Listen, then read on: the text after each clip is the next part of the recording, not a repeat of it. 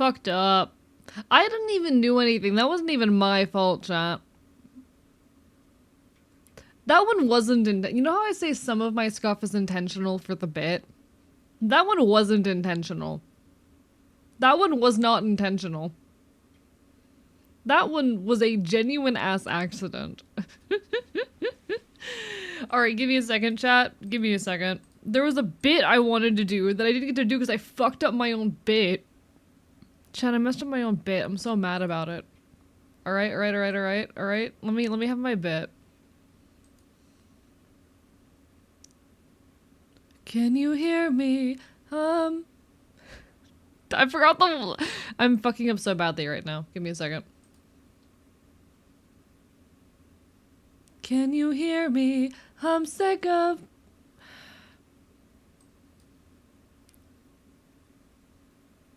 Can you hear me? I'm getting weary of painting with my blood. It's... Chat, why am I getting nervous? I'm never nervous to sing on here. What the hell? Can I market myself? I fucked up.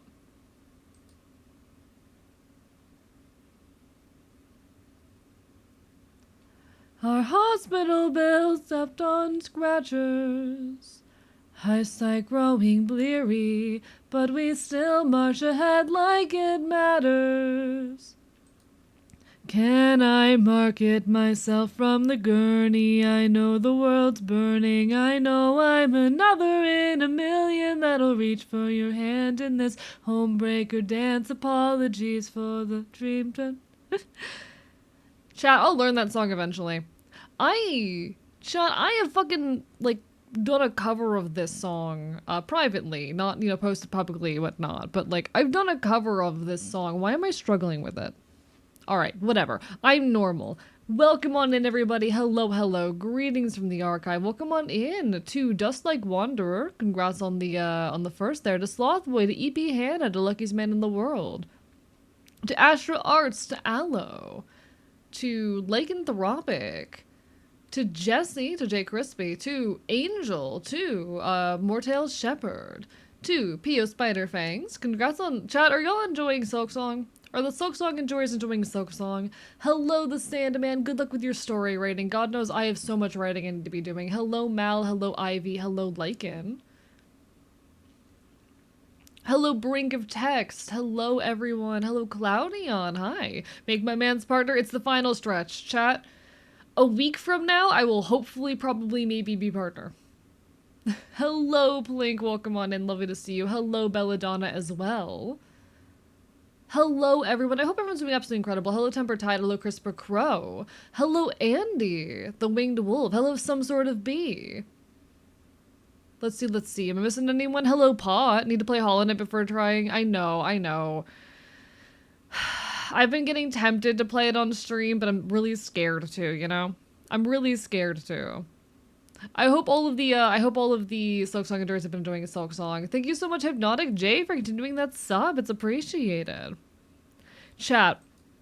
The song that's playing right now has very much been the theme song of my recent life. It is Hospital Bills and Scratchers by Chase Petra. It's a very, very wonderful song.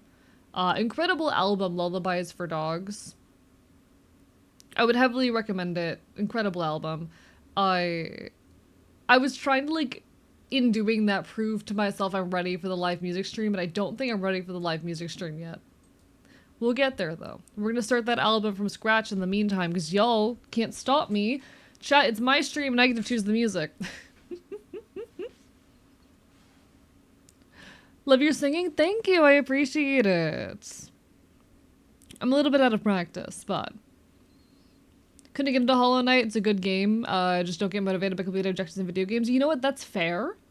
For me, it's just, the game's hard. The entire reason that I haven't played it is that it's hard. But nah, chat, how have y'all been? I hope y'all have had a good day. Hello, Trooper. Have not heard that. I would have to fact check that one. Hello. Elias wasn't here. Thank you so much for the follow. How are you doing? Welcome on in. Chat, I spent most of my day working on the script for the next video, and I think I wrote something like 100 words the entire time, and I'm very mad about it. Again. How the fuck am I- Chat, how am I gonna finish the script? I'm crying. This dog needs some lullabies, true that. Hello, Galactic Student. Hello, Purple Nita Queen. Hope y'all are doing well. I don't know how to get in the zone on this particular script, and it has been eating me alive. I need this to be done. What's our word count at right now? Our word count, okay, I wrote 200 words. We're at 1,125 words. But like, it needs to be 5 times that length. Fuck me. I don't know just how to get myself to sit down and focus on it. My body will not let me, but you know, we do our best. Root some of my sheep today. Hope it went well. Hope it went well. Body's rebelling against me, but I'm winning. You know what? That's fair. You're winning. That's good. You're winning the war against your body. That's all we can ask for sometimes. But no, I'm gonna be real. Like, I want to play Hollow Knight. I don't enjoy playing games that are hard. I don't enjoy being bad at video games. I'm not the kind of person who gets the, because a lot of people, you know, express getting some kind of joy out of like, how do I say? A lot of people get some kind of joy from like being bad at a game and bashing their head against a wall. I don't. When I'm bad at a video game, it makes me want to cry. Hello, Elias. May or may not see the stream to me in a call. Ayo, ayo, ayo. Who the fuck is streaming my stream in their Discord call? Hello? Excuse me? Which one of you fuckers is up to this? Which one of you fuckers is doing free promo for me? In the middle of my partner push, too. When I'm particularly stuck in a big project, which is usually technical, boring stuff, but still, don't know what to write next, start by taking a lot of disconnected notes and then sometimes they click. So I do have already, being completely real with you, over 3,000 words of disconnected notes and things aren't clicking yet. I have more words of notes than of scripts. Hello, Ivy. Hello. I'm bad. I don't enjoy hard games. Would you be open to working on the script on stream? So here's the thing. My content is super yapping focused, and I would not be able to yap while scripting. So no, I am not open to working with it on stream, at least until we're done with the partner push, because I need my content to perform well right now. That's the thing. I have to actually be, like, really mindful about what games I play on stream a lot of the time. Because the core conceit of my content, the core appeal of my content is that I am a yapper who is heavily engaging with chat and has interesting, nuanced conversations. So I have to make sure when I am picking games that I am picking things or categories or whatnot that give me the space to yap, either by giving me a very easy ability to take my attention off and pause the game or just speak in the middle of it. You know, I don't have to get caught in a flow state. I can just, you know, pause the game and completely take my attention away. Or being mindless enough that I can yap while I do the thing, you know? Writing is not that.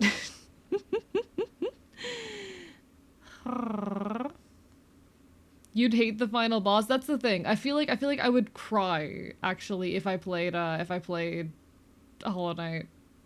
I'm not putting out names. Oh, it was an angel. Oh, well, it's an honor. It's an honor.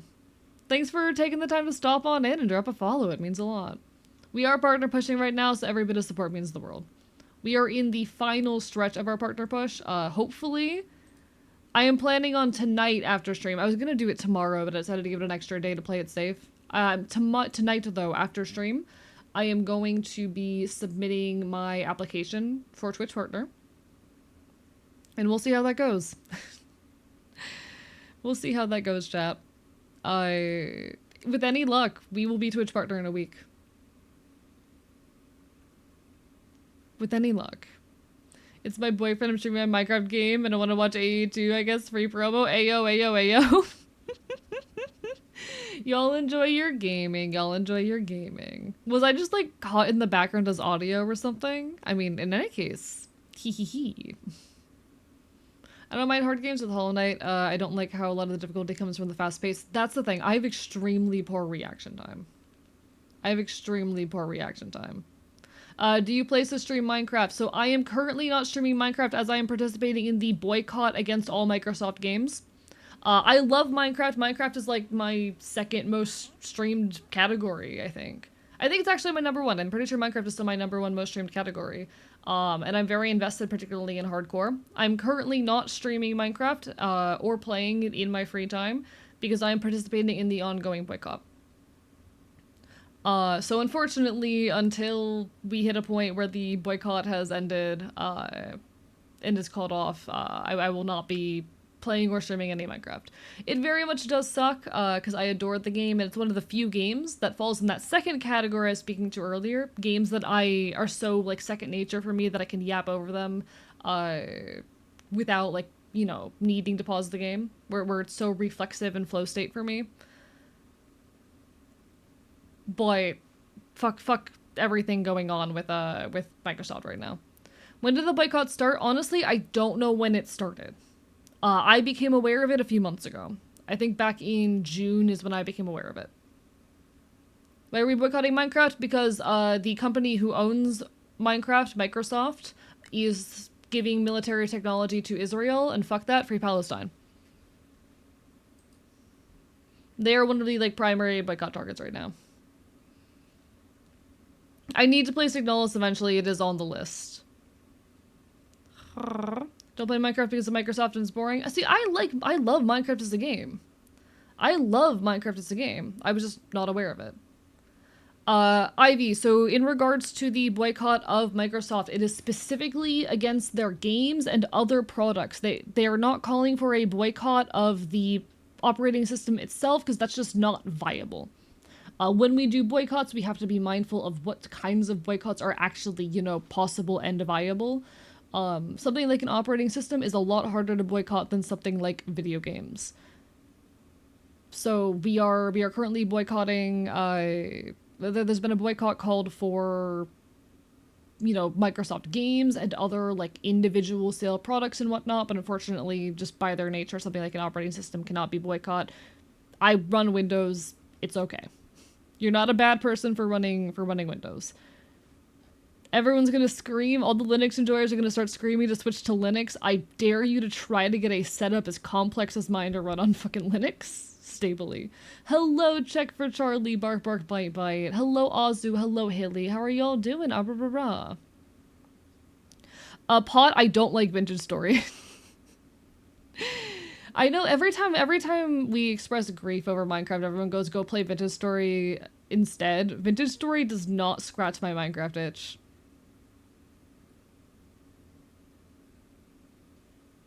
Nah. Like, yes, it's going to work for some people if they specifically want a block-based survival crafter. They are very, very different games in spirit. Yeah, I would argue Terraria is a lot closer spiritually to Minecraft, but even so, not quite. Vintage Story is my kind of fuck yeah that tickles. Yeah, no, so fair, Pod. For me, it's just it's too complicated, and part of my love for Minecraft is how simple it is, and how second nature it is for me.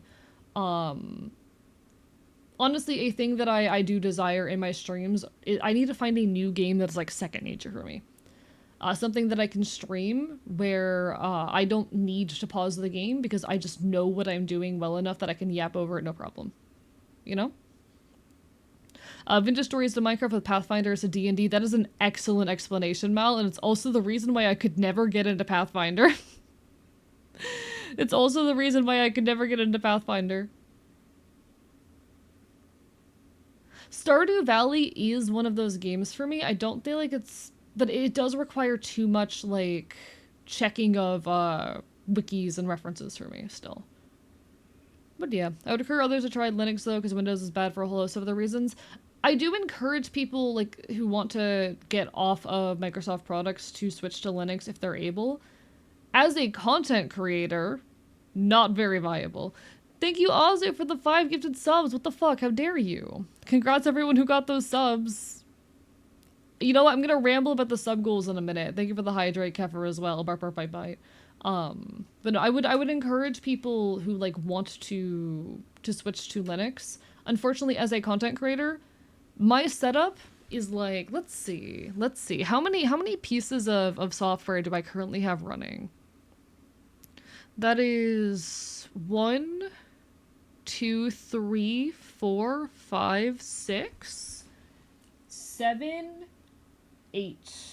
That is 8 different programs that are running in order to make my stream function right now, because I have 2 different pieces of software dedicated to model tracking. I have OBS, I have the software for my capture card. I have 2 different streamer bots running. Different types of not streamer bot the program, but 2 different like bots that are dedicated to streaming. I have K-Bonk, the thing that throws the stuff at me.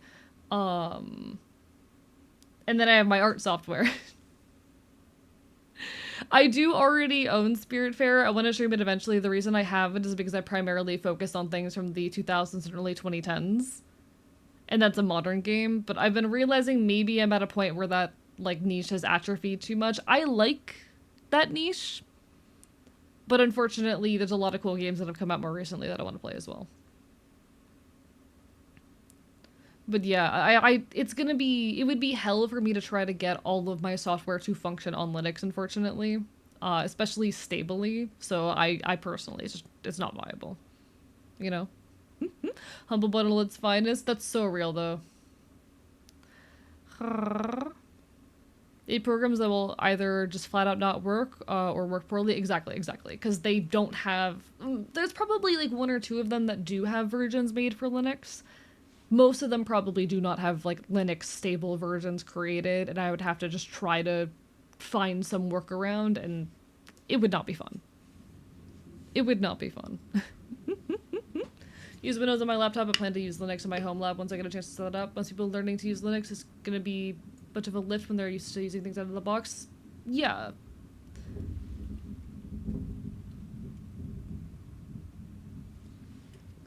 Linux just would not be viable for someone like me. Hello, Cathal. Welcome on in. Barbar, bye-bye. Lovely to see ya.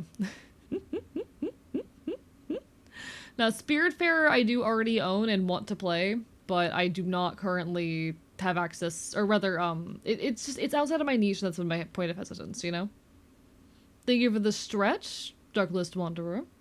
Hello, this is Quitter. What's the partner push going like? Partner push has been going absolutely incredibly. We started partner pushing on the 1st of August, so we've been doing it for a month and a week now, and we have not had a single stream in that time go under the required averages.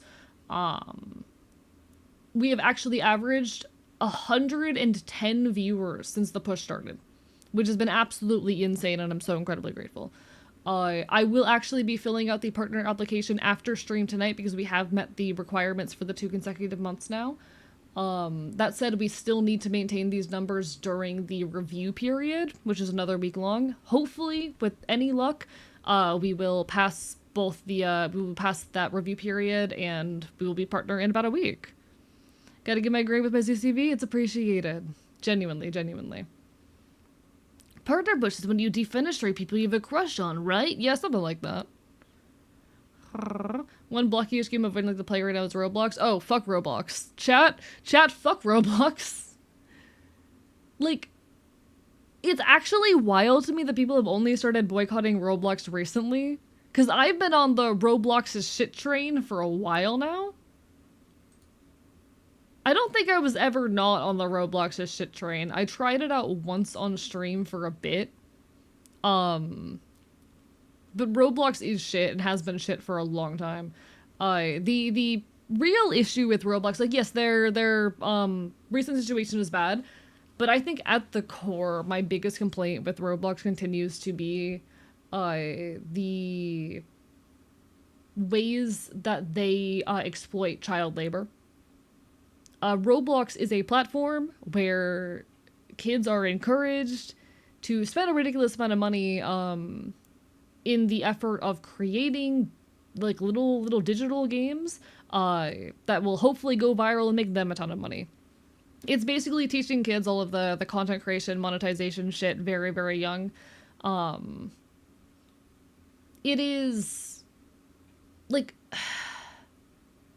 they are tricking kids into creating video games for them populating their platform with media and then paying them pennies in return. And there's this very like abusive structure. Not to mention the number of like abusive dev teams that have, you know, come out of this model wherein they trick a lot of kids into just giving them further free labor, fucking them out of money and whatnot. Not to mention the ways that they will give devs the option to promote their games like via advertising and then not do jack shit with it. I'm not phrasing right now, but my point is Roblox is an inherently exploitative program or inherently exploitative game experience, whatever you want to call it. Thank you, Frankie Lee, for the follow and Machine for the resub. Biting you harder. It's an inherently predatory business practice, even ignoring all of the recent shit going on with, you know, abusers using the platform because of the way it exploits kids. It's been like its entire business model is just child exploitation. It's child labor, except they're convincing you that it's fine because it's voluntary. And fuck that shit. I don't respect that crap.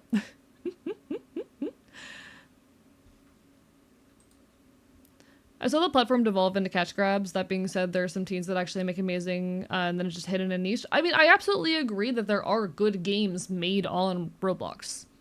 I played Doors. Doors was genuinely fun. And I don't fault Roblox for being a cool platform where people get to create games and go through that act. I think the problem is the monetization model attached to it. I would not have a problem with Roblox as a platform if they didn't, you know, have a whole monetization program attached to the games that's inherently predatory.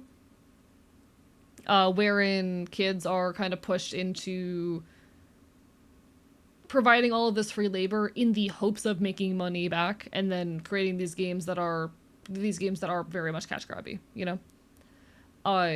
Genuinely, if it was just a case of like, okay, here's the platform where you can make games, then it just becomes the equivalent of Scratch, and we fucking love Scratch. Chad, who here remembers Scratch? Who remembers Scratch? If Roblox were simply a platform that acted as like a toolkit for the easy production of video games by kids and teens, I think that'd be fine.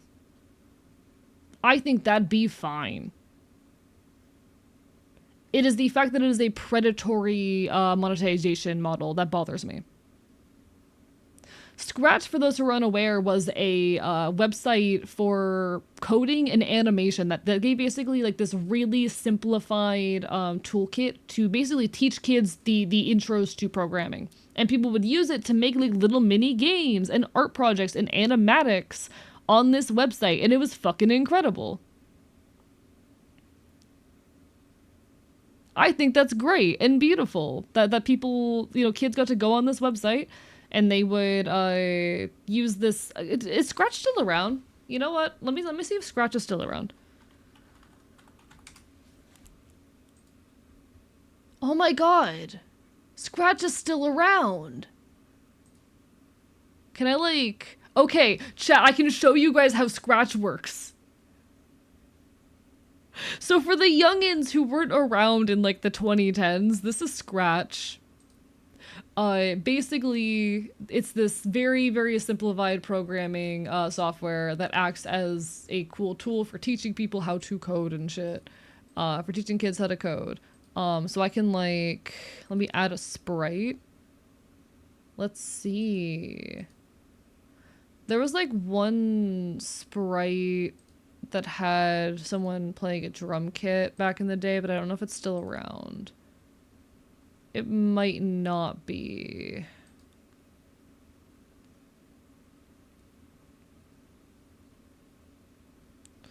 Let me grab like a cool animal sprite.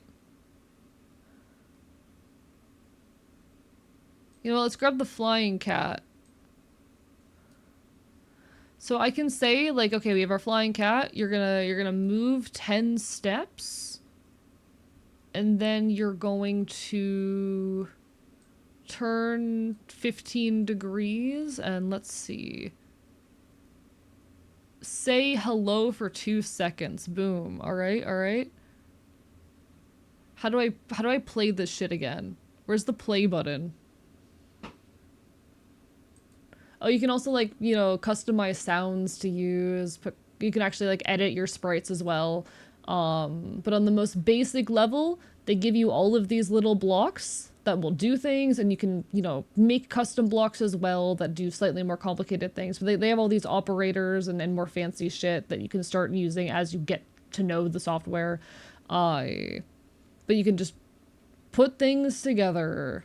You can even do more complicated things like point towards mouse pointer and where's the button to make it go? Do I need like the stop thing? What am I missing?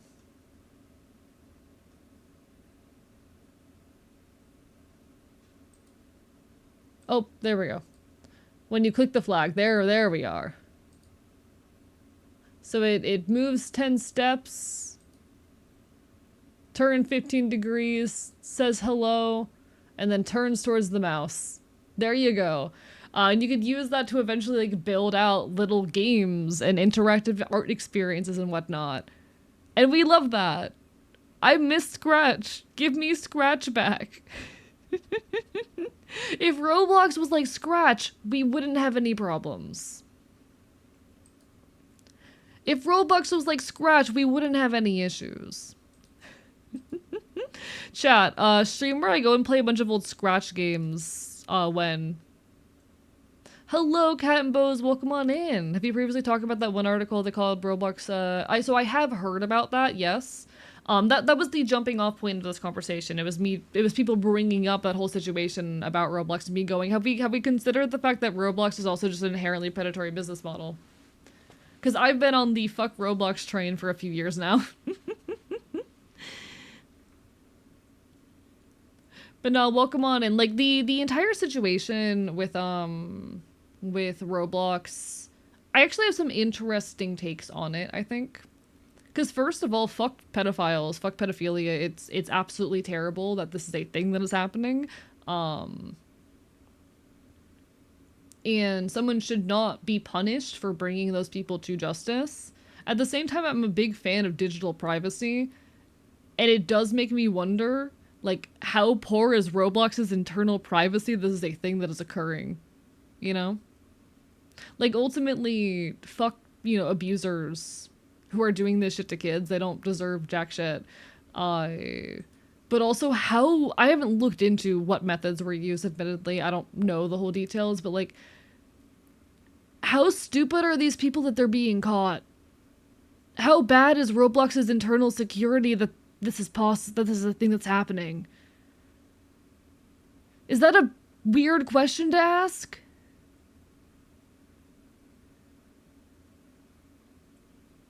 No, I feel ashamed for not knowing what Scratch was until now. No, I don't blame you. It was mostly a thing back in like the 2010s and shit. Like, I would not feel comfortable, admittedly, existing on a platform where my privacy is that poorly cared for. You know? I would not feel safe existing and having my data on a website where it is that easy for my info to get exposed. Just saying.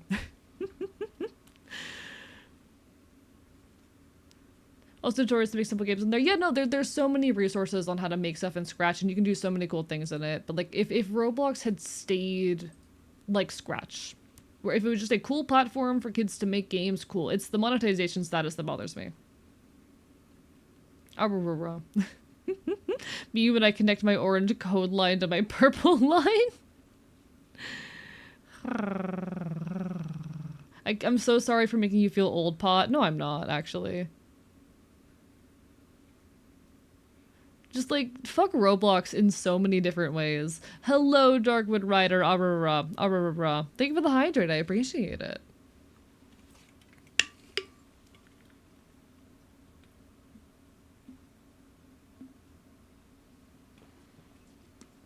Roblox's stock market, you know what, I hate it here actually. Didn't the horrific oversights possible for predators to not at all be punished?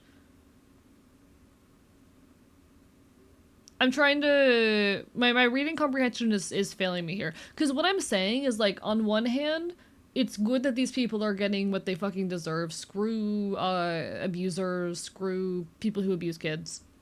It's absolutely terrible. At the same time, how was an individual able to get the personal information of these abusers? And why is the data security on Roblox so shit that that is the case? Obviously, I don't know the whole situation, but I'm just someone who does care a lot about digital privacy, and I would not want to put my data on a website where it was that easy to get my information. Roblox has terrible, like, moderation already, and for such a you know, for a platform that is so heavily used by kids and teens, it's actually kind of really disturbing that it has such poor moderation. But Jesus Christ, got these two through social engineering mostly? Okay. Blaming on the fact that these creeps were incredibly dumb, used to dealing with impressionable kids. That, you know what, that's okay. That's a fair bit of context I don't have.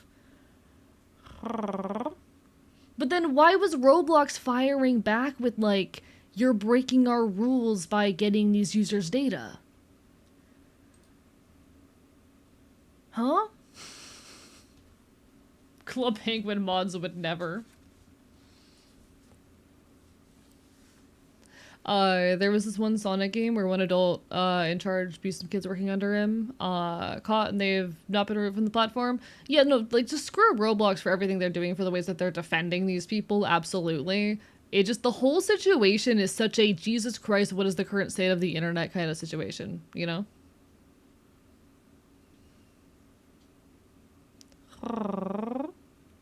Between the lines. There's so many layers of this is not okay, you know?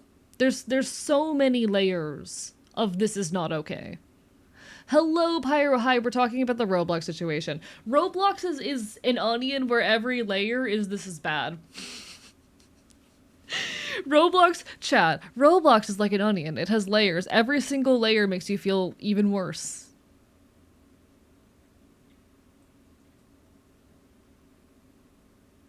Just saying.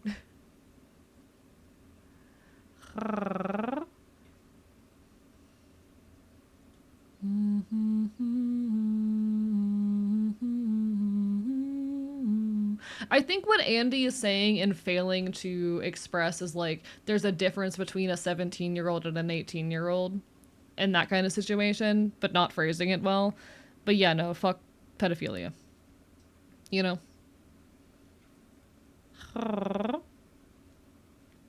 Roblox is just Dante's Inferno, but 100% worse. Remember to touch grass, gang. Chat, this is your reminder to, like, go out and live life. Hey chat, this is the topic of the video essay I'm hoping to release in October. You're lonely. The internet kind of fucking sucks and is bad for your mental health. Go outside. I know it's not that easy. But, like, I am so much happier now that I am living life. Believe it or not, chat, I may be a VTuber, but I'm not terminally online. I am not terminally online. I find out about internet drama like a week later at the earliest. Most of the internet drama that I find out because of you guys, and I'm not mad about that fact. I have responsibilities outside of here, and I go to events and punk shows and whatnot almost weekly. I'm out there living. My mental health has improved so much ever since I found IRL community around me and have started, like, going out and doing things on the regular. Trust me, being cooped up staring at your screen all day will make you feel like the world is constantly falling apart.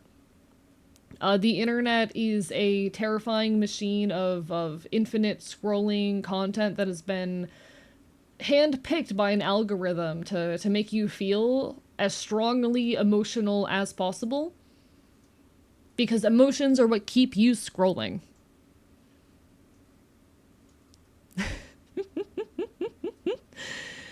And you need every now and then to step away from that. You will not feel better about the state of the world looking at the internet because it's intentionally designed to continue to make you feel worse and keep you in a cycle of constantly feeling as though the world around you is falling apart. You need to go outside and live life and make connections and exist. I try to be a rounded space and a space that offers some amount of hope. In part to try to mitigate just the algorithmic hellhole we live in. But it's hard. It's hard. I am much happier and much better off though these days now that I am able to, go to punk shows and have friends that I hang out with in the real world and have an existence that isn't just through a screen. The internet is usually a hyperbolic representation of the real world, yeah. And like the internet is important. The internet is important in our day-to-day lives and keeping us informed in being a tool that we use in our political organization. And there's no shame in engaging with its entertainment either. But God, it is so important to have spaces in your life where you're able to disconnect from all this shit. Because nothing will make you feel like you are living in a dystopia more than being on the internet.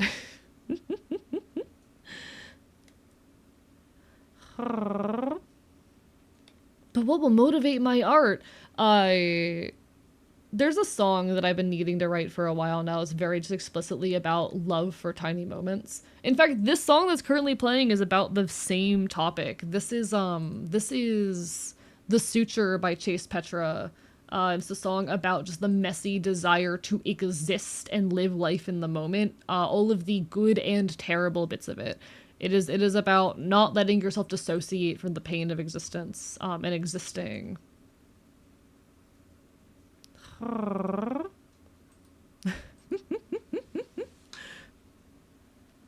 It is about the desire to exist and be present in the messiness of the world. And there's a song I want to write that's very much about the same thing.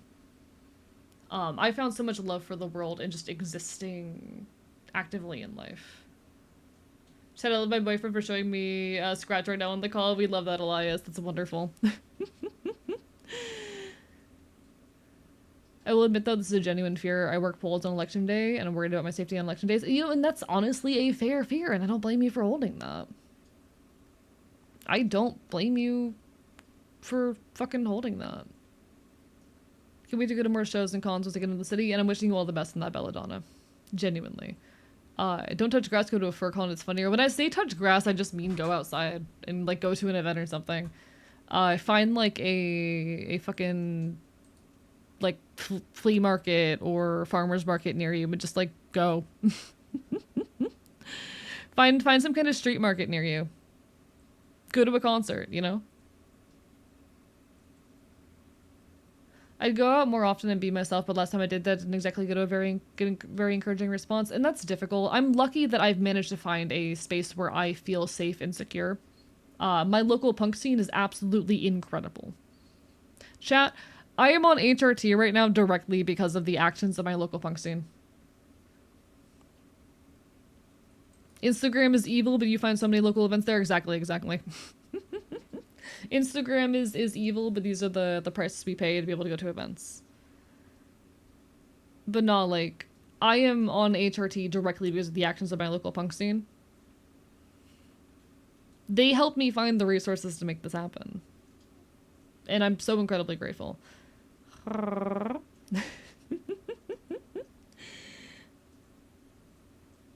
Honestly, I'm sad I didn't get to do this. I was supposed to, in the end of I Don't Regret Girlhood, shout out the musician who helped me get on HRT, a local punk musician.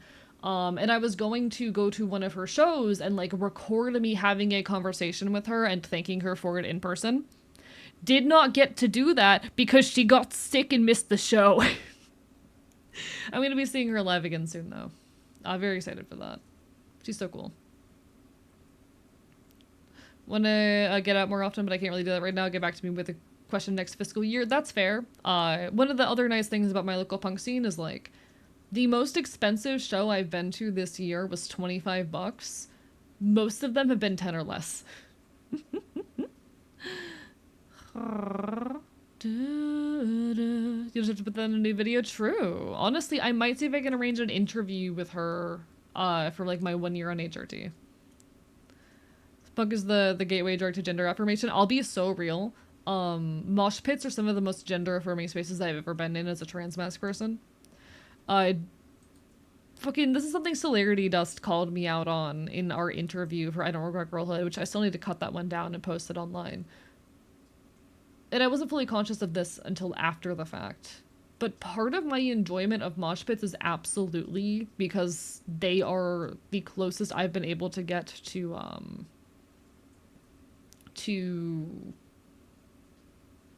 like experiencing the kind of rough housing elements of boyhood in a very supportive consensual environment. A mosh pit is just a space where you consensually beat other people up. Let's be so real. It is a dance style where you consensually beat people up. And hello, Jelly Goober. Thank you for the raid. Can we get a shout out? I'm gonna finish my thought and then I'll greet you properly. But there are a few things that have been more gender affirming for me than like having a friend like spin me around in a mosh pit. We have a couple moves we will do that involve like spinning each other around, and sometimes you end up off the ground and shit. Getting thrown up against the wall of the crowd and having a guy like kind of catch me, pat me on the back, and yell, "Hell yeah, brother!" And it feels so good. It feels so good. Just getting that kind of affirmation from a guy. It feels so good having a cis man like grab me by the shoulder and like a side hug and yell "Hell yeah, brother!" because I did something cool in a mosh pit. That's boyhood right there, chat. That's boyhood. Hello, Jelly though. Welcome on in. Thank you so much for the raid. Bark, bark, bite, bite. Ah, there was another one. Shit. Panic. I guess we'll raid response times too right now. We'll get you a shout out as soon as we can. Shadow and Pixie, welcome on in. Bark, bark, bite, bite. Lovely to see ya. I'm Archivist, your resident chaotic Enfield. I stream not quite retro games and do art here on Twitch.tv. We cause problems, we commit chaos, and I will.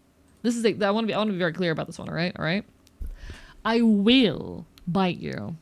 How are y'all doing tonight? How was your stream? Everyone go give some love both to Jelly Goober and to Shadow. How are y'all? What were y'all up to? We are currently partner pushing, so if you are able, please do drop a follow and leave a lurk. We are so close to Twitch partner. We just need a few more nights of high numbers and we will have this. Welcome on in, Ashton. Welcome on in, Potato Justice. Or Justin, rather.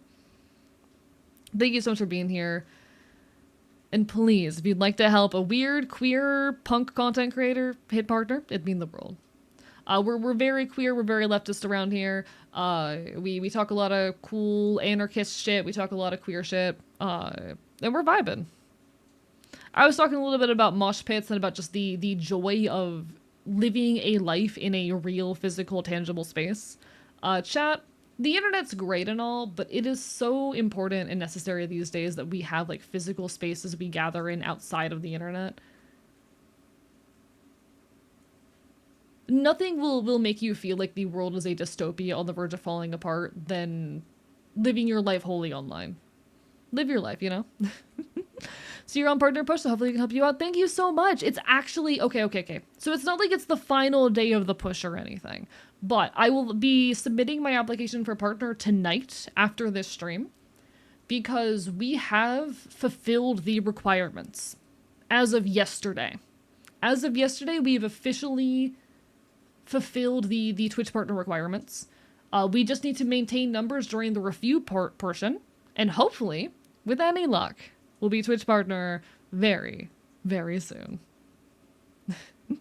Thank you so much for the support, though. Can you hear me? I'm getting weary of painting with my blood.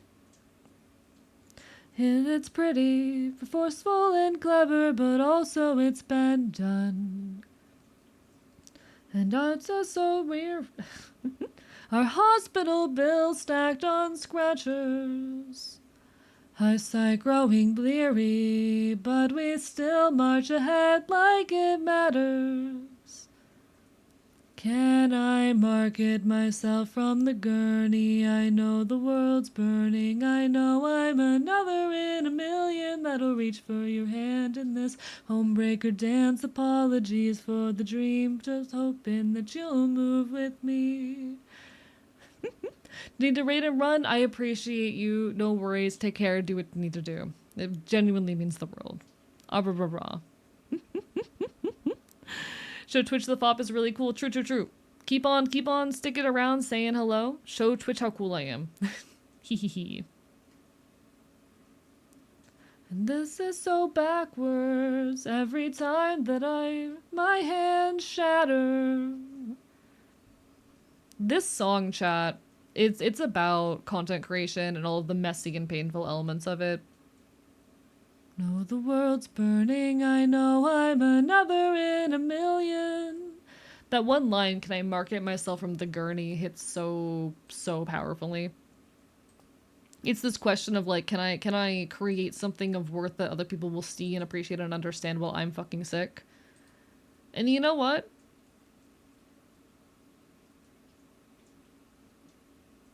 I don't have an answer for that. But I'm gonna keep fighting.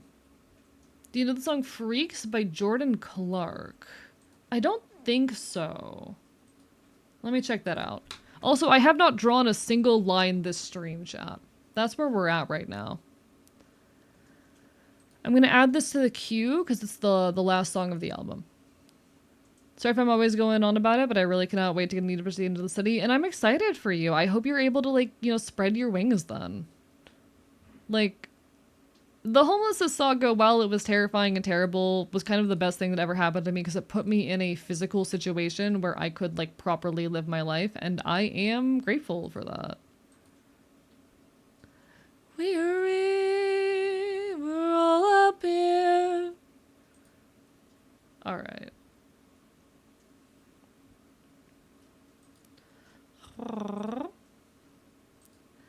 I'm out here. I'm screaming, I'm not. Alright. Disabled chronically ill creator mood. Disabled chronically ill creator mood. Indeed, indeed. I just... Chat, I desperately wish to desire on a stage, and I wish that for a long time. I will say, I'm also learning how to sing again after starting T, because that has shifted my voice in some very interesting ways. There's a lot of shit I'm learning to navigate with that, but we're making progress. Thank you for the hydrate, Sandman.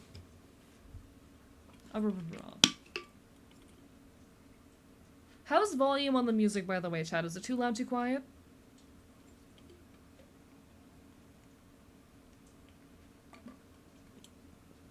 Okay, I've heard this before.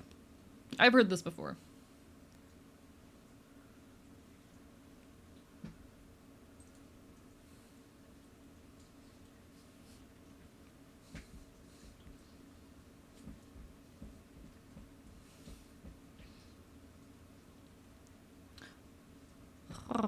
I would need to listen to it a few times to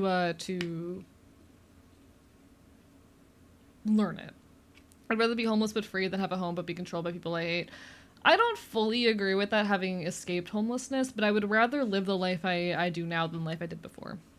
I would rather live on precarious ground, but have the freedom to be myself and live my life, than exist where I was.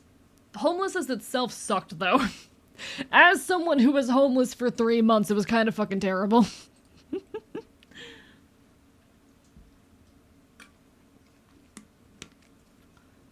And me. Alright, chat. We have art to work on today, chat. Did you forget that it was an art stream? Me too. We have this boy that we need to work on. This is a live 2D model that I'm making for T-Mom Gaming. Freedom is good, but also homelessness sucks, Dookie. Yeah, like, no offense to the people who are saying that, you haven't been homeless. You have not been homeless if you think that, like, homelessness is a better alternative to that.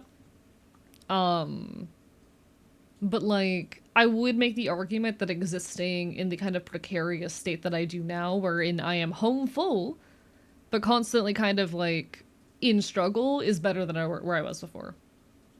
You know? Like, trust me, you don't want to be homeless. I not knowing where you're going to sleep at night, though I only had a brief taste of that, was some of the worst experiences I've had in my life. The nights where I slept in my car were some of the most terrifying nights of my life. I was constantly afraid that I was going to wake up with a cop at my door. The door of my car, to be very clear. Or that some stranger was going to break in. I Shit like that's really, really scary. Yeah, it's getting harder and harder as well to be homeless. I mean, they are actively bulldozing homelessness. Sorry, I'm fucking stumbling over my words. They are actively bulldozing homeless encampments in DC right now, as well as implementing what's it called? It's not a bedtime, but you know what I mean, right, chat? It's not a bedtime. There's a word for this. There's a word for this that's not bed curfew. Thank you, chat. Thank you, chat. They've been implementing curfews that make it illegal to like be outside beyond certain hours. Shit's hard. Public bedtime? Need to eat, shall return you. Take care, Dustlight Wanderer. Like they're making it extremely difficult to be homeless by bulldozing homeless encampments and implementing curfews where like you cannot legally be out late in DC right now. Here in the home sweet home of Florida, you actually cannot sleep in your car. It's not legal. It is not legal to sleep in your car here outside of rest stops and designated areas. And in those designated areas, you can only sleep for, I believe it's 4 hours. 4 hours.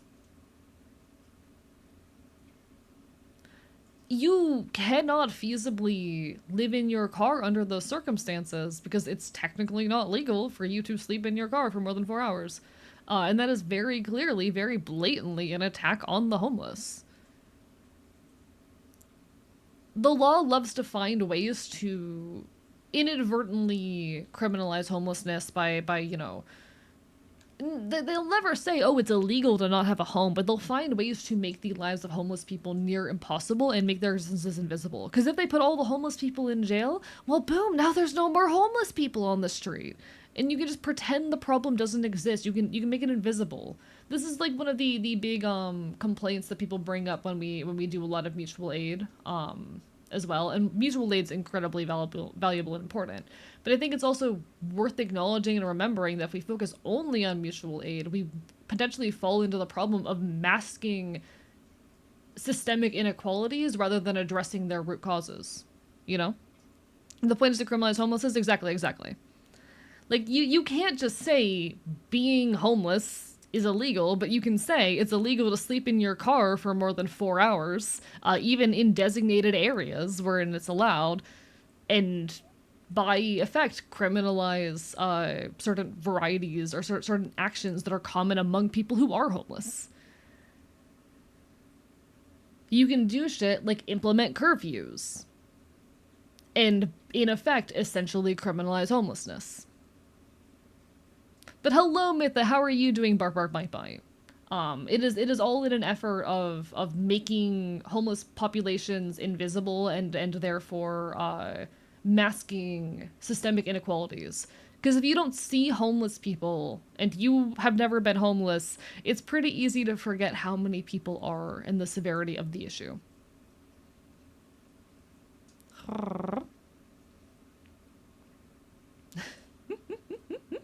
And it fucking sucks, and it's terrifying as someone who has been in like a fucking situation. I am incredibly lucky that my stint of homelessness was as brief as it was. I am so lucky that my stint of homelessness was as brief as it was. I was only homeless for 3 months, and the majority of that time I was on a friend's couch. It was still easily the most terrifying thing I've ever been through. I will say that, like, I don't regret it. I think while it was the most terrifying thing that has ever happened to me, it also put me in an incredible position at the end of the day. Like the recovery from homelessness has opened so many doors to me and allowed me to better my life in ways that I never thought possible. 2025 has been the best year of my life, and that in large part is because of the homelessness I suffered. But God, homelessness itself fucking sucked. It was terrifying, it was precarious, it was constantly constantly it was a constant weight on me. And I was never sleeping on the streets.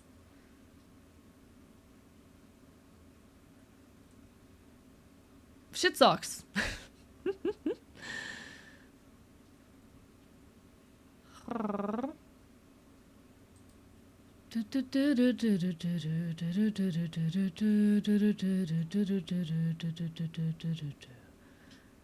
Don't worry, guys. I'm sure that Regan wealth will trickle down. Open your mouths for the money, guys, if only.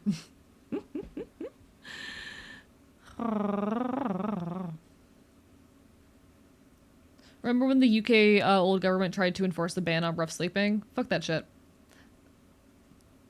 But hi, Mitha. Lovely to see you. Honestly, I would love to talk with you sometime more about your experiences with homelessness. Sometime if we're able to hop in a VC together. I know we have briefly talked about it. I honestly, if you would be open to it, would love to hear more about your experiences. Because I know my experiences with it were very brief, but very real. Open book at your disposal. Hell yeah, hell yeah. Next time we're in a VC together, or next time I see you in a VC, I'll have to hop in and poke at you. In my October video essay, I want to talk a little bit more about my experiences with homelessness. I'm not sure to what extent, but it's something I want to open up about more there.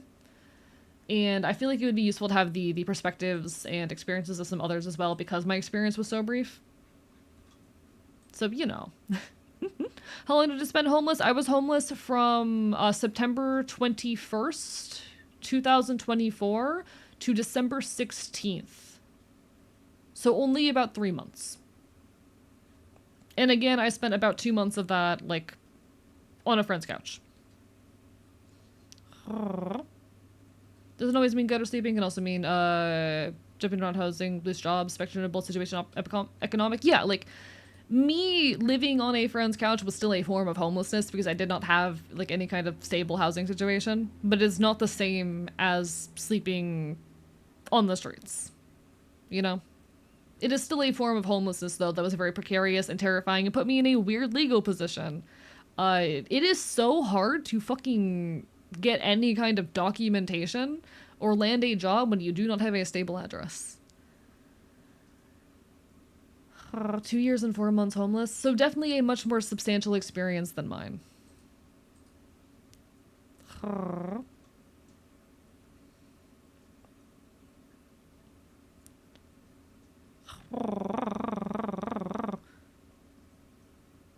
Not advocating for people to spend time as a willing homeless, but some people really don't know how varied the word homeless means. I mean, yeah, but I still would not advocate for anyone to be in that situation where they are sleeping on, you know, a friend's couch unless they fucking have to be. Primarily because I was in that situation, and one of those friends wanted to, like, kick me out in the middle of it.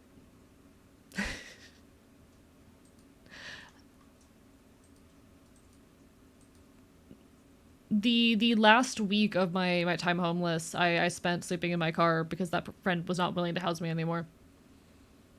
Not because I did anything. He's just kind of a selfish prick, and I've since found out he has a very negative reputation in my local kink scene, of all places. So that was a funny thing to find out, but, you know. Do you vaguely know? I was almost homeless when I was a kid because parents were in a crazy struggle. Can leave my boyfriend to sleep, take care of him? Alright, get some good rest, get some good rest. I'll keep him entertained. But no, like, I would still advise against couch surfing if you are able to. Because it's a very precarious situation to be in still. It is still not safe. It is still a form of homelessness. And you are constantly at the whim of someone else about whether or not you are going to have a place to sleep.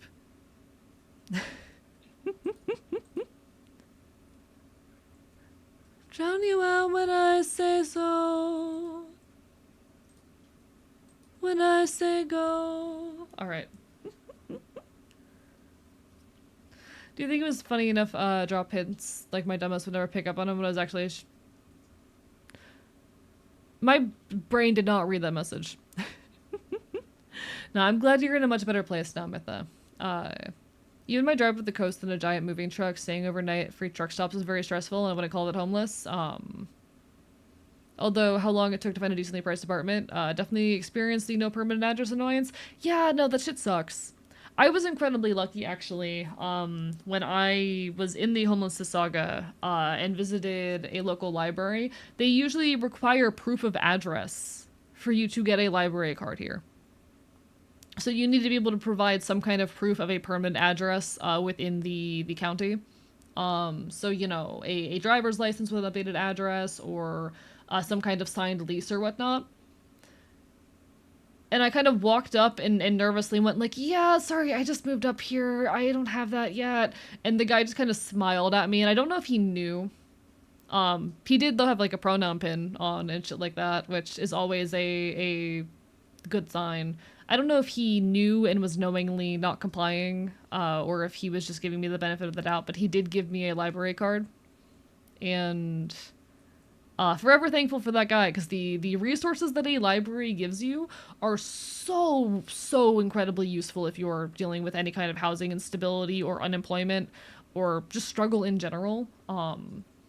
Libraries, especially like a good library in a more urban area, are chock full of homelessness and unemployment resources.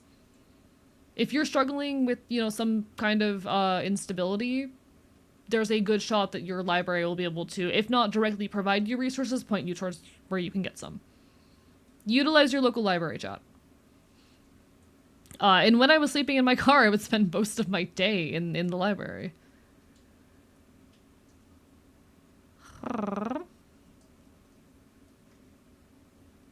Yeah, libraries are not just places to take out books. Exactly.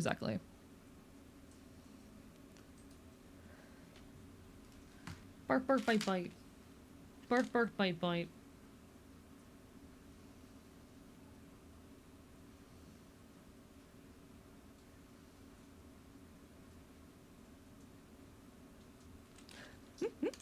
Maybe we'll get a P.O. box to get around some of the address woes, but you need to do it while you have one, and then sell enough income to keep it up. Exactly. And that requires income.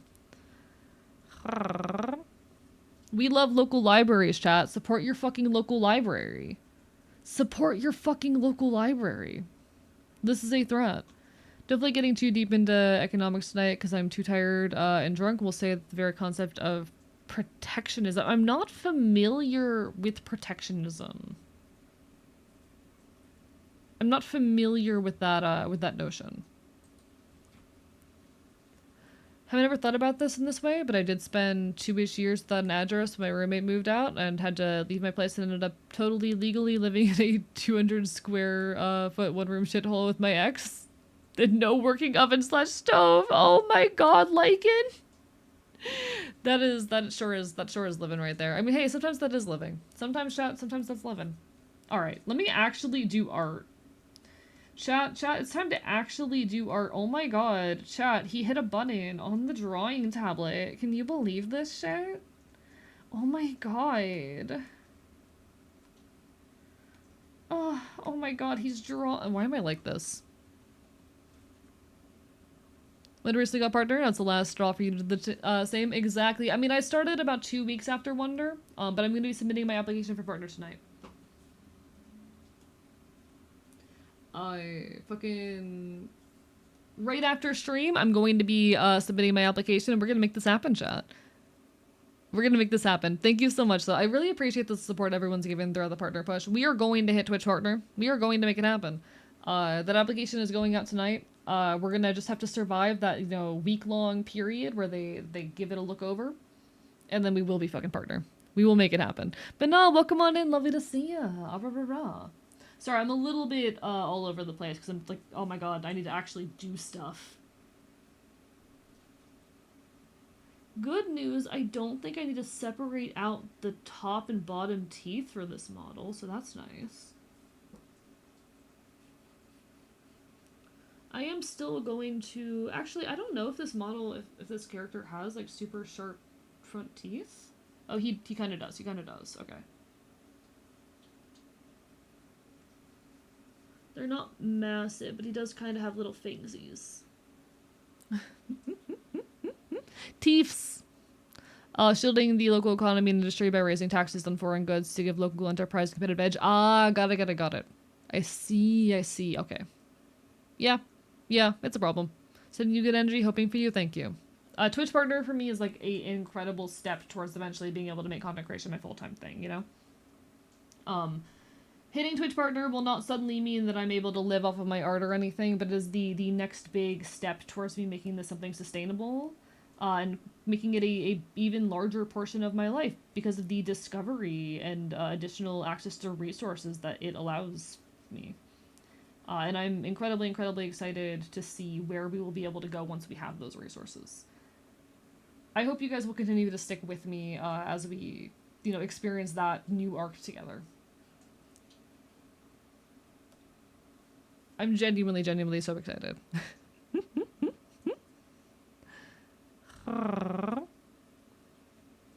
I think he was on the Discord, but I was this close to saying bark bark bite bite to my boss. Hee hee hee. You have been infected. Chat, I set the beginning of the year a handful of like little New Year's resolutions, little goals that I wanted to try to hit. I set a ton of these. Something like 5 of them, I think. But every year I always try to set an unrealistic one that I don't think that I'll reach, just in case I reach every other goal, and I still need something to fight for, you know? In case I still need a motivating factor if I've somehow done everything else. Twitch partner was supposed to be that. Twitch partner was supposed to be that. Twitch partner was supposed to be the goal that I would save and hold on to in the situation that, like, I completed everything else. But here we are. Here we fucking are. We're making shit happen, chat. We can still add more goals for 2025. I'm gonna have to do that once I hit partner, because I only have one New Year's resolution left at that point. And that one I'm already working on. What are you using to draw? I am using Clip Studio Paint. One second, I need to stare at my teeth.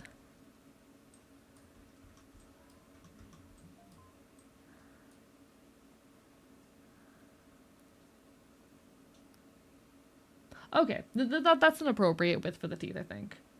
Honestly, it might be too... It might honestly be too wide, but that's fine. Whatever. Alright. We have 3 more months of the year left, so we got plenty of time to complete other goals. I have 1 goal left after this that I'm already working on and will hopefully have done by October. You know? Hopefully. God knows I'm going to fight like hell. I always do. Love teeth. Art is super cool. I agree. Chat, are you someone who does New Year's resolutions? Interesting question for people in chat. Interesting question for everyone in chat. Are you the kind of person who does New Year's resolutions? And if so, how are you feeling about the resolutions you set this year? Coming up to like the last quarter of the year, how are you feeling? Listening to folk punk at full volume as I work from home, which has made work better. Hell yeah. Never bother because I know I'll forget them. See, I'm such an ambitious person that like I see the new year and I'm immediately like, okay, time to start a big new venture. I'm someone who's constantly seeking like new start dates for big ventures because I feel like I need to do everything with some kind of what's it called? Everything I do, I feel the need to do with some amount of like bravado. So having a date set as a start date for a project really helps me. So I tend to use things like the start of months or especially New Year as like a jumping off point for new ventures. It's part of why I do the monthly newsletter as well. It's just a very useful opportunity for me to say, okay, it's a new time period has opened up. It's time to start another big goal or project. You know?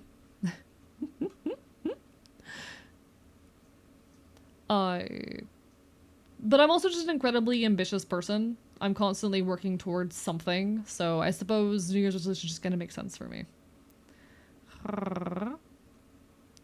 Out there, 2026 resolution suggestions. Overhear something in someone in public, the vocal stem they got to you. Something like barking, bark, bark, bite, bite, or rah, rah, rah. What if one of my New Year's resolutions for 2026 was to get recognized in public /J?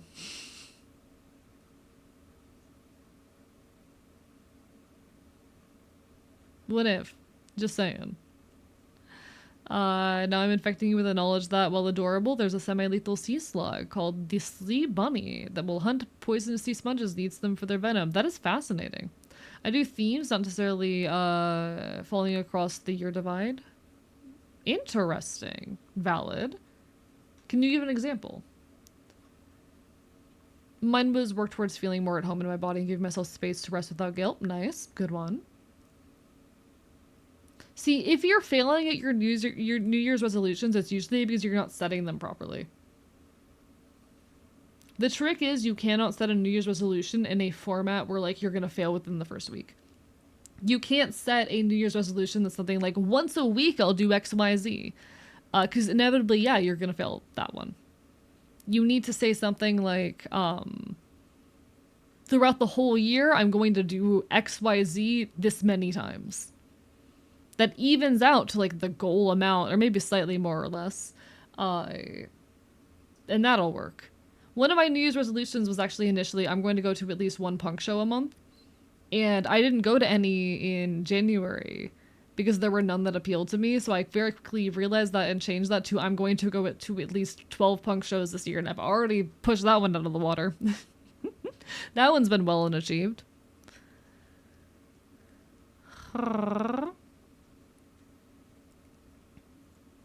I'm also just an incredibly ambitious person, though, who's constantly working towards goals, and maybe I'm overestimating the tendency of others to fight towards goals like that.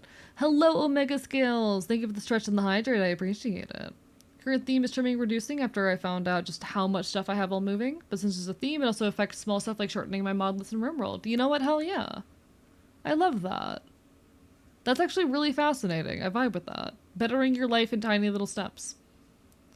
Have always been things like love yourself more, do things that bring you joy, become more comfortable setting boundaries and holding them. I think that's valid. New Year's resolutions would usually be hit by my tendency to forget, and how much fun imposter syndrome has when it looks like I'd fail one. That's fair. Hello, Deadfire, bark, bark, bite, bite. Hey, I'll take the bites and cookies. You're not hugging me. You can try. Usually don't set New Year's resolutions, but this year I decided to do fan work. Hell yeah. How's that been going, Katie? I believe one of my classmates watches you, but I haven't confirmed it. The reason I believe they watch you is because when another classmate, who I know they don't interact with, said bark bark after being told to bark like a dog, there's one with bite bite. Go find out. Hilly, we need to know. It's for science. It's for science! Andy, I am my model. And I generally, for the most part, prefer things to be kept or treated that way. Gotta hit them with the, do you know what an Enfield is? Half my audience doesn't know what an Enfield is. If you see a feral 5-foot gremlin in the state of Florida, the code word is bark, bark, bite, bite. I respond with I'll bite you. If you get the confirmation, congratulations, you've won the game. I'm trying to remember where in Florida there's someone in here who, like, I know where they are. I forget who in the community it was who's in Florida, and I know where they are. I don't think it's you. Amira, how could you do this to me? How could you do this to me? What's going on? Did Wonder just, like... If everyone is suddenly popping in and saying something, did Wonder do some shit? Did Wonder just pull something?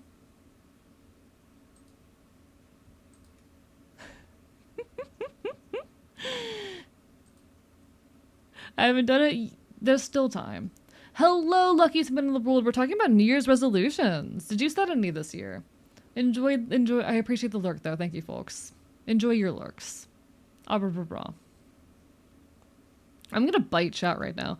But just to state this outright, as a creator generally, if like I am archivist, I'm your resident chaotic and feel from a version of Earth where everything is just slightly worse. And I prefer to treat things as though that is the case.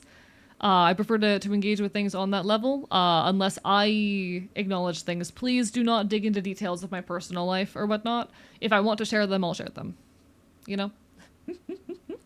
Okay, putting the curtain down even further for a moment, I am a character. Engage with me as a fictional character, you know? Many of the things I say are real and legitimate of me, but I am a character. You know? Alright, curtains back up. Want to run a tabletop campaign, for your setting? Tell me about your version of Earth sometime. I would love to. I need to stop by the Waffle House sometime so I can info dump to you. Ah, blah, blah, blah. I'll refrain from asking about whether you're one of those weird bipeds. What does that even mean, Wireball? But not chat. So my New Year's resolutions for this year, I set a few of them. So my New Year's resolutions were, one, I wanted to start doing YouTube content.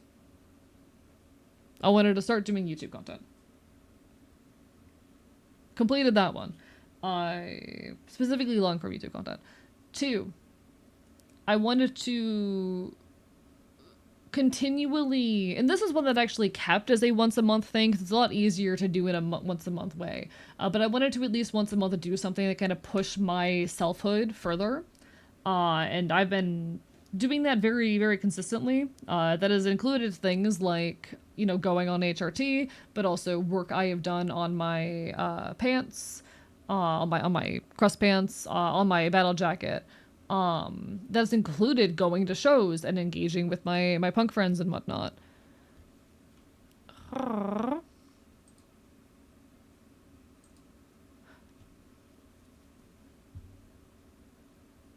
The other two were, I want to do a live music stream at some point in the year, which I'm currently working on making that happen. And I wanted a hit Twitch partner, which we're also about to make happen. Two legs, as the people call them. Weird people that don't walk on four legs like normal folks. I know, right? God, that's so odd. But those were my New Year's resolutions. So, I've already gone to like 12 punk shows, or over 12 punk shows this year, so we've already basically completed everything about pushing selfhood and whatnot. I started HRT. That was one of my goals as well, actually, starting HRT. And I've been very consistently taking steps like towards my selfhood. I would consider that goal marked and complete at this rate. I've started doing YouTube content. I'm about to hit Twitch partner, and I'm getting ready to do the live music stream. We're about to have completed every single goal on my list. Shit's insane. A VV the Anarchist, thank you for the follow. I appreciate it. Welcome on in. You are among you are among comrades. Welcome on in. Lovely to have you.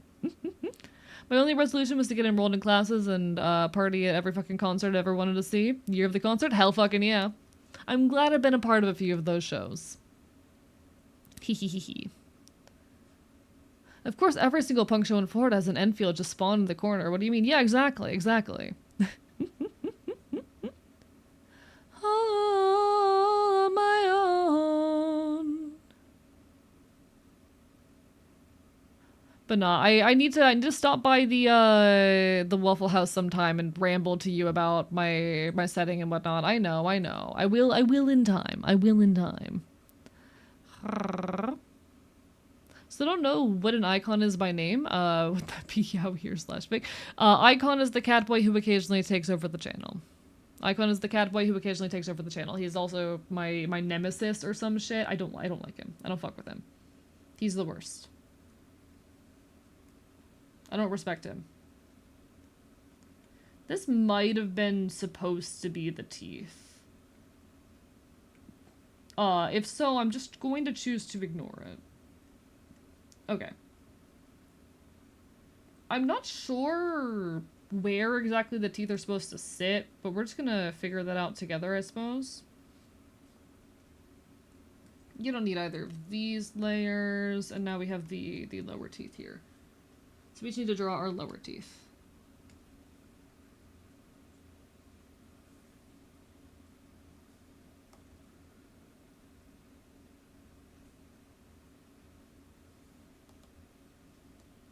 How do I want to position our lower teeth?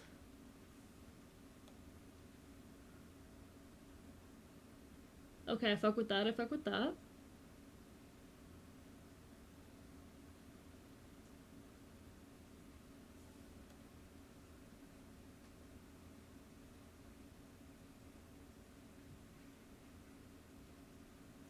There we go.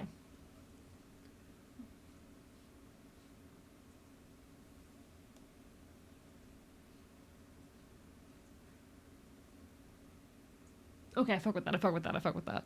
No worries, Smudgers. Lovely to see ya. There's no such thing as being late around here. Don't like Icon because A doesn't like Icon? Yeah. And you shouldn't like him because he's the cat boy who occasionally steals my channel. And he sucks. Hello, Darkwood Rider. Thank you for the lurk. Enjoy your food.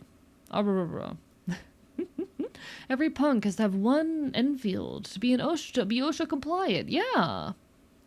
Every punk shows an altar in the corner with a doll of peanut butter to summon an Enfield. The funny part of it is that peanut butter, while I do enjoy peanut butter, is one of those foods I can only eat really small quantities of. Or else my stomach says, ah, you know?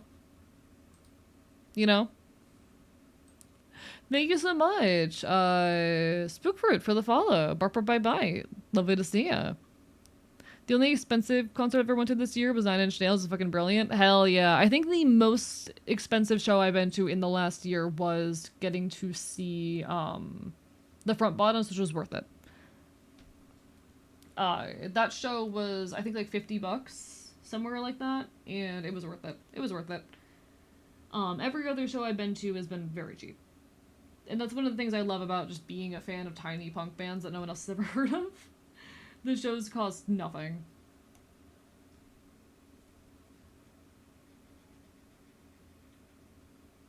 It's very nice being able to just, you know, go to absurdly cheap shows on the regular. Honestly, one thing I adore about my local scene is that you get a lot of shows, which are like pay what you can. There's this term in the scene, it's like not a fluff, which just means no one turned away for lack of funds. Essentially, if you do not have the money to purchase entrance to the show, it's chill. Is essentially all it means. And I really adore that notion. I really, really adore that notion.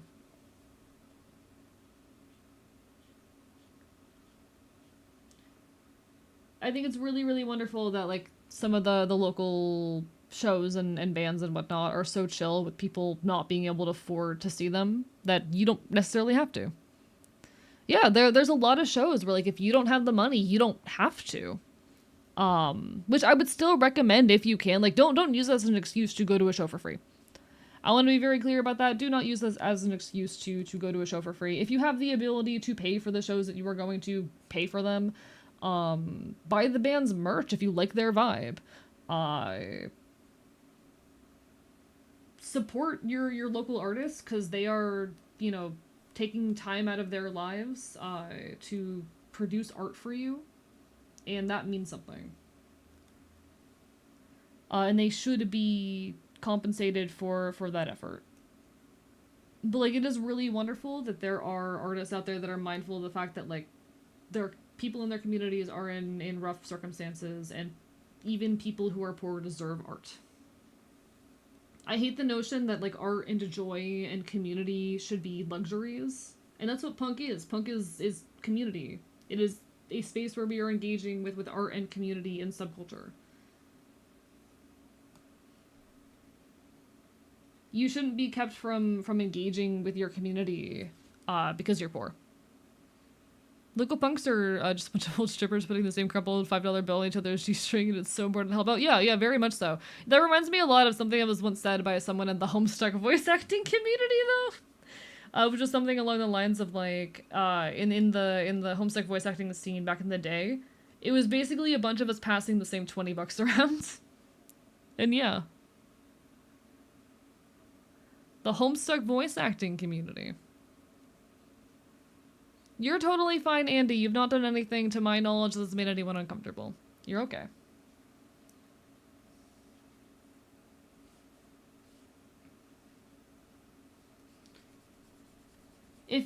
And here's my thing. Like if someone does something that makes me uncomfortable, I'm gonna say, hey, don't do that again. Not because I hate the person, but because I want them to be able to continue to exist in the space. This is a very important lesson that more people need to learn about boundaries. People set boundaries not because they hate you, but to facilitate your continued existence in their life. Um, like, how do I say? I'm trying to figure out how to phrase this. I, if I didn't, okay. If I did not want someone in this space, the first time they broke a rule or made me uncomfortable, I would hit the ban button. You know. If I did not want someone to exist in this space, in the space that I have created, I would simply, the moment I get an excuse to, hit the ban button. But I do want people to exist in my space. I like many of you, and so when something makes me uncomfortable, I'm going to communicate that, hey, this made me uncomfortable. So that people can continue to exist in the space in a way that is good and chill for everyone. You know?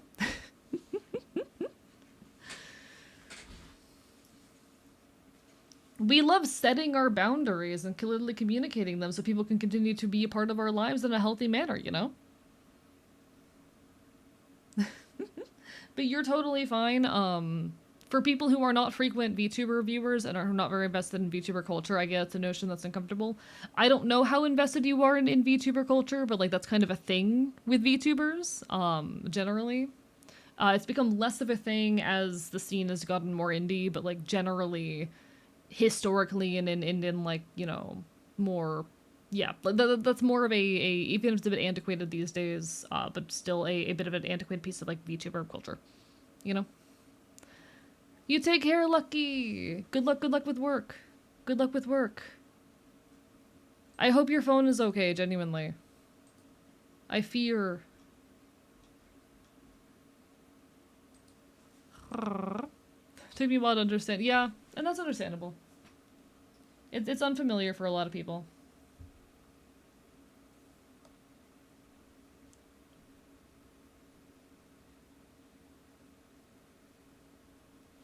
It's definitely weird if you're walking in the VTuber community for the first time. Before yesterday, hadn't been on Twitch in like months, so and that's again also completely fair. For context, it's a pretty common thing with VTubers, you know. It's a pretty common thing with VTubers. At least historically, it's become less of a thing as the community has become more indie. But a good thing to know if you plan on continuing to engage with VTubers outside of me is that generally there is a bit more of a regard for privacy in those realms. So yeah. There's always going to be exceptions. Get to know the vibe of a particular creator. I also have been meaning and needing to rewrite my rule section for many months now, so, you know. Part of it's on me.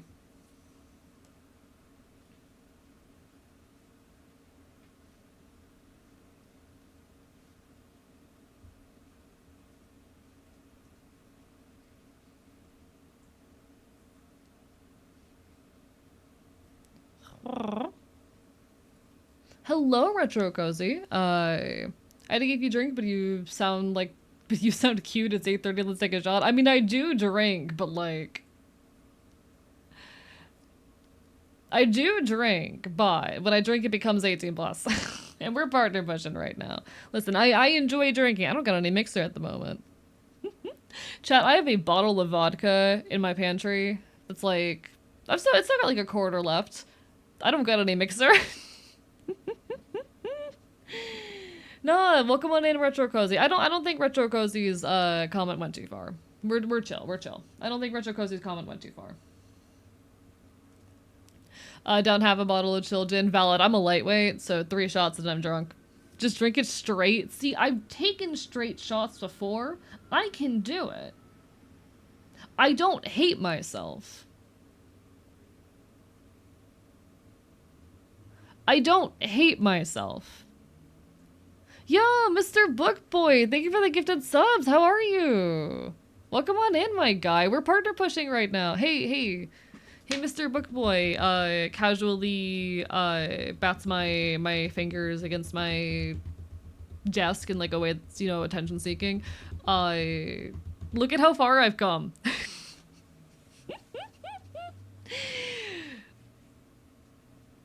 Hey, look at how far I've come. I've come so far. Are you proud of me? Why am I like this? Why am I like this? Nah. Lovely to see you. It's been a hot minute. I hope you've been good. I hope you've been good. I'm winning at life, okay? I'm winning at life.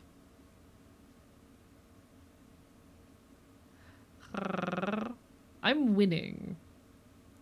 Also, hi, Orleans. Nah, see, I could take straight shots. But I don't hate myself, you know? I don't hate myself.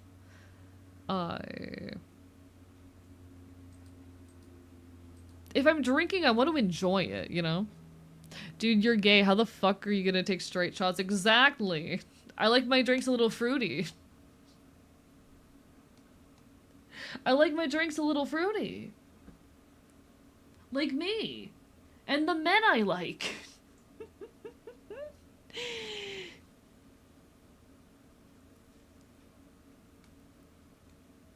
But yeah, it's not that I can't consume shots of straight alcohol. I just don't want to, you know?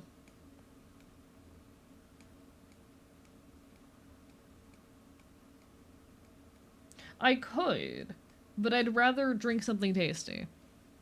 Sorry to bother AU, but did send a DM you should see. Oh my god. Chat, one of these days, I actually have been meaning to add a rule about, like, don't ask me to check Discord midstream. I actually have been meaning to add that as a rule, but one day I gotta add that as a rule, chat. Let me look at this. Oh, okay, that is actually important. Thank you. This is an exceptional circumstance. Let me forward this to my mods. Mods, check mod chat.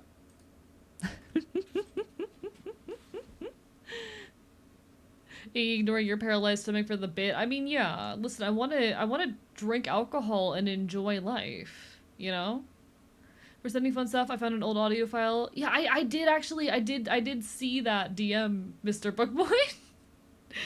Here's the thing, if you DM me midstream, I am going to check it, because I see the fucking notification.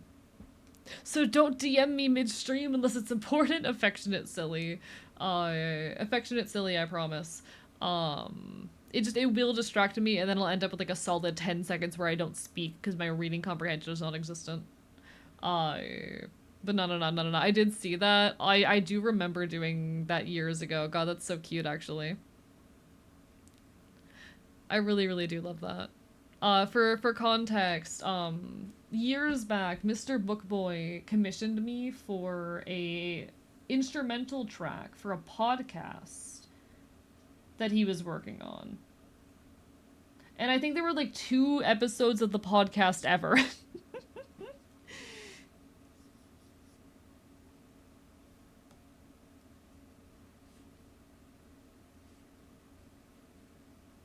I think there were like 2 episodes of the podcast ever.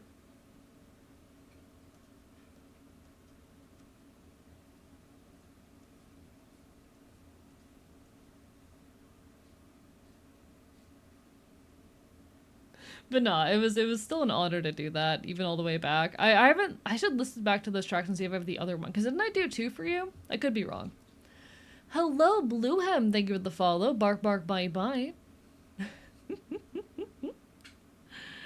Only 2. Only reason is because I emailed the mayor and asked if he wanted an interview for my podcast, and he said yes. We love that, though. We love that. Listen. Benefits of living in a small town. I don't actually remember where you lived, but did not have a podcast at that time. Just small town things, chat. Just small town things. Follow you on Twitch, find you on here, but I gotta because I'm super sleepy. No worries, no worries. You take care. I appreciate the follow. You have a lovely rest of your evening. No, you were chill with DMs. Probably won't slide into your DMs ever, but find a lovely animal reminds me of you. I might. I will say, if people are going to DM me, I ask that they are like. Okay. The thing is, I kind of ask that people don't DM me unless they get my permission first. You know. I don't want random people to just join the server and immediately hit me with DMs because I'm an incredibly busy person. And if I wake up in the morning to 16 DMs, I will roll back over and go to bed. I don't want to end up in a situation wherein I am just like constantly getting DMs from random people in the community. Not because I don't appreciate you guys, but because like I am a person with very limited time and attention. Responding to messages takes a lot of mental energy for me. And I cannot expend that energy, you know? I know that I understand what you're saying. I'm saying this for the rest of chat. So I do ask when it comes to DMs that like people, I'm clarifying my boundary right here is what it is. I do ask that people get my permission first if they want to DM me, and reserve DMing for more important matters. If it's something like a moderation concern, just hop in my DMs. And if we have good rapport, feel free to continue, but like, don't just DM me random memes. Especially if you're posting the same memes in the meme channel of the Discord. Don't just DM me like 3 memes a day if you're posting them also in the Discord. This is not in reference to you, Neko Boy Blue. You're chill. We have rapport. You're a streamer, buddy. This is about viewers. But like, if you're a viewer and not like a content buddy, please don't just DM me like 3 memes a day when you're also posting the same memes in the meme channel of the Discord. You know? Also, you're totally fine, Mr. Bookboy. We have rapport. You've known me since before I started streaming. You have the fucking first badge. You have a founder badge. But like, this is in reference to like random viewers, you know? You're totally fine, Mr. Bookboy. I'm not mad about you DMing. This is like me setting this boundary for the rest of chat because it's something I've been meaning to update my rules about. Because there have been a few people who like DM me almost daily and I just do not answer. And I'm someone who like, if I wake up to a ton of DMs from people, I'm not going to respond to any of them because it's extremely emotionally taxing to look and see that many messages being there in the first place, you know? I just cannot expend that much energy socially on people because it will get in the way of the rest of my shit, you know? But like, feel free to post memes and shit in the Discord. How about?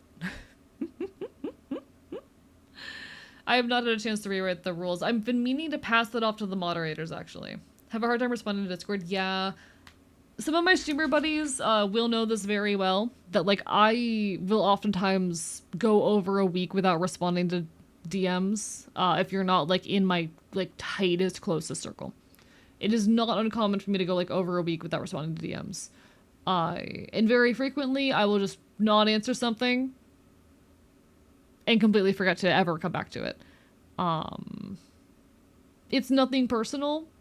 The issue is just entirely that I am someone with extremely limited social battery, and the act of writing is very difficult for me.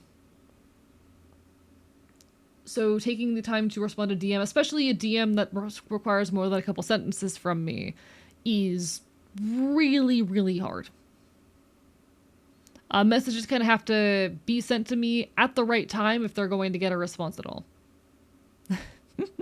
No worries, Shepard. You take care. Get some good rest. Get some good rest. But like messages, I need to receive a message at the right time if I'm going to respond to it, because otherwise I'm just not going to have the capacity for it. And receiving dozens of DMs a day eats away at the energy I have to respond to the important ones and to also just do the general shit I need to do. I've been noticing this problem with me recently where like I wake up with a lot of energy and capacity, and by 2 or 3 hours into the day, I'm dead.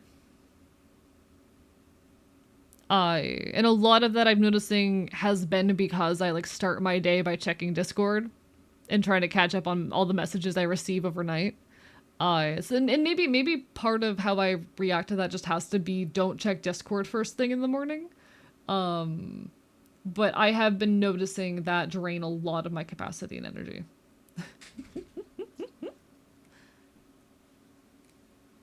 I can barely keep up with the email. Oh, I don't answer my emails. I have emails from 6 months ago that have gone unanswered. Quick clarification for non-meme creation purposes. You studied neuroscience. I have a background in neuroscience that will remain unspecified. Yes, yes. The answer is yes.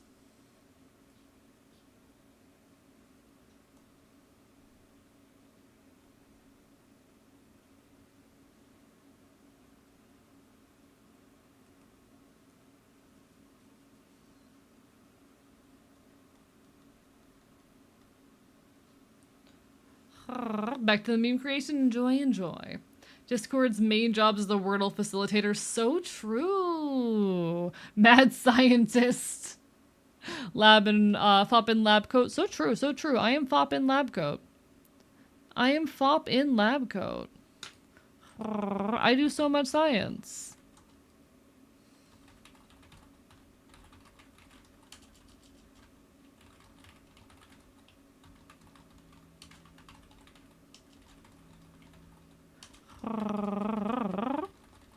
I love this song.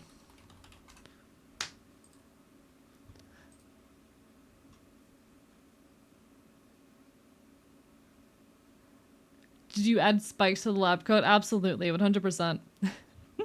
Yo, Verochi, been a hot minute. How you been? I hope you've been doing good. I'm addicted to content and alcohol.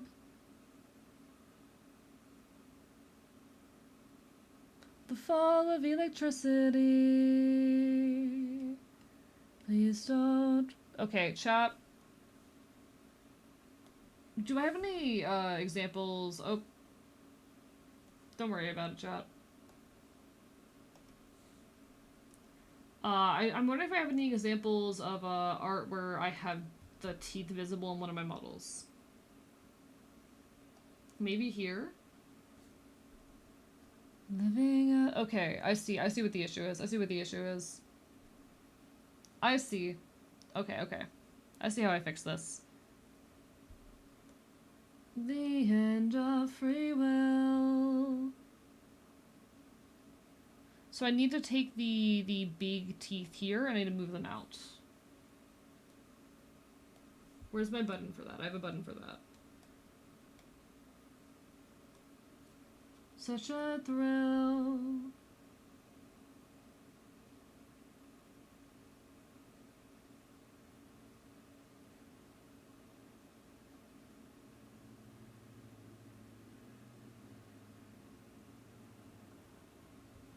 Is that right?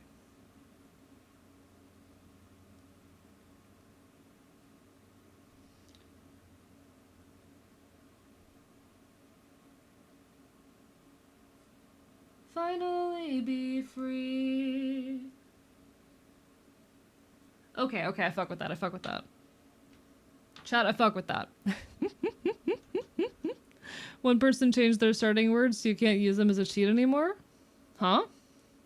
Oh! Who? Who changed their starting word? Hello, Wireball. Why did I say hi to you again? You've been here.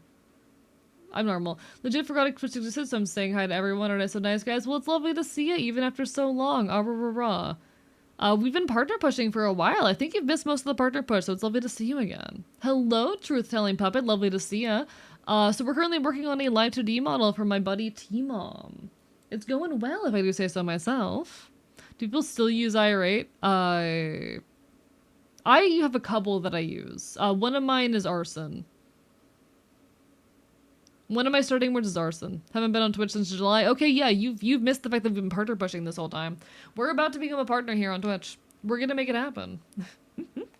Why am I so intimidated to start streaming? It's a hobby I really want to develop more, but I generally find it scary to put myself on the internet. I think that's normal and natural, and I think it's probably worth analyzing why you feel that way. Like you probably should take some time to reflect on and think about why you feel anxious putting yourself on self and stuff out on the internet, you know? Like that is the correct reaction. I'm gonna be so real. That is the correct reaction.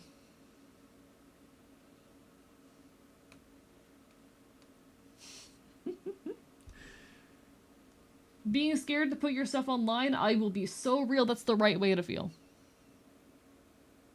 But also building streaming as like a skill set, if it is something you are worth doing as, or if you're interested in building it as a skill set, does just require doing so.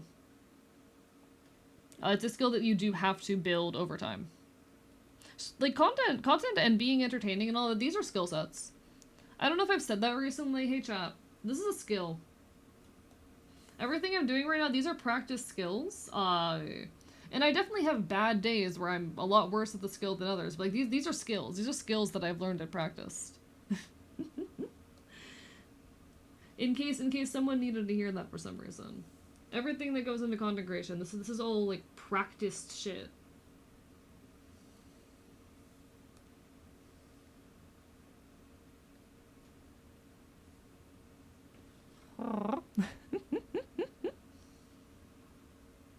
Some days I can barely communicate with people verbally. Nah, I've been honestly having a pretty rough week on like my abilities content wise recently, so I feel ya. I feel ya.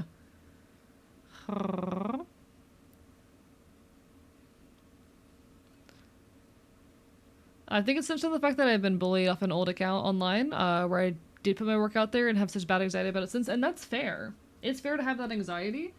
And my response to that depends on whether or not you want to succeed as a creator. So important question to ask before I continue speaking. Are you someone who wants to, like, build an audience? Or do you just want to stream for the fun of it? Are you planning on streaming just because you want to stream, or are you planning on streaming because you want to build a substantial community? Using other people's wordle history isn't technically a cheat. Use it, maybe try an unusual letter to see if someone's struggling for 4 guesses. I'm really bad at Wordle. Don't use me as a cheat guide. I'm really bad at Wordle. I am Roach, Roach is Roach, Roach is Roach. Nods, Roach is Roach. Very, very, noble words and content coming out of Orochi right now.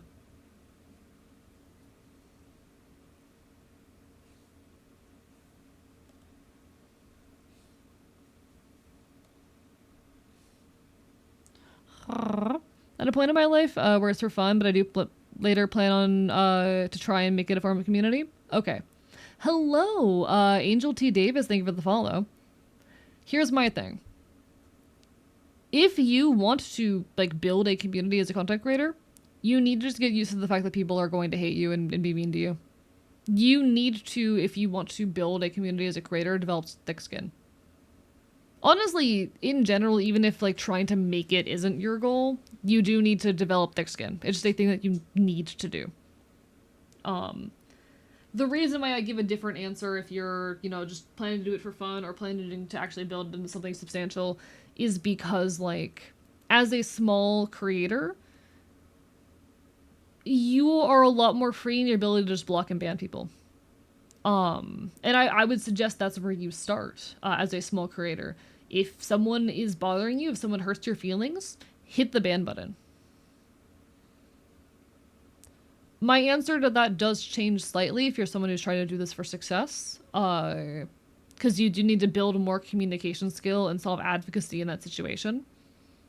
But if you are someone who just wants to do this for fun, my best piece of advice is learn how to use the ban button. If someone bothers you, if someone hurts you, if someone insults you, if someone bullies you, this is your space and you are free to moderate it as you please. The reason why I say something different again for like larger creators, you need to learn some amount of skill for self-advocacy when you are larger, because if you just ban anyone who bothers you, inevitably it's going to turn into drama, and you're going to need to know how to handle that drama. And it shouldn't turn into drama because you as a content creator have the right to define and defend and moderate your space as you please. It will inevitably turn into drama.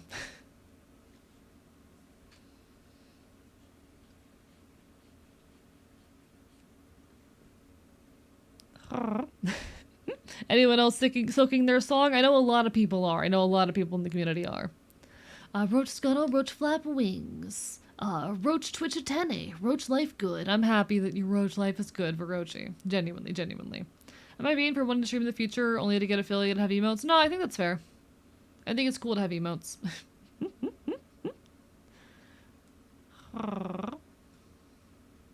Hello, Calliope, didn't see you there. The trick to Wordle is to try a word that contains letters you already know aren't in the answer, and then slap yourself in the forehead and call yourself stupid. I've done that before.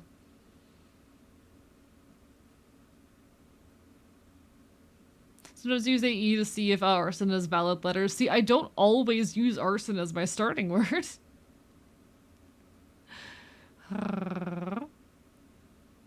But no, I've done that before, Calliope. I've literally typed in a word but where half the letters were already like used and I knew were wrong and just didn't realize it because I'm stupid.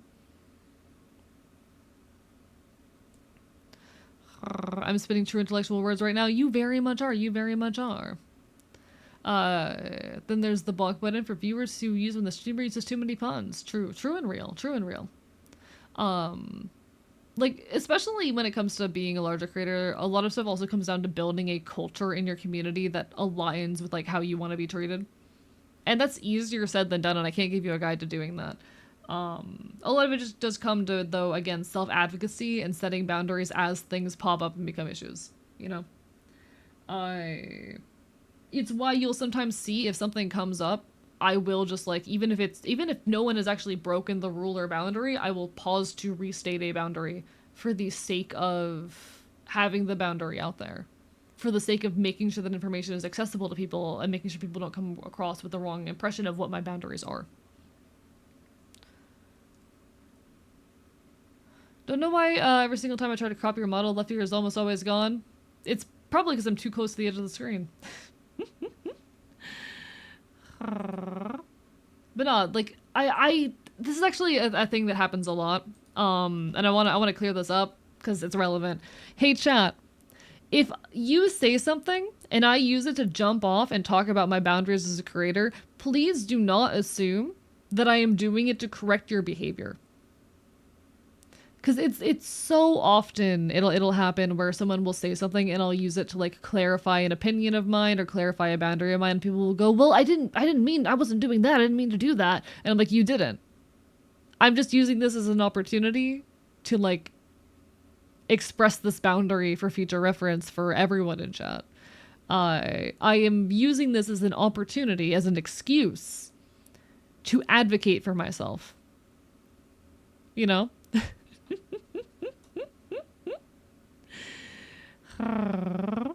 I promise, like, I'm not mad at you. It's actually a big fear of mine, and this is something that has held me back as a creator a lot in the past, that by stating my boundaries, I would drive people away. You know the kinds of folks, I've had this happen as a streamer before, who, like, you try to set a boundary and express something, and they go, oh, I'm so sorry, I'll leave now. I don't want to end up in that kind of situation.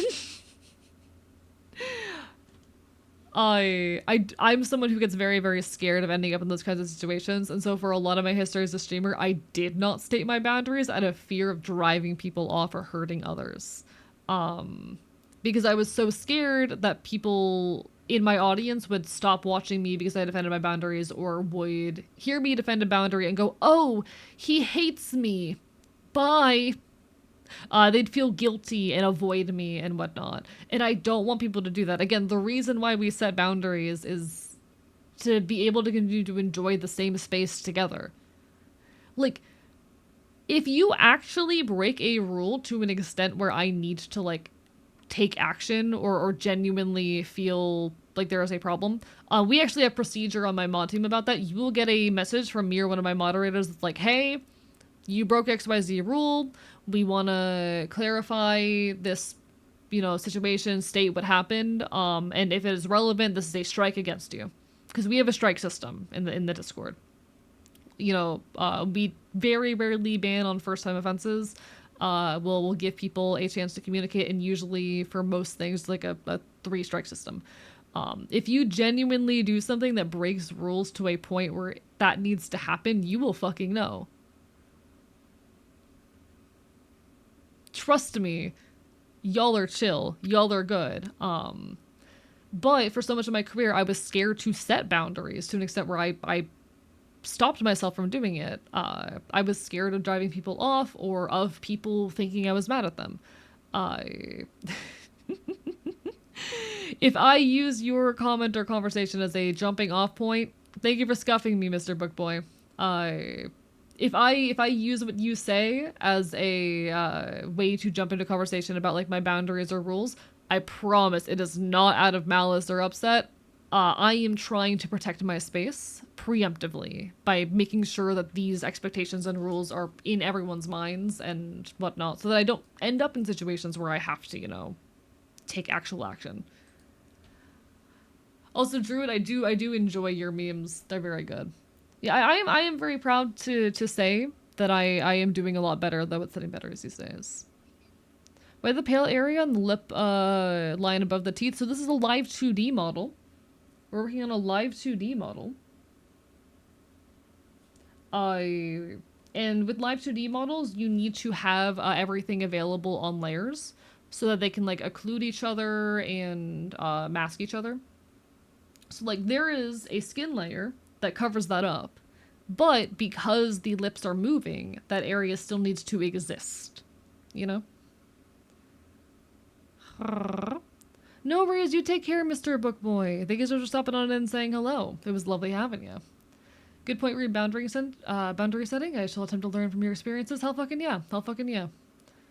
It was a thing that I had to learn, that like, when we set boundaries, it is not out of malice, it is to allow people we care about to exist in our spaces, because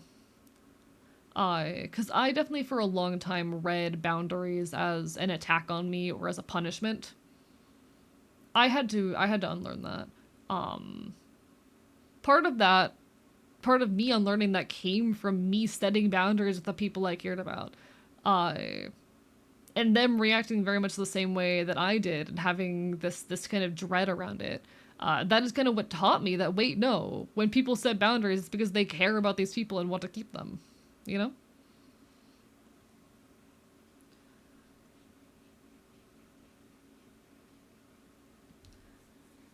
Chat, set and communicate your boundaries and respect those of others. It's important. It's worth it. Teeth, a jump scare. Hi, Riolu. Look at this. It's chompers. We got some chompers on screen.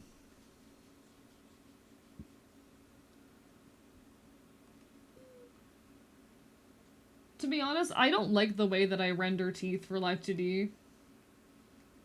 Can I say that, chat? I don't like the way that I render teeth for Live 2D. I'm not big on the way that I do it, but here we are. I do want to make this actually a bit more exaggerated.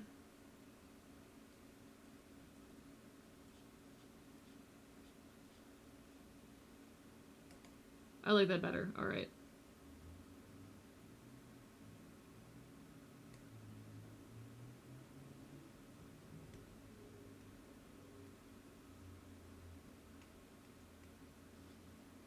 Okay.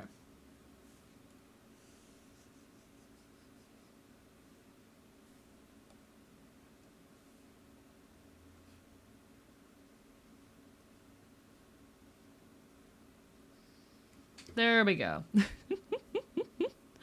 How would you like to render teeth? I don't know. No worries, you take care, King Trillion. Lovely to have you as always. You'll ever talk really fucking weird and then question why you did that? Yes. Yes. All the time. The thing is, I don't know, because when I don't know how I would like to render something, I genuinely, or when I don't like how I render something, I usually do not know how I wish I rendered it.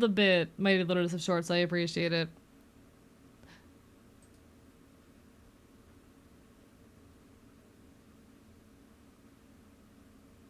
So the bottom fangs are inside. Why the fuck are they inside? I hate that. Okay. So we actually do need to move these teeth in. We need to move these teeth in. Where's my button for that? Hello.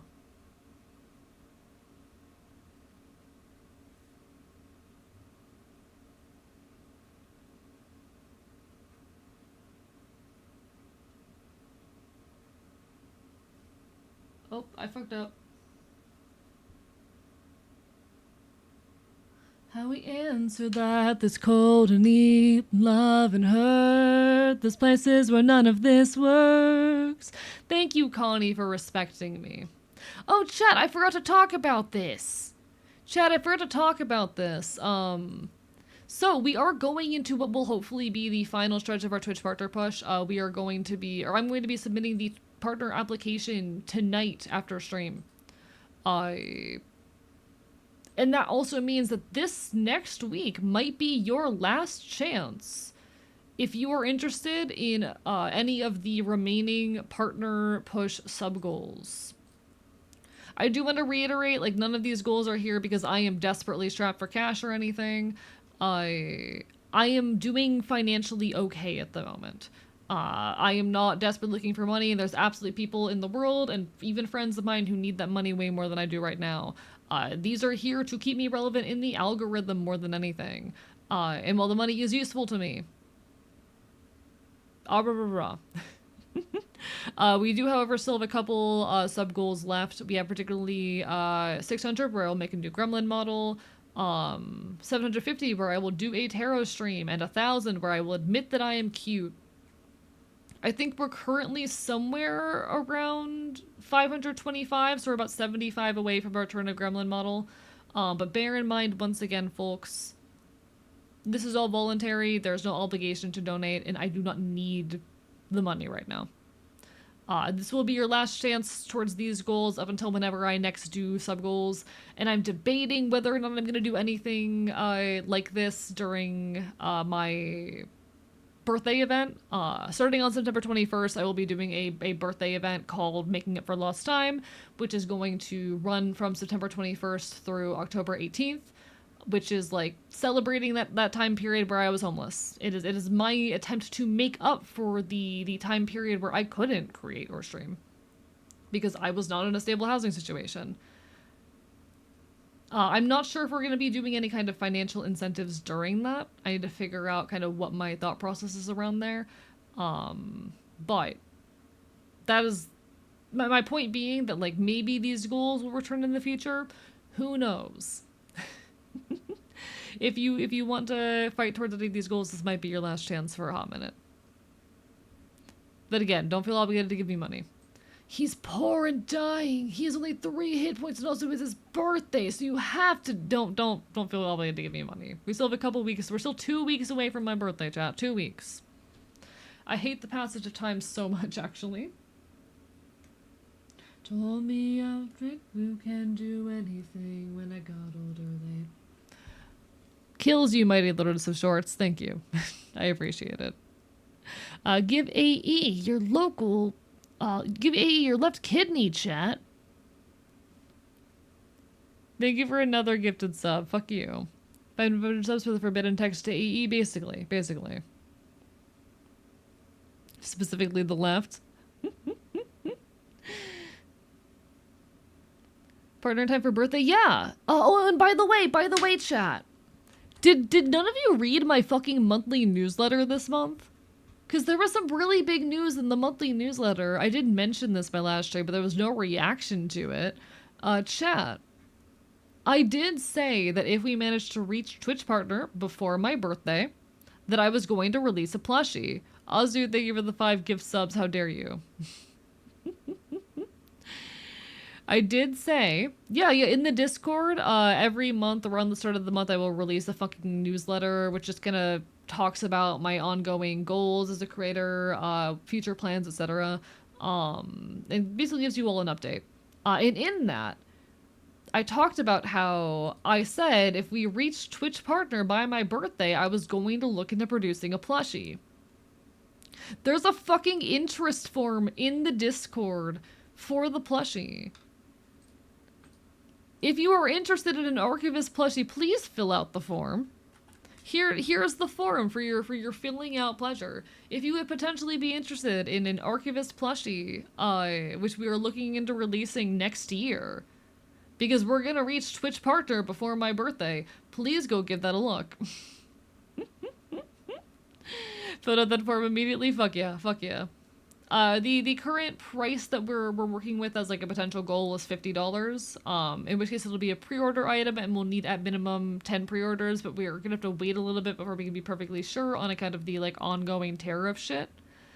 But like soon. Respectfully, I'd rather my first plushie be a Blaha. That's fair. But also Archivist plushie soon, you know?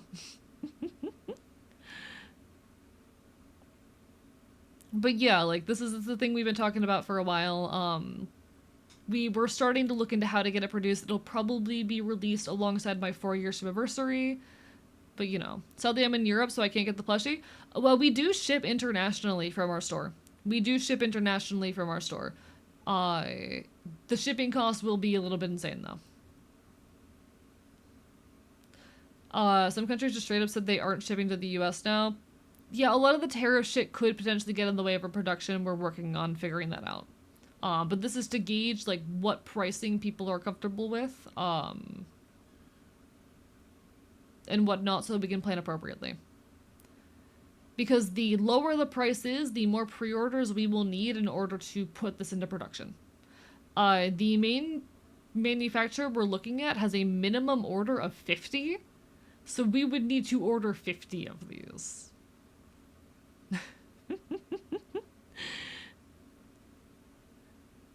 We are going to need to order 50 of these, and we need to make sure that we are, making enough money off of them to start production. I'm gonna make my Converse U themed. Do it. That'd be an honor, genuinely. That'd be actually one of the coolest types of fan content I have ever received. That would genuinely be one of the coolest fucking pieces of fan content I've ever gotten. Hello, Maisie. Welcome on in. Barber by Bite. I was rambling a little bit about how I'm looking at getting a plushie produced. Hee. We're currently looking into getting a plushie produced. And I was shouting at chat about it. Cause no one reads my newsletter. I write a nice little newsletter every month and post it in the Discord, and no one reads it. Silly, affectionate. A plushie, sign me up. Hee hee hee. Most likely coming next year, but there's an interest form right now trying to gauge how many orders we would to expect, and our price point. So yeah. Hey, I read it. Listen, you're part of a minority of the Archivist community, okay? Archivist fans can't read. We all know this.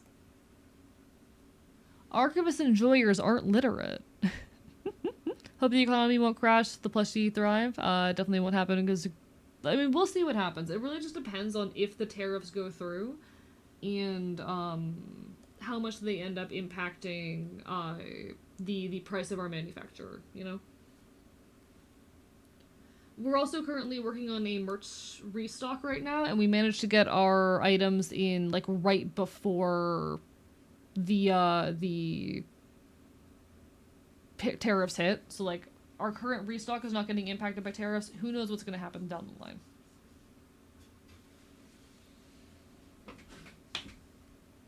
Can't believe I went through college to be called illiterate by a feral fae. Yeah, and what do I do in the archive then? Eat paper? Wouldn't be surprised. I read all of Mice and Men when I was in grade 4. I am half literate. Okay, half literate. I read half your update, not gonna lie. Yeah, that's fair. Are they too long? Would you guys say that my monthly updates are too long? Do I need to make them shorter? My thing is I write a lot. I write a lot of words. It's why I'm a good video essayist, chat. Something in my brain is just primed to write in a way that is very long-winded.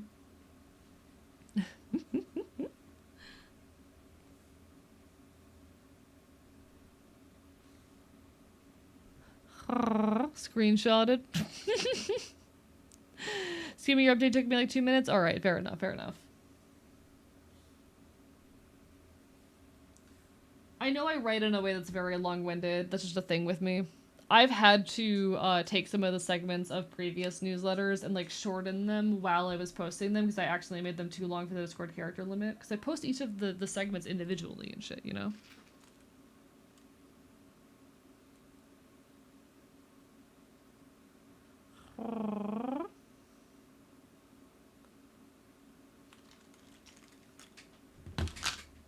One second, chat. I gotta plug my laptop in. It's complaining.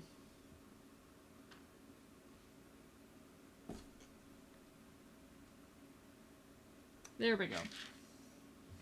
There we go.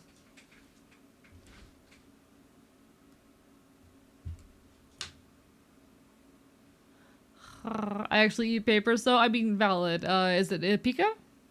No judgment, no judgment. I'm just curious.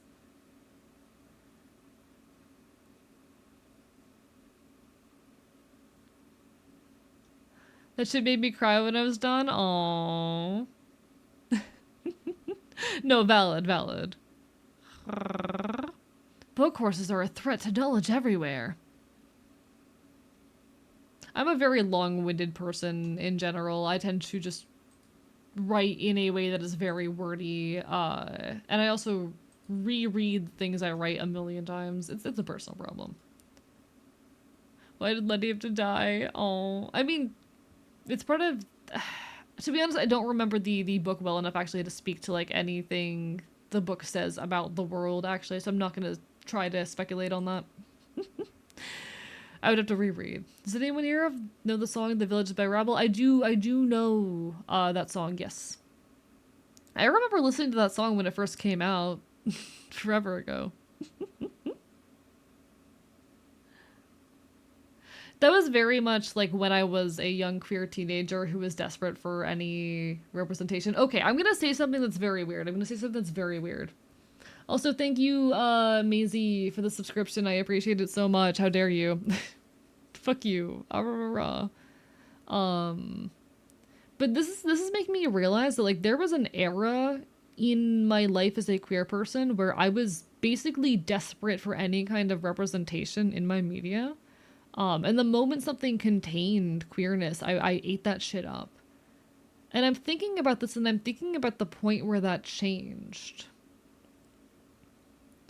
Because while I definitely value queer representation in my art, I'm realizing like there was very much an era of my life wherein that was all it took for media to be worth consuming. And that's not the case anymore for me. I get that. I still see shit like that. A lot of people do. But that's something I think I've stopped resonating with or understanding. The engagement with media purely for the fact that it is queer representative. I still enjoy when I see good representation in media, but I think I'm not desperate for it anymore. Maybe part of that comes from the fact that I feel like my particular queer experience is complicated and nuanced in ways that media never tackles. I'm gonna be so real. I'm gonna be so real. I think if someone produced a like work of fiction that contained the kind of queer that I am and that represented queerness the way that I navigate and understand queerness, it would probably get attacked for not doing queerness right. I think that if someone were to make fiction that approaches queerness the way that I approach and understand queerness, uh, the general LGBT community would uh, not appreciate it. This connects back to some shit I have in my head about how, like, my particular experience of queerness. Okay, how do I say this? I have trouble engaging with a lot of other queer people because I have deconstructed gender and sexuality in ways that I think the mainstream LGBT community is not ready to. I'm too queer for the queers.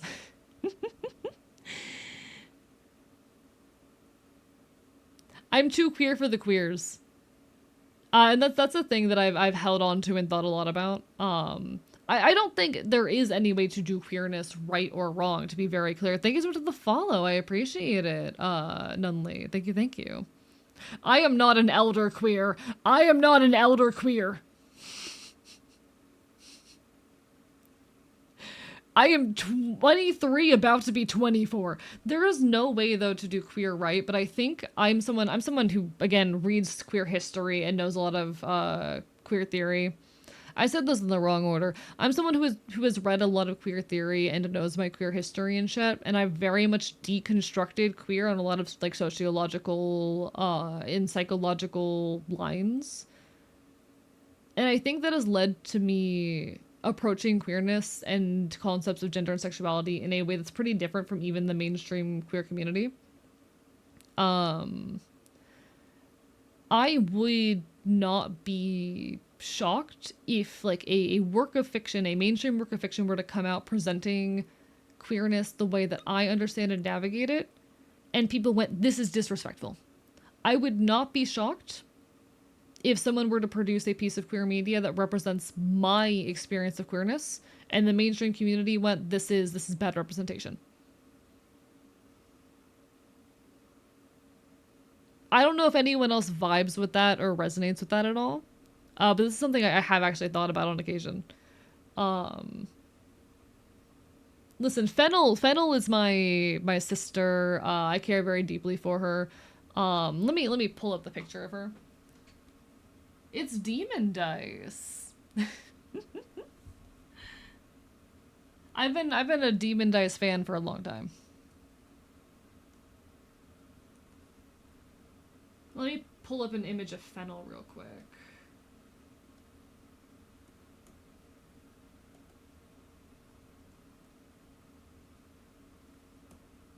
Okay. So this is Fennel.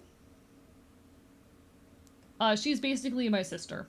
Um, she was the founder of the Ashen, and while she has handed leadership over to me quite a while now, she is still very integral to our operations and running. She is my second in command. She's very near and dear to me. There's probably going to be a day if I... Oh, I'm in the way. This is Fennel. She is basically my sister. She's very near and dear to me. She was the founder of the Ashen, and is still very integral to its running. She is my second in command and whatnot.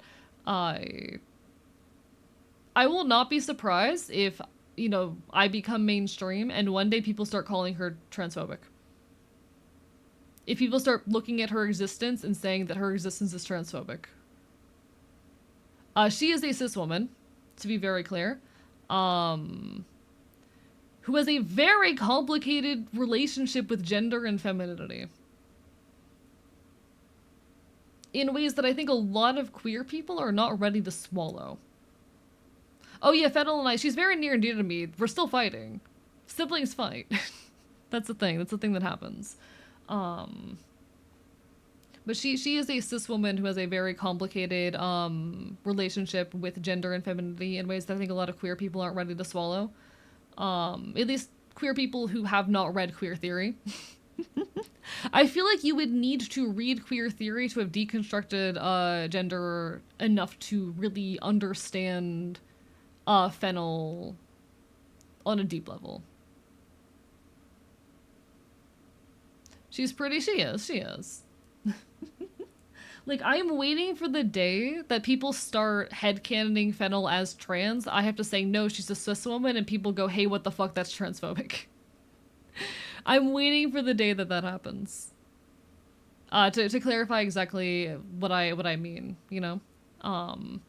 there's probably going to be a day where people start headcanoning Fennel as trans, and I have to say, no, she's a cis woman. And people give me shit for that.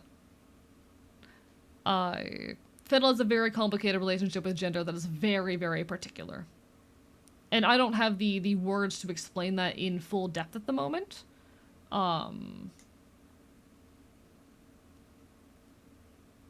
But gender is a very complicated and nuanced experience. She grew up in foster care. She was always the big sister, and she has been, for so much of her life, denied femininity for not managing to fit into standards. Because guess what? That's the thing that happens to cis women. That's the thing that happens to cis women.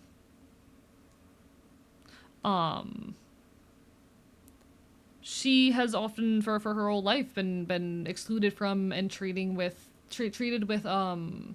hostility in engaging with femininity because she didn't have the body type. She didn't have the tact for it. She was always the tough big sister who had to protect other people. And she actually is someone who has eaten up and engages with a lot of toxic masculinity. She is a cis woman who has eaten up a lot of toxic masculinity in the effort of trying to defend herself and her people.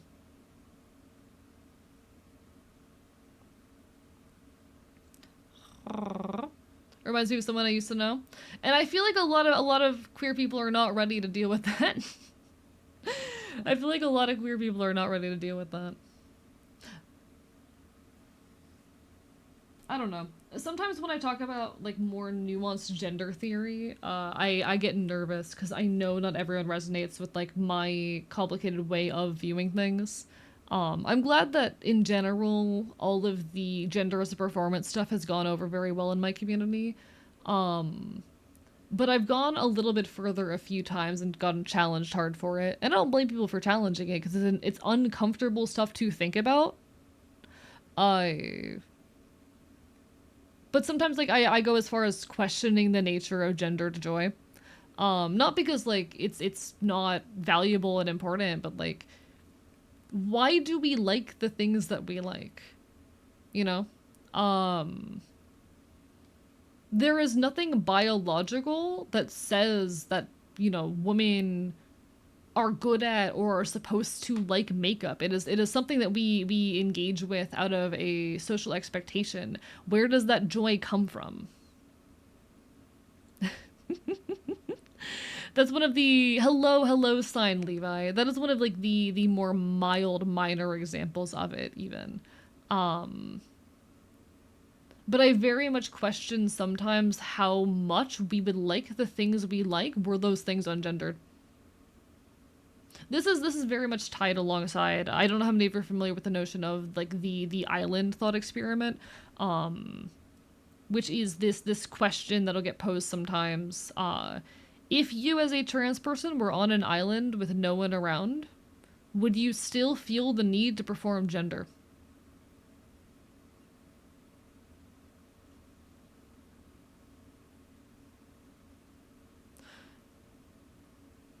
Sometimes I wonder if we actually enjoy the things that are associated with our gender, or if we enjoy them because we are successfully performing a role.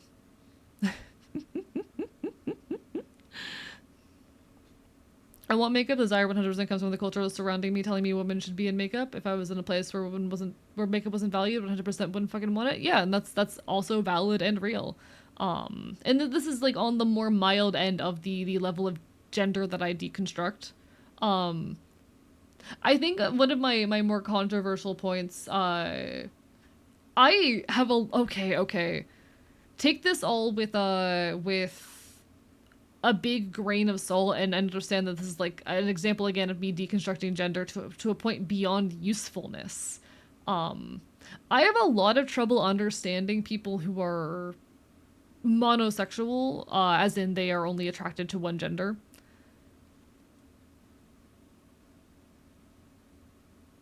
I have a lot of trouble understanding and navigating that because ultimately, the only thing that is real about gender is our internal experience of it. Gender is not linked to our pronouns, it is not linked to our expression, it is not linked to our bodies. None of that is a part of our gender. There is nothing about our gender that is legitimate aside of our own internal experience of it. You cannot look at someone and know their gender. You only see the way that they are performing gender in that moment, and that does not define their identity at all. So what do you do if you are a monosexual person and you are attracted to someone, um, and you find out they're not the gender that you're attracted to? I cannot understand monosexuality in a world wherein gender is not real beyond our own internal experience of it, you know? What changes in that situation? And I've had so many people I've spoken to said, no, if I was attracted to someone in every way, found out they weren't the gender that I'm attracted to, I would 100% immediately lose interest. And like, why? What changes? What changes? This is something that I completely fail to understand, but I've faced dozens of times in people. And I don't want to invalidate anyone's sexuality in saying it, but what changes? And I think it very much does come down to, if I can be so real, perceived power dynamics and the ways in which we internally navigate other people's genders. Because we do psychologically associate other genders with certain traits and stereotypes that are not real and true and inherent to them. Like there are social expectations and associations with masculine and feminine identities that we hold. So you are at that point allowing a self internally held bias about what it means to be a certain gender kill an attraction. For example, you are letting the social expectation that men are angry and violent, or that men are in some way undesirable to you, tell you that this person automatically must fulfill that role by experience of being a man. This is something, again, it's I've deconstructed it past a point of uselessness, but I can't understand. I cannot understand. I cannot wrap my head around this.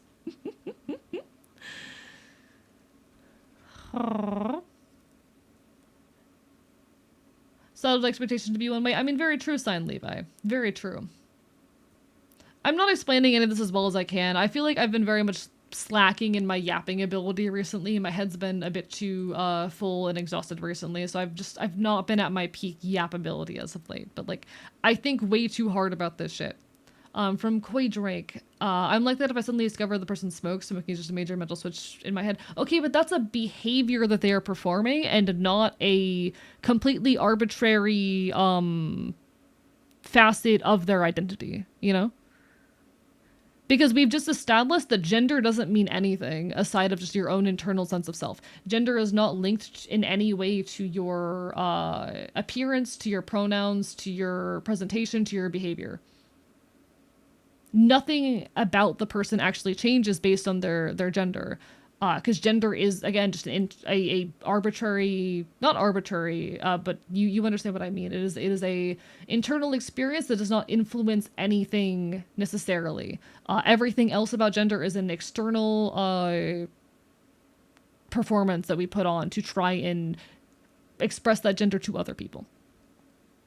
So if nothing has changed about that person, except you find out they were the gender before, nothing about their behavior has shifted, nothing about their expression has shifted, etc. Why does that change anything? I don't get it. I don't get it.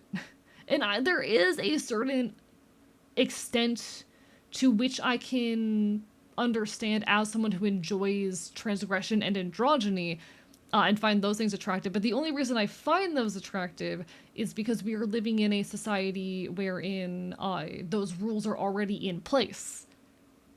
And if those rules were to be deconstructed, suddenly there's no need for that attraction to exist anymore.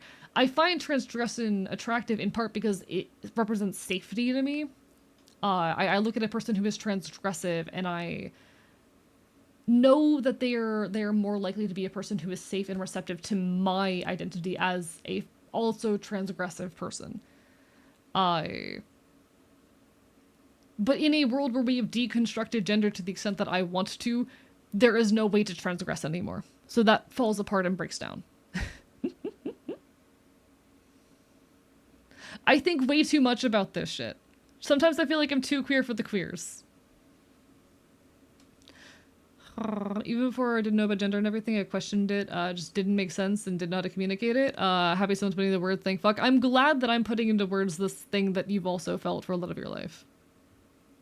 I wonder if it's tied to who they pair with your self-image. I know I find different traits attractive in masks versus femmes versus non-conforming folk. My question, my thought, how much of that is our own internally held biases? How much of that is us recreating gender in our own heads?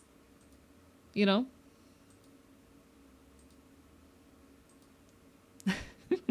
How much of this is literally us just like reconstructing gender binary in our brain? If I can be so real, trans people have a very annoying habit of reconstructing gender binaries and reinstating them into our own lives and expressions. And I get it. I do it too, to an extent. We all do it to an extent. I did it very hard when I was younger. But God! Come on, guys! It's kind of become the norm, and it really honestly just has become the norm within the trans community, just recreate gender binary and to do binary gender again.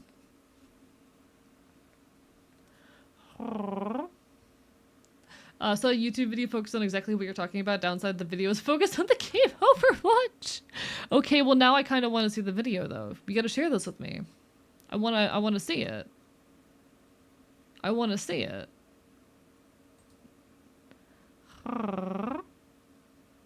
I want to see this video essay now. I once wrote, being transgender myself, it feels unfair for me to judge someone's beauty or worth around me by their physical characteristics and never found an argument to the contrary. I think that's incredibly real, Purple Nita Queen. I think that's incredibly real.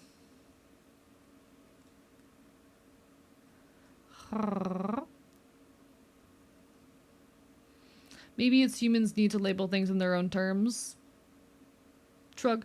You say your yapping isn't so solid, but you're spitting fire. I think I'm saying meaningful things. I could be wording and phrasing them better. And a lot of nights I do. It's just not, it has not been one of those weeks for me. You know? I feel like I've been slacking a little bit, but you know.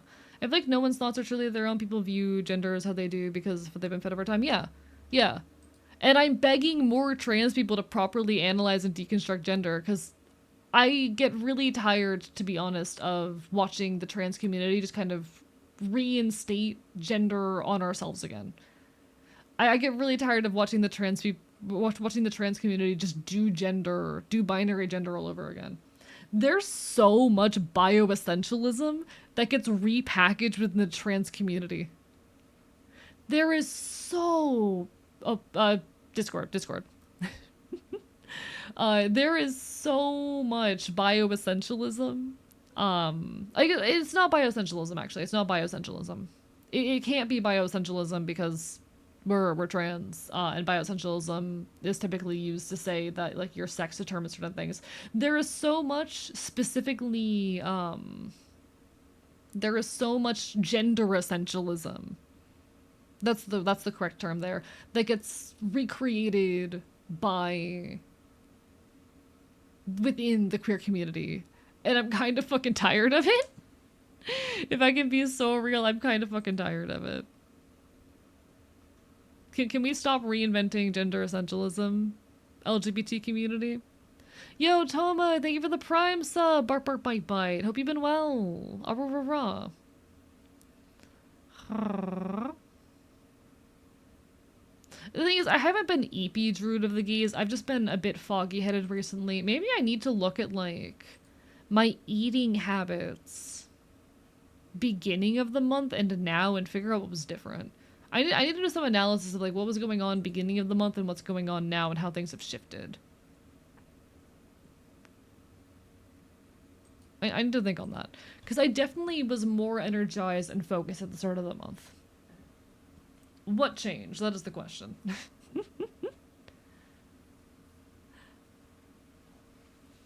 What's been inside your tum-tum, bro? I don't fucking know. Last we checked your eating habits, you overdosed on vitamin C. I did do that for a bit. Maybe the vitamin C was helping me. Hello, Starless Solid. Boo! maybe I... Chat, it might have been a situation where the vitamin C was helping me in some ways, but drawing back in others. I hate that. I hate that. Don't blame trans people for reinventing the binary. I think it's because society is ingrained in all of us by the upper class, by power in general, by our authorities. They need to fault whoever invented gender and the stereotypes. The thing is, it's something we culturally construct together and we can only deconstruct by also collectively deconstructing, you know? Well, we're on the topic of gender E. I'm asking this for someone I know. What does it mean to be transmasc non-binary instead of just transmasc or non-binary?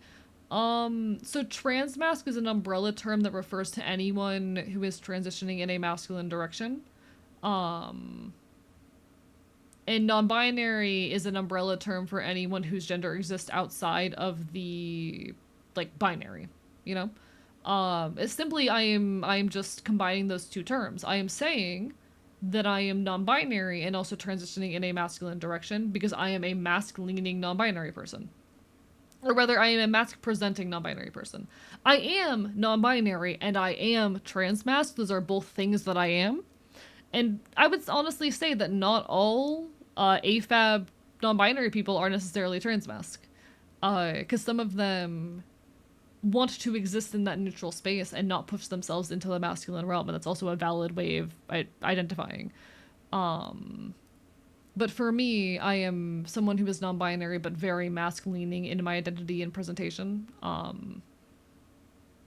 So trans masc does feel like a very fitting term for me. I and I am also non-binary. And I'm just combining those two terms to fully encapsulate those two elements of my gender. The trans masc is a modifier on non-binary for me, though. You know? Yeah, and then there's trans man versus trans masc. Trans men are trans mascs, but trans masc is an umbrella term that captures trans masculine people, people who transition in a masculine direction but who are not men, which includes me. I'm not a man, but my identity is very masculine adjacent and whatnot, you know? All these terms, I respect that a person likes to know who they are, but can't we just treat a person as a person, basic human in humanity and dignity? So my thing, Cole, I am definitely someone who like, okay, how do I say this? I am someone who prefers to be very like label light. So I get this. The labels I use to define myself, I am non-binary, I am trans masc, and I am queer. Those are really the only words I use to describe my identity. I don't choose to label my sexuality beyond that, because I get frustrated with the labels and all of the infighting and weird definitions around them. That said, to a certain extent, labels are needed to succinctly communicate ourselves to others. I am someone who does not enjoy hyper-specific labels because at a certain point, labels lose their uselessness, or rather, lose their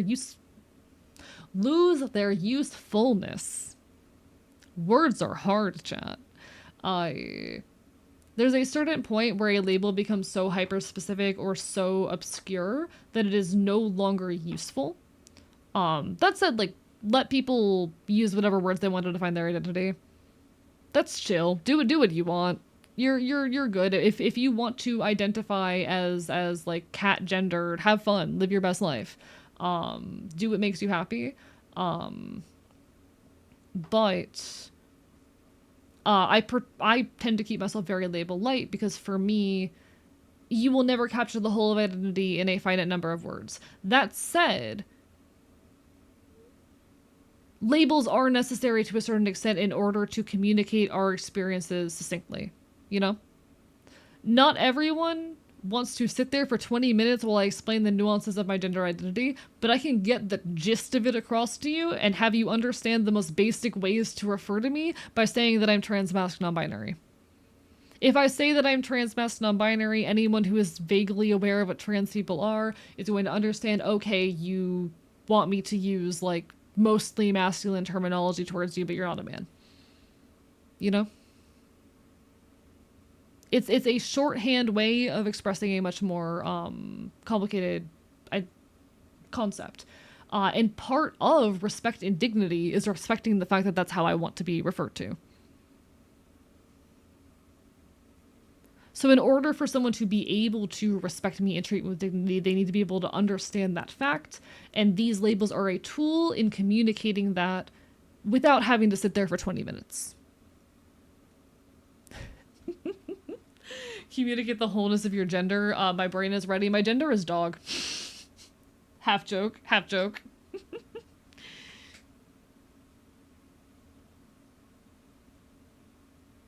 Labels let you know what kind of smoothie you be drinking. I don't know if that made sense. But ultimately, like, labels, they are necessary in our ability to respect each other. Kills you with a rock, druid.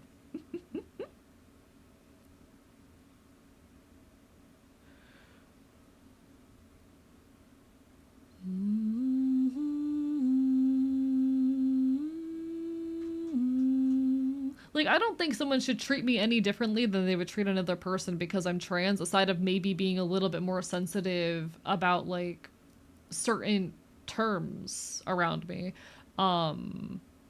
Like, you don't have to treat me any differently because I'm trans, aside, unless you consider referring to me with the correct pronouns to be treating me differently, you know?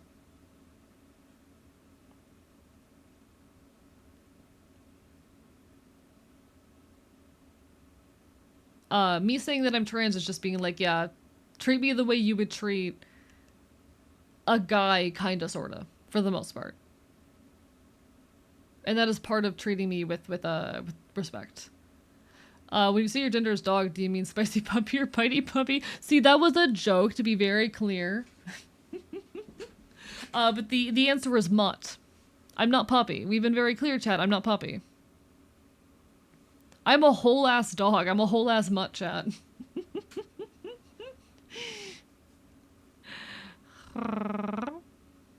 Like, in my brain, the way I navigate my own existence is very animal adjacent. I find it very helpful to navigate my own internal experience and needs and whatnot, the lens of I am an animal. But to be fair, we're all animals.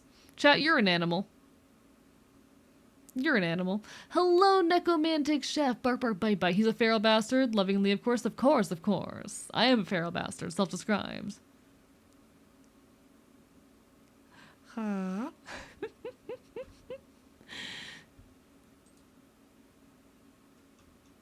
My ass is puppy. Yip, yip, gay boy. Real, real.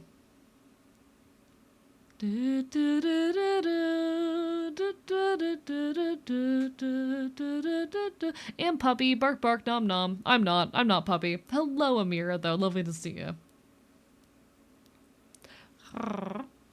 My body decides when my mind is uncertain. My body decides. When my mind is uncertain, my body decides. My body decides when my mind is uncertain, my body decides. Chat, I want to see this band again, and they're going to be playing up in Jacksonville. They're going to be playing over in Jacksonville in December, and I am so tempted to make the trek to Jacksonville to see them live. But also, Jacksonville is hell. Chat, Jacksonville is hell. Thank you, Sky, for the gift subs. I appreciate it. Ah, rah, rah, rah. Kills you with a rock.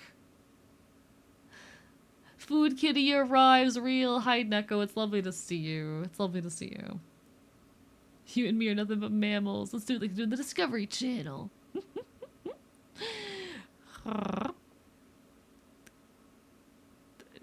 Chat, I'm so tempted to make the trek to Jacksonville to see that band again, but also that would be such a long fucking trip to make. But they are... It's the closest they're gonna be. It's their only Florida show.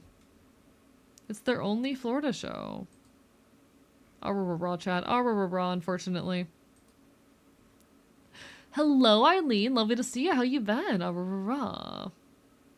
Have the urge to do a drinking night this week? I would love to do a drinking night this week. I did see your message. I do check my DMs during stream if I get any.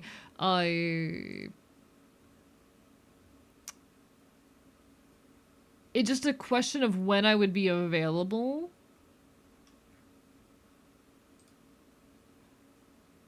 I might be free on Thursday night. Wait, no, I'm not going to be free on Thursday night.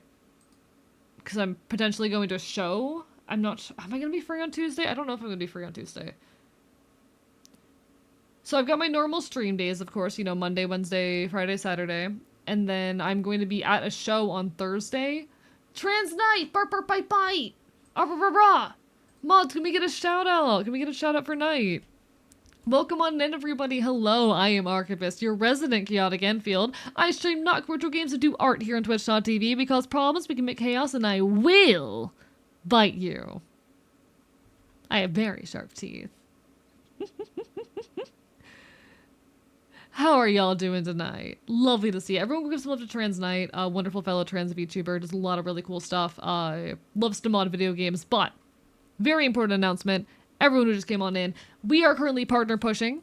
We are in the final stretch of our Twitch partner push. I am going to be submitting my application for Twitch partner tonight. We're going to make this happen. That said, please do continue to stick around, to lurk, to support in any way you can.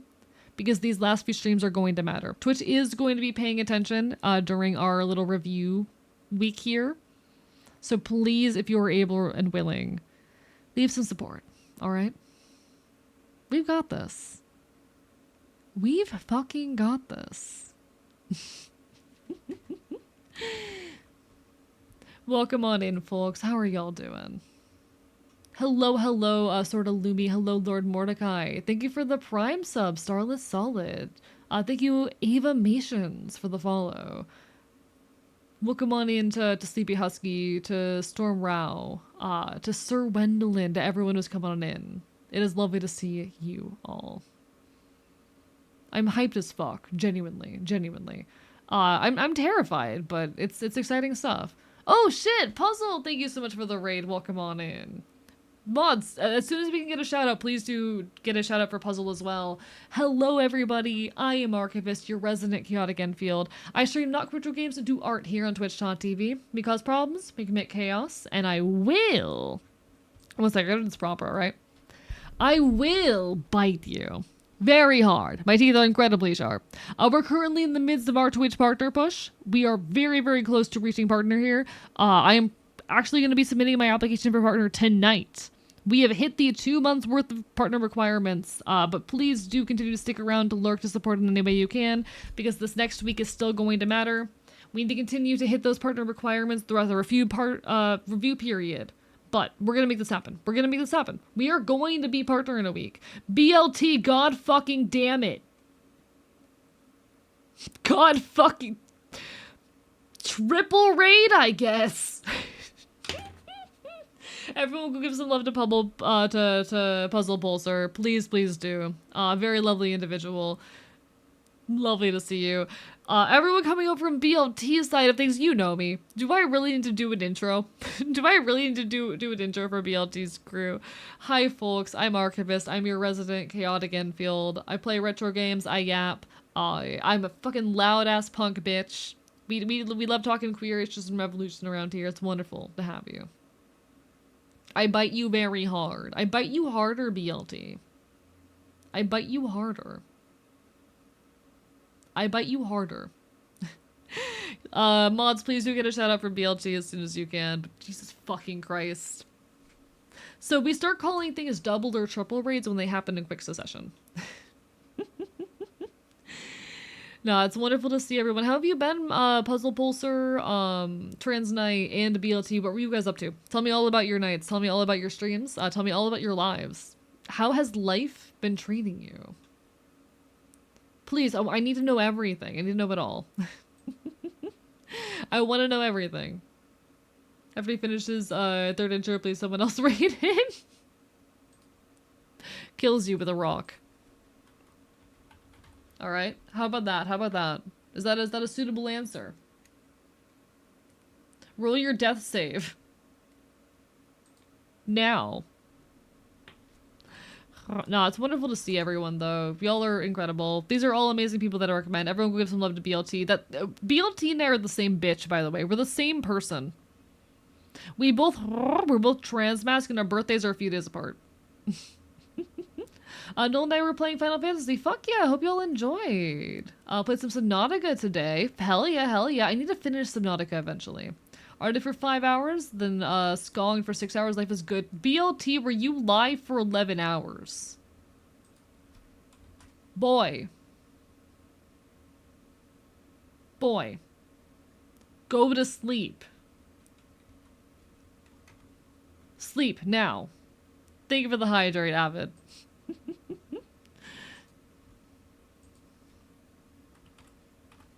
Sleep now. This is the threat.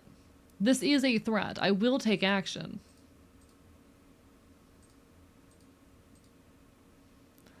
I'm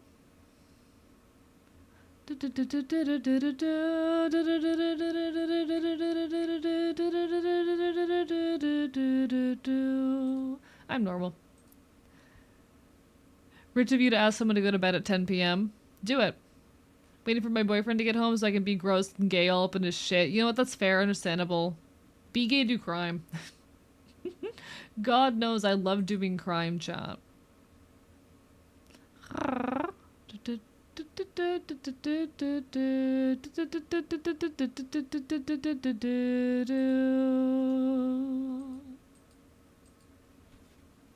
Hate my 2D model so much because of one detail is a wooden horn. which usually just hit with the brown fill, but no, if you want to make intricate wood patterns, they glow when I talk. No, I wanted to be special. Aw, poor thing. You can do it. Should start streaming Sky just to chill. Chill game, but also Elden Ring. Can only stream cozy things.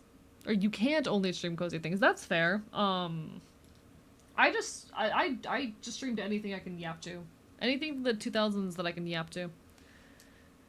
You take care, May. Have a lovely rest of your evening. Ah, rah, rah, rah. Go get some good sleep. That goes for all of the raiders as well. If anyone needs some food, some water, some rest, self-care is vital, alright? Do what you gotta do. It is an honor to have you here in any capacity, but you and your own self-care has gotta come first. How are you gonna properly torment your streamers if you don't get some good rest, you know? And for the streamers themselves as well. Don't feel like I'm keeping you. We're just here working on a Live 2D model. My first Live 2D child, actually. Neko, do you have the money to be doing this shit? But no, I would love to do a drinking stream with you sometime soon, Neko. I don't know, what nights you're available? Because I think I only have Tuesday and Sunday available. But we can talk. They're free videos I got from Twitch? Okay. Well, thank you. I appreciate it.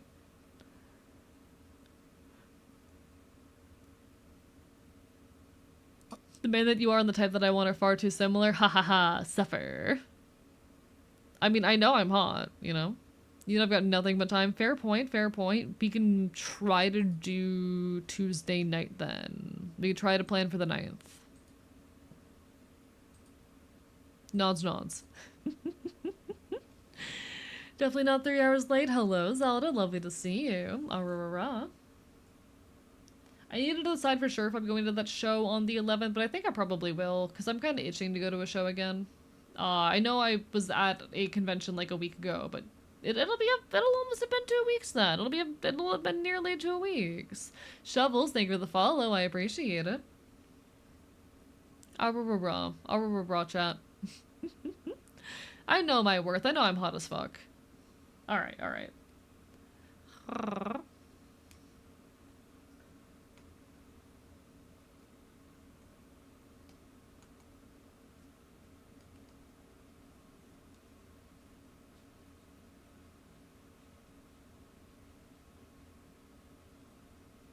I will need to get Mixer. But I can find time to do that. Yeah, I'll have time on Monday to run out and grab Mixer, actually. That'll be fine. I can grab Mixer. Chat, okay. What kind of drink should I make for my drinking stream with Neko? What kind of drink should I make? I am a big fan of vodka crayons. I do vodka crayons a lot. Because what I've got is vodka, but like...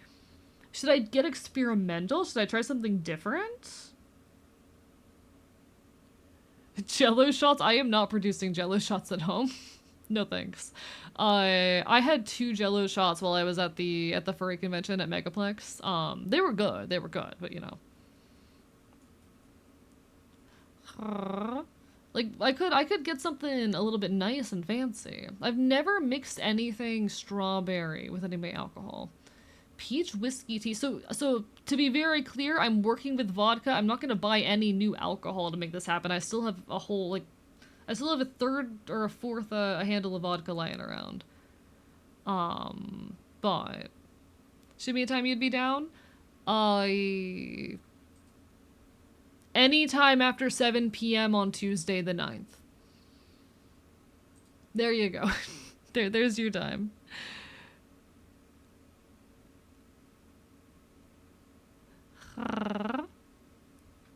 Listen, I'm sure it's tasty. I don't have the materials, and I'm not gonna go out and buy a whole thing of alcohol, you know? Do Sprite and strawberry jam, splash of lemon juice? That sounds very good, actually. I'm tempted by this. No, I'm a big fan of vodka crayons, though. Vodka crayons go hard. Wait, I got orange juice for days. Yeah, that's a perfect mixer. Works really well with vodka.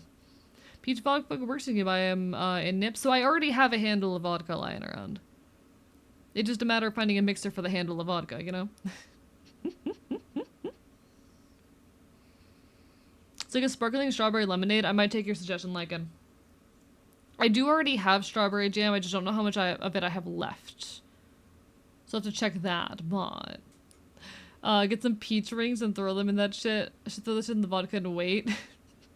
Chat, throwback to the time I tried to make a terrible cocktail live on stream. Throwback to the time that I tried to make a terrible alcoholic beverage live on stream by attempting to dissolve warheads in vodka.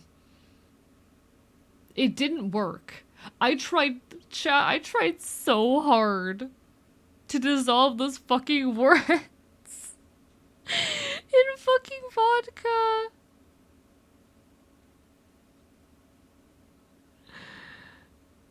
Ads in a minute, folk.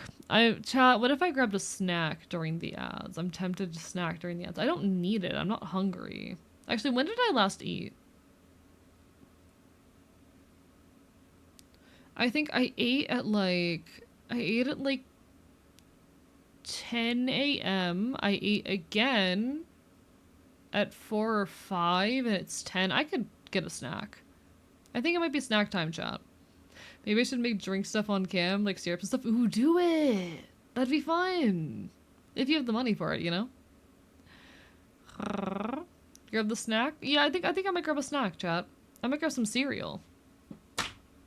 Chat, we're gonna do the classic move of mug of cereal. Mug of cereal. I'm gonna be doing it in the mug I normally use for my alcohol, too. But cereal Frosted Flakes. I might make a warhead syrup. Do it! That sounds delicious! Warhead syrup when? How would I... Neko, I need to know how I make a warhead syrup. Cereal vodka shots? Now, the thought of mixing milk with vodka sounds like actual hell. Music here slaps? Hell yeah, this is a very good song. This is, Unsweet Lemonade. I play a lot of good music here, though. I like my music taste. I play a lot of folk punk, a lot of, TikTok alt shit. But yeah. Pilk, you like sour? I love sour candy. I love sour candy. Never go wrong with Cinnamon Toast Crunch. I do love me some Cinnamon Toast Crunch. I wanted to switch it up for once, you know? Alright, be right back.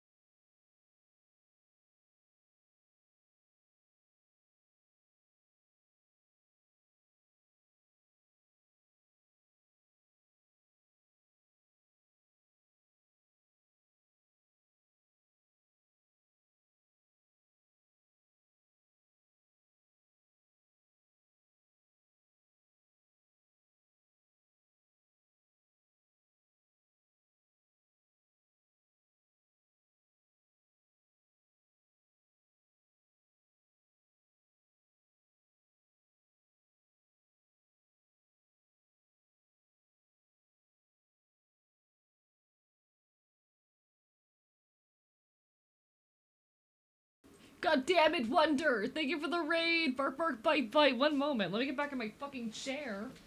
I went to grab a snack during the ad break. Fuck! Okay. Okay.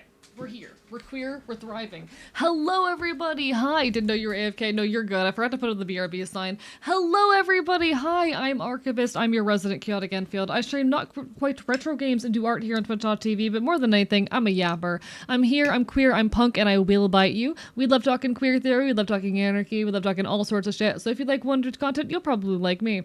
Everyone on my end, if you're not already following Wonder, what the fuck are you doing? I literally was shouting Wonder out like every goddamn stream for a month and a half. What is wrong with you? Nah. Silly affectionate. How was the song? How'd you enjoy it? Everyone make sure you give Wonder some love, alright? Yeah, Wonder's the one who says penis on the internet. If you watched I Don't Regret Girlhood. Wonder is the one who says penis on the internet. I was straight up sulking my song. I'm so glad you were sulking your song. We've been doing some art today. This is actually a live 2D model for my first VTuber child, chat. I'm gonna be a dad soon. Chat, I'm gonna be a dad soon. Why am I like this? But no, we're vibing, we're causing problems, we're committing chaos, we're listening to some good tunes, and making some cool arts. I just grabbed myself a snack, because I was feeling a little bit, like, winded, and I need some sugar to restore me. So I have some cereal, chat. I have my cereal.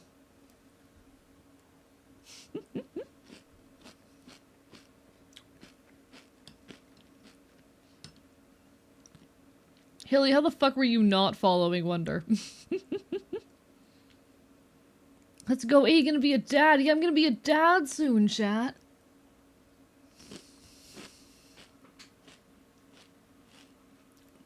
A transparent. Can it be so real? I'm not very big on like the terminology around parentage with VTubers because in general, I am very uncomfortable with the idea of being seen as a parental figure. I'm not an authority figure. I'm not a parent, chat. I'm a weird older brother. But here we are. Here we are. I joke about the father thing, but I'm like, I wish there was different, better terminology around it.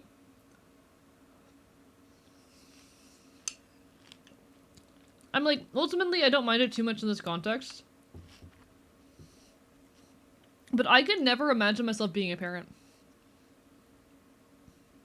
It's a similar thing to how I feel about animal ownership. Like, I can imagine myself participating in the care of an animal. I cannot imagine myself owning a pet. I feel the same way about kids.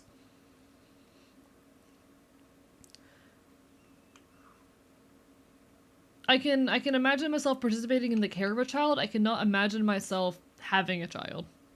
Being a parent. Yeah, I'm very much older brother.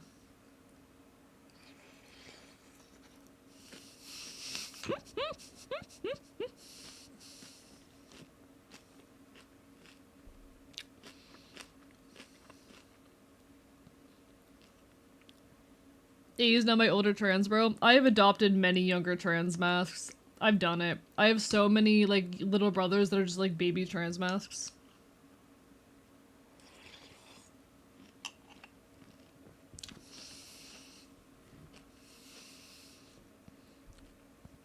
Okay. Be divine, I am your creator. One of my friends suggested sire. Like how vampires have sires. And that was kind of tempting me. That one's a little tempting. They do transmas like Pokemon cards.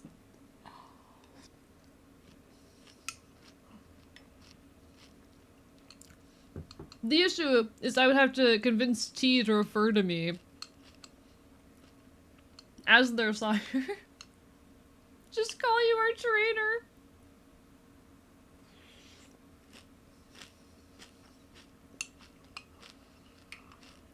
Chat, cereal's so tasty. Cereal's so tasty. I like it.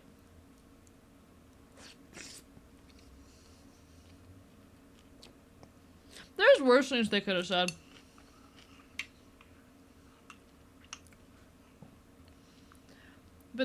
I've been seeing so much of the hype around Song. It's been making me tempted to play it, but I also know I don't enjoy being bad at games.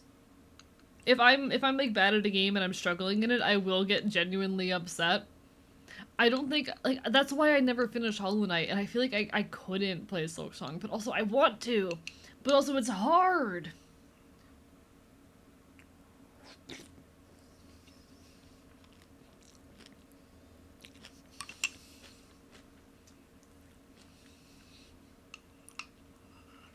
It's too fast for you, wouldn't be able to. I'm sorry, dude. Exactly, and I'm mad about it.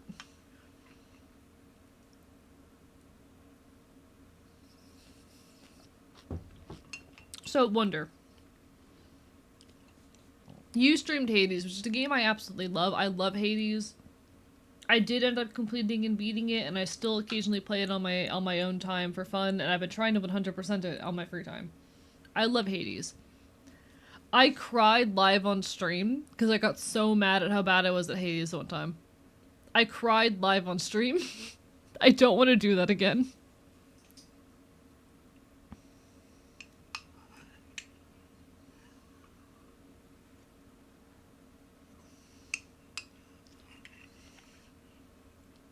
And yeah, like the only reason I was able to yap over Hades is because eventually it got eventually like I would just pause between rooms for like 20 minutes to yap. Yeah, I'm just like, how do I not make that happen? You know? I feel like I would really love Hollow Knight and Silksong, but I would suck at them so much.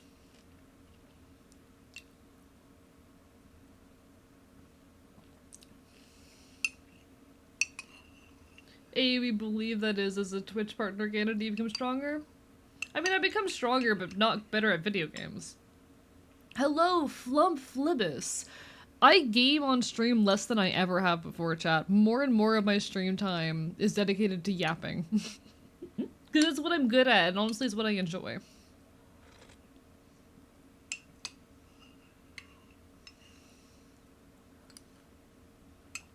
I have not become a better gamer, I can assure you that much.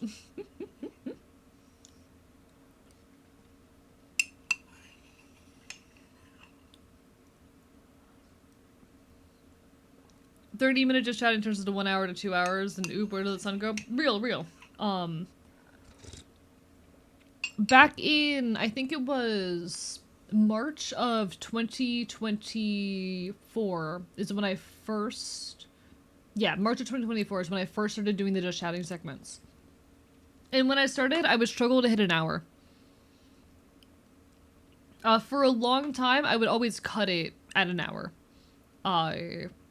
So I would yap for an hour and move on to the game because like okay I met my just chatting quota, and eventually every now and then, I would end up going longer on the just chatting. You know, sometimes I would hit like an hour and a half, 2 hours because I was in the middle of something and didn't want to end the conversation. Hello, Rampage Jester, welcome on in. And over time I was finding people really liked the just chatting segments, and that I enjoyed doing them. So they kept getting longer and longer until one day I did an entire 6-hour stream that was a just chatting stream. On accident. Hello, Rivy. Stream's going good. How are you? We're vibing. We're getting some art done. I'm currently snacking on some cereal. But like this particular stream, there was a game on the schedule. At some point that night, I was supposed to start gaming. I didn't.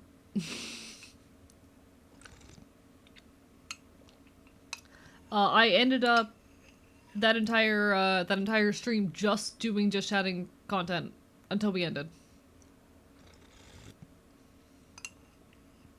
And since then, I've just kind of been that kind of person.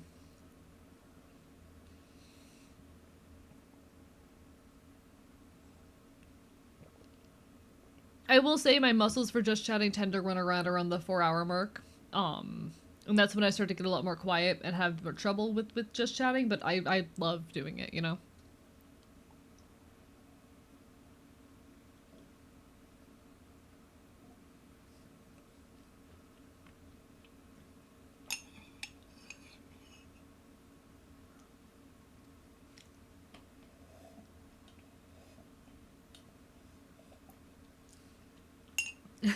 Hi, team. Welcome on in. Bye. It you. We're currently adding all of the internals to the mouth so that he can speak.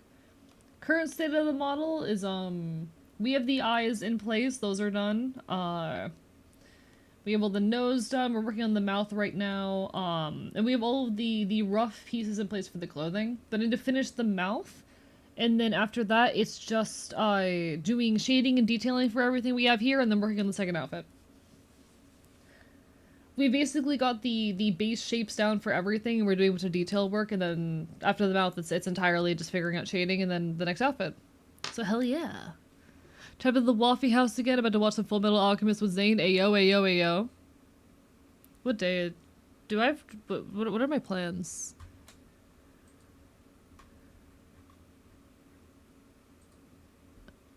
Is it just the two of you in the Waffle House tonight? Uwu? Hello, Avimation. Welcome on in. Hi. We're doing some art. We're yapping. We're causing problems. Cause like, I don't got anything going on after stream. Thank you for the hydrate, Sour King. Not to impose myself, but let me check what song that was real quick. That was Nature vs. Nurture by Human Kitten. Waffle House Disaster Index is amazing. Brian is here too. Never mind. Fuck Brian.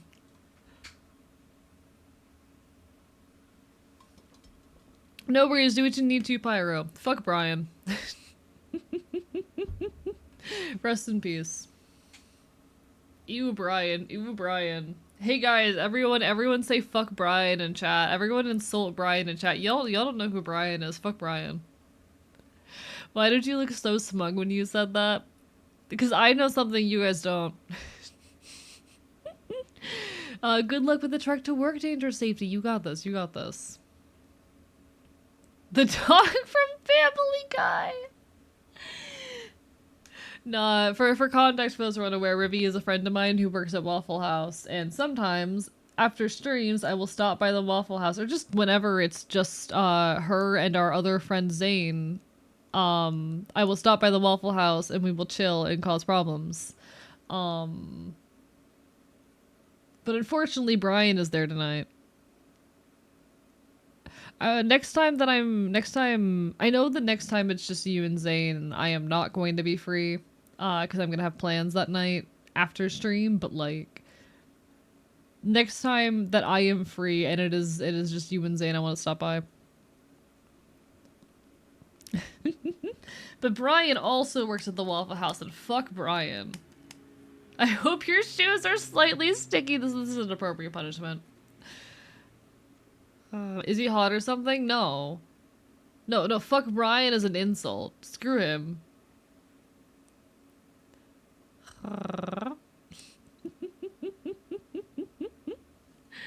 Hope y'all enjoy your Full Metal Alchemist, though. Hope y'all enjoy. I just want to cause problems with my friends. I'm yours. I'm yours.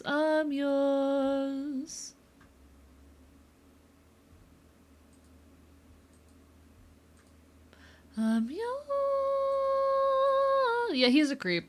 I don't want to give too many details, but Brian is straight up a creep who has like been inappropriate with multiple coworkers, so we hate that. Fuck Brian. We don't respect Brian, chat.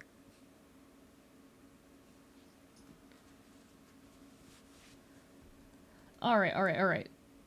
Live 2D model hard, chat. Live 2D model hard and much work, but worth it in end. Yes. Something like that. Raise me a banner of the deepest black and let me see it wave. Street and every railroad track for the days of love and rage.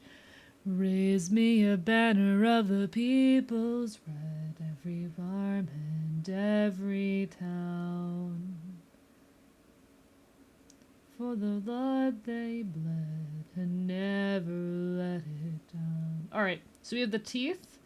What else do I need in here? This is the inner mouth. So we need our inner mouth layer. I don't know what color I'm gonna make the inner mouth. What's it on my model? I feel like it needs to be darker than that. We could steal the dark red here and maybe use that and see if that works.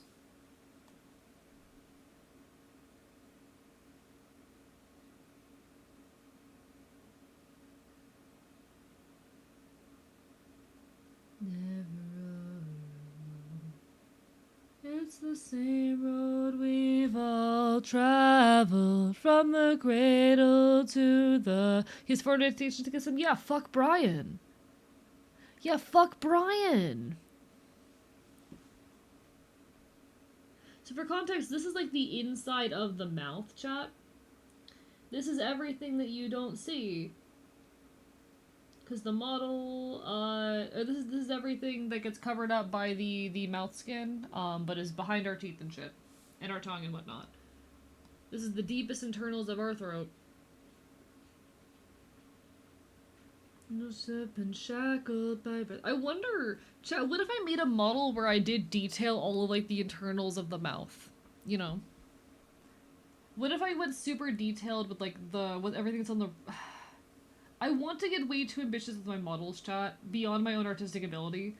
Sometimes I think about Live 2D and the things we could do with it, and I want to do the most ambitious shit possible, but now I'm thinking about taking a model and detailing out the, everything enough that, like...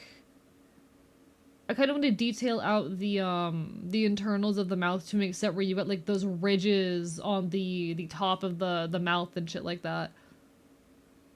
But that's just so far beyond my artistic abilities. I as a rigger, I could pull it off, but you know. Tell me why you tried to scoop some drunk chicks Insta last night. I am so fucking sorry. Y'all have had to deal with that bullshit. Why does this artist draw so much detail on the maw? Shut up, Rivy. I'm valid. I'm normal. There's nothing weird about me. I'm an extremely normal person who does not put too much detail into the maw.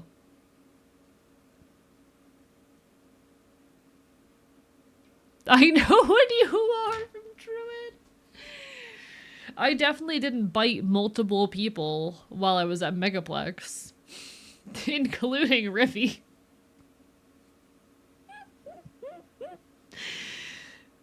Chat, I need to get braver in biting people harder. I bite people so gently because I'm so scared of, like, hurting them. When I, like, actually get the opportunity to bite people, I need to bite harder and more aggressively.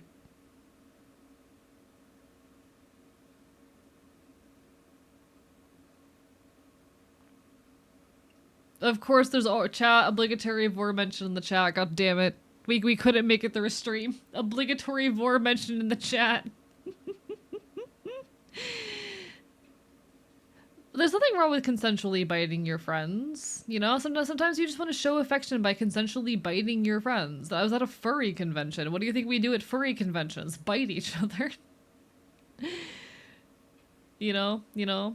He bit my girlfriend. He bit the whole friend group.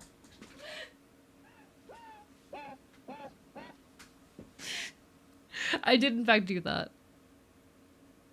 I did in fact bite Rivy and also Rivy's girlfriends. Getting flashbacks to a how to deal with dog attacks PowerPoint. That's so real though. That's so real though. Chat, you need to know how to deal with dog bites if you're gonna be around me, you know? You know? I will sneak in a vor mention into every stream invite so damn well, please. I can't escape the vor allegations, chat. I think the worst claim that can be made against me regarding the vor allegations, like the biggest piece of evidence is that I did attend the VorCon panel at Megaplex. I was in that room. Has it gotten me yet? Do you want to get bitten? I can fix that. I can fix that. I am unscathed.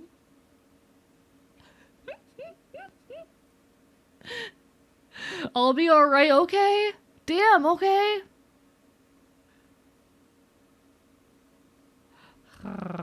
gonna lurk until this conversation is done. That's fair. Apologies. I like to bite my friends affectionately. Alright, alright.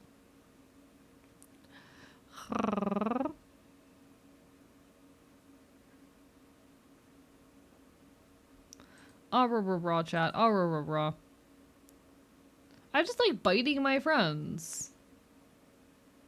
I'm for context, am I allowed to ask Ava Mations what the uncomfortable element is? Cause I just affectionately, platonically like to bite my friends. You know?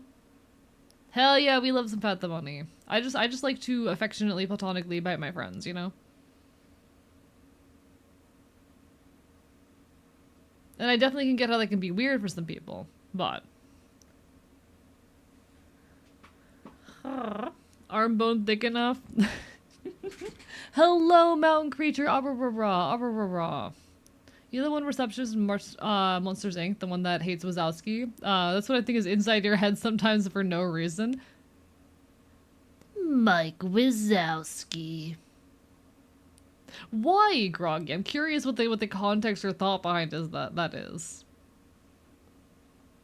Mike Wazowski.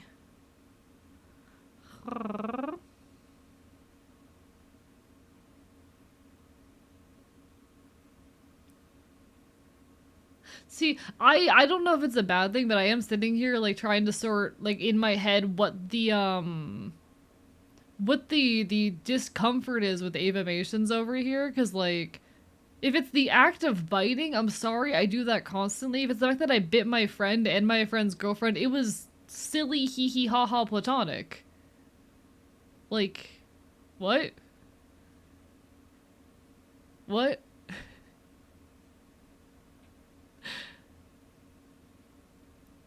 Also, 4 is just a recurring joke around here. No, true. It was violent and brutal, actually. I love murdering people. Actually, I did in fact kill Rivy at Megaplex. She is dead and typing from beyond the grave. Now the first trans person I met who likes biting their friends, so it's a thing usual for me. See, it's more of like a furry / Therian thing, you know? I was the medikit, I had to put a tourniquet on it. But alright, here we are.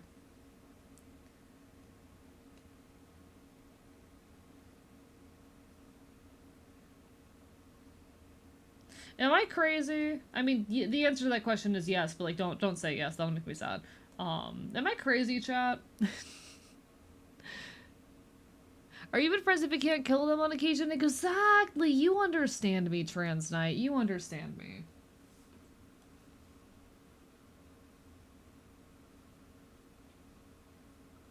You get me.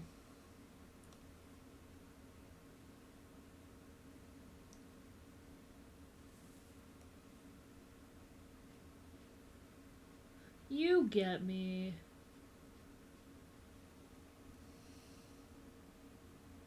I feel so understood when you're around, Trans Knight.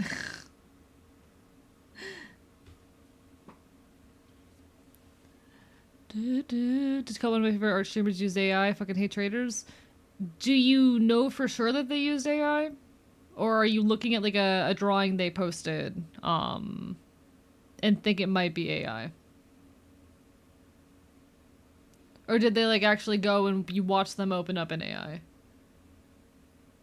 Ava Mations, can I ask what the point of discomfort was? Because I don't know what the point of discomfort was. I'm streaming to say hi. Open AI to generate an image for D&D campaign. Okay, yeah, fuck that, actually. Fuck that.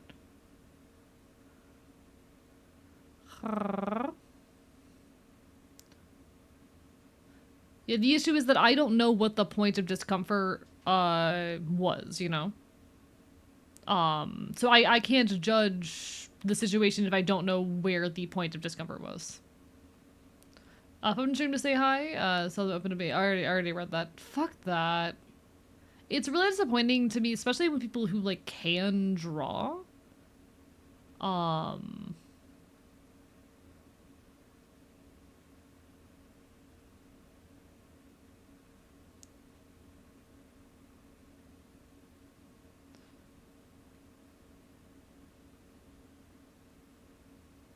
my brain stopped working for a second there. Um, no, it's very much a shame when people who can do art, especially, turn to AI because you know they could do it. The chat relates to it. See, I without clarity on what the specific problem is, I can't really speak to it or know what to avoid. And unfortunately, I feel like that chat message is still too vague for me to grasp what the point of problem is. And I understand being anxious or nervous to speak directly towards what is discomforting or triggering, but it is difficult to properly assert boundaries or navigate these things without explicit communication at times. I apologize if that is a lot to ask. I don't know what to do, say, or how to navigate this without clarity. Because there's like a dozen different things about the chat message my brain could jump to as potentially being the problem.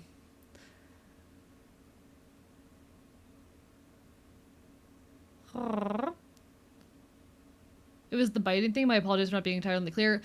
So unfortunately for me, like, so my catchphrase as a streamer is bark, bark, bite, bite. And if biting is a point of discomfort, this community unfortunately just might not be the place for you. Which is unfortunate, and I'm very sorry, but that is that's like my catchphrase as a streamer and a big part of my branding. Uh, like I have the phrase "bites you" on merch of mine and shit like that. I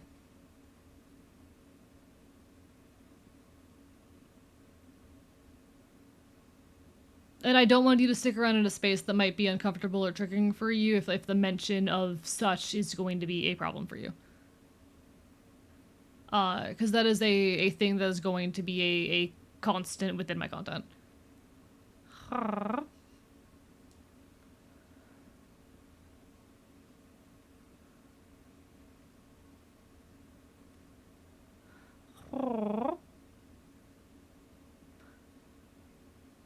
Hello, Yui. Hello, Jikage. Welcome on in. Bark, bark, bite, bite.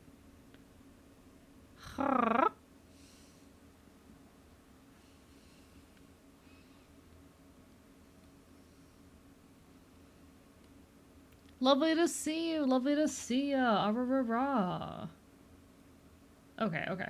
So we have the throat here in place, or the inner mouth there in place. Now we do need to do the tongue, though. We need to do the tongue. I'm just gonna like mark quickly where the tongue would be roughly, and I can go in and actually edit that. All right, all right, all right.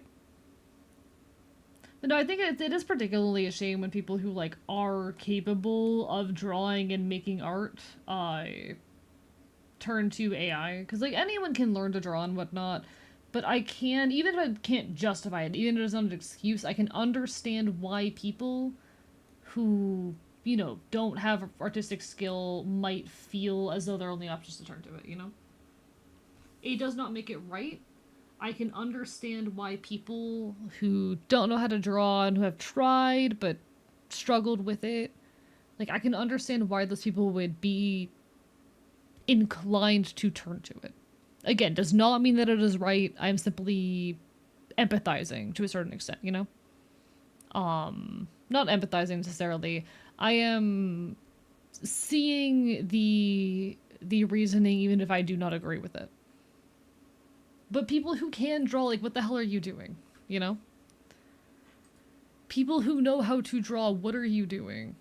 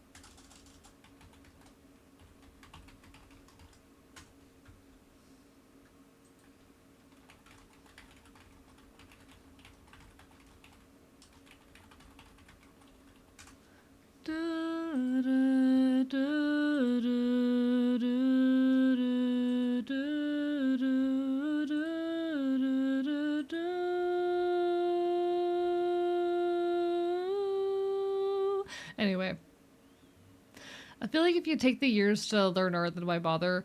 The only reasoning I can think is the fact that art takes a lot of time, which art does take a lot of time. As someone who draws, it does take a lot of time, but like, it's just. It's sad, and artists of all people would understand the problem with it, you would think. The art is going well, though. I have made, like, no progress tonight. I think the only thing we have done is the teeth in nearly 4 hours. But welcome to my stream. Last one took like 12 hours. Yeah. This model has probably had like 50 hours put into it at minimum so far. At least 50 hours has been put into this model, which is, you know, a fair deal of time.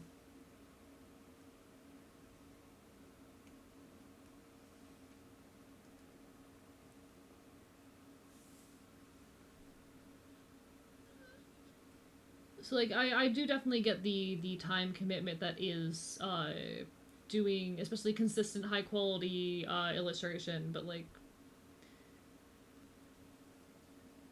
hello Shy, welcome on in. Bark bark bye bye. Lovely to see ya. Lovely to see ya. Also Astro Arts, like I said, like I made extremely clear. Me understanding their reasoning is not me saying that they are correct. I think honestly that's something in our like general online discourse I think everyone could stand to work on or understand better, that you can recognize why someone does or believes something while still thinking it's wrong. You know? Uh you can very much understand the reasoning why someone does something or why a group of people believe something or whatnot, while also firmly disagreeing with it and believing it to be wrong, you know?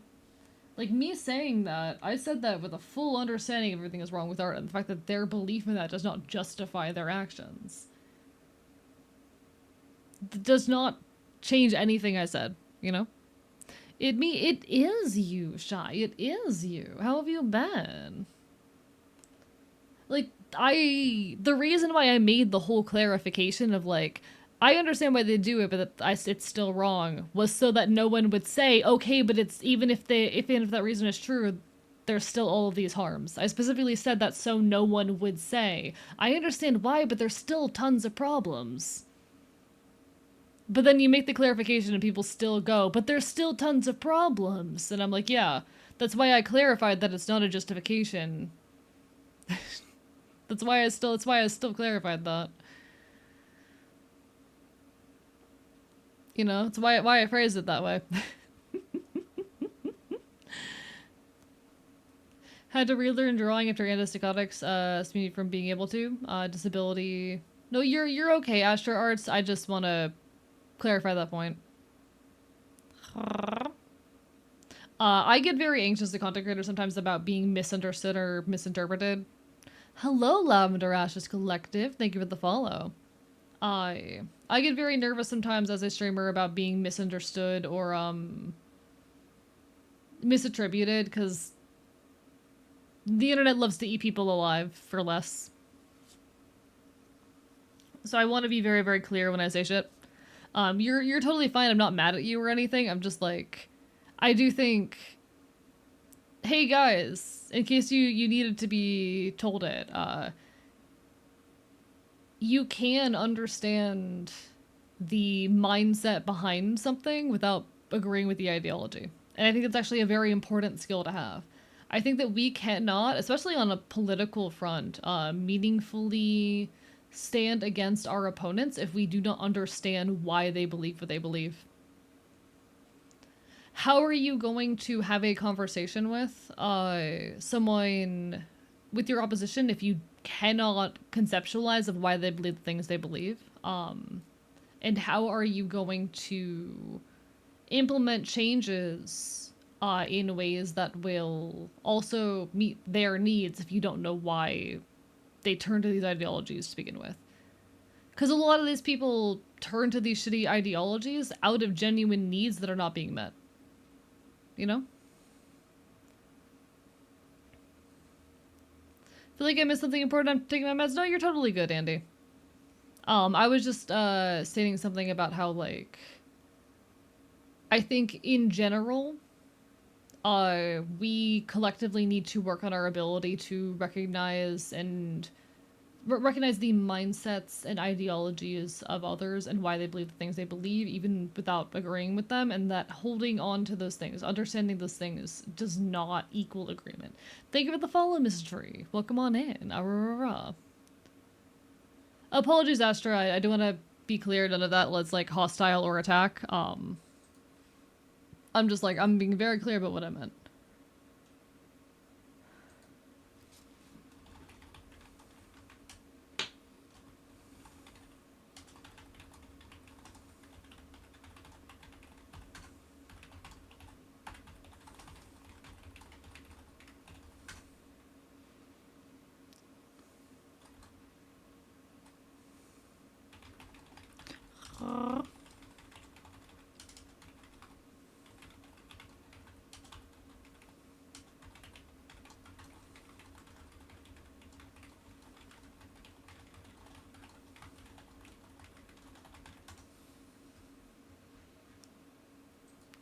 For what it's worth, if it was gonna get you, boy, it would have by now. For what it's worth. My P&G model's not the greatest, but I can take solace in the fact that I put my heart into it. No, and that's real. That's real. Neglect have been the cause of the election. Yeah, no, like so much of everything going on with like the Conservative Party right now. A lot of folks are motivated, particularly folks who are from rural communities, particularly rural southern communities, are motivated by the fact that they have never had their needs met and that their communities have been neglected. Hello, Mystery. Got bored of my insomnias again. 5 a.m. looking at Twitch for interesting art streams, and now look who I found. Well, welcome on in. It's an honor to have you. I'm a weird queer punk creator working on live 2D model and yapping. I talk a lot about leftist issues and about queer issues. We're vibing. We're vibing. Thank you so much for stopping on in and saying hello. It's an honor to have you. But yeah, like a big motive of a lot of conservatives these days is the fact that, especially people who've come from rural communities, it's the fact that they've never had their needs met. Their communities are in a state of decay because there's been no effort or resources put into maintaining the roads or electrical lines or anything near them. Their communities are falling apart and they're desperate for change. They're definitely not having their needs met by the Democrats. There's a lot of desperation involved in all of it, A lot of it is also us versus them. There's a lot of other complicating factors, but like we could all just stand, I think, to be a bit more understanding of like why our opponents believe what they believe and all sorts of things. So my type of stream: queer issues, trans issues, leftist issues also, of course, of course. It's an honor to have you. It's an honor to have you. Got fucked by the system. Tangerine Tyrant told them he could bring change. Exactly. But let's be so real.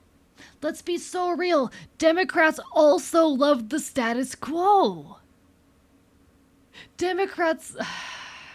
It's one of the biggest frustrations of the Democratic Party of the last like decade.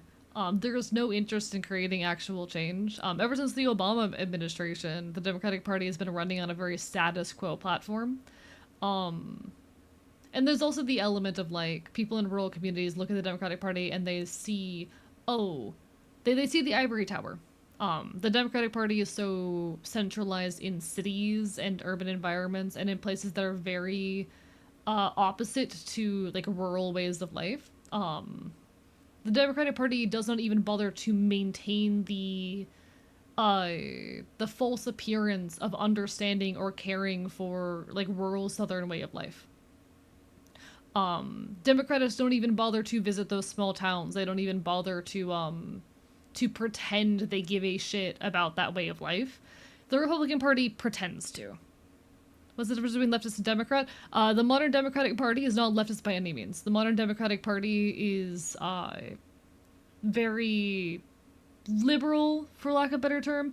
They're the modern Democratic Party is honestly center right. Not even left leaning at all. There's never been a proper leftist party in the US. I am a leftist. I am, in fact, a far leftist. I am an anarcho-communist. I'm about as far left as you can get. But proper leftist beliefs don't even start until you hit social democrats. And there's only one major political figure who has gained any sort of traction in the last fucking however many years, who is even vaguely leftist, that being democratic socialist Bernie Sanders. I'm not speaking that very well. The point being that the Democrats are centrist, if not the Democrats are centrist at best, if not slightly center right, in their ideology, and they're not interested in pushing actual leftist values, which start with social democratic and eventually jump over to anarcho-communism, which is where I'm at. Hello, grade 11 socialism.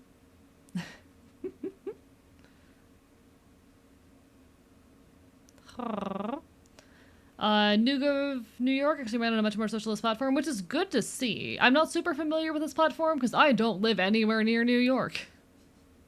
But I've heard some bits and pieces about it. I'd have to look more into the specifics of his policy to say much. But my point being that, like, the modern Democratic Party is not leftist whatsoever. There's a lot to be said about the Overton window and the way the Overton window has massively shifted towards the right. But to be honest, the Democratic Party was never particularly leftist. Leftist is much more extreme than anything that we've ever seen in mainstream politics in the US.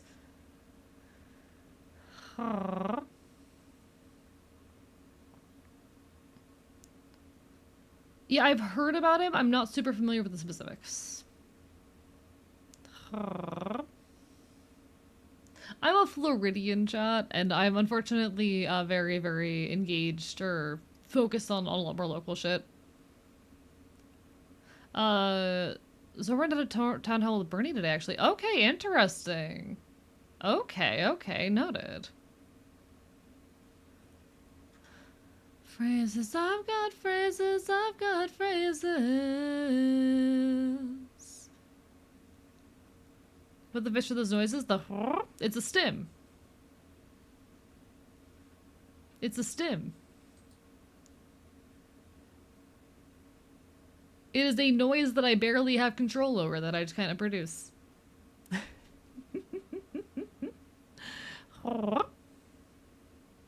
Hello, Royston. How are you doing, Bark Bark Bite Bite? Lovely to see you. I'm biting you. I know. Yeah, he looks so surprised. I'm so bad at actually doing art during art streams, chat. Imagine actually doing art during your art streams. Couldn't be me. Could not be fucking me. Okay. So you have the base shape for the tongue down. How does that play with the teeth?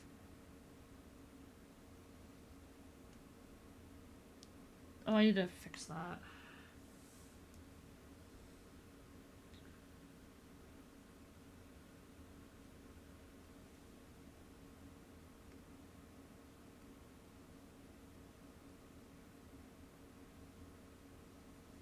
Okay.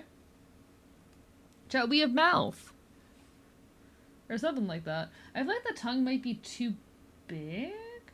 Also, the lower teeth feel very small. They feel very small, I'm noticing. Thank you very much, now I feel better.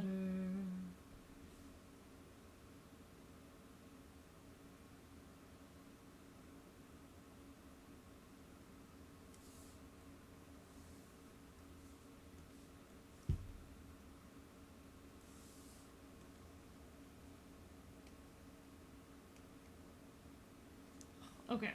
I guess I make this a little bit taller?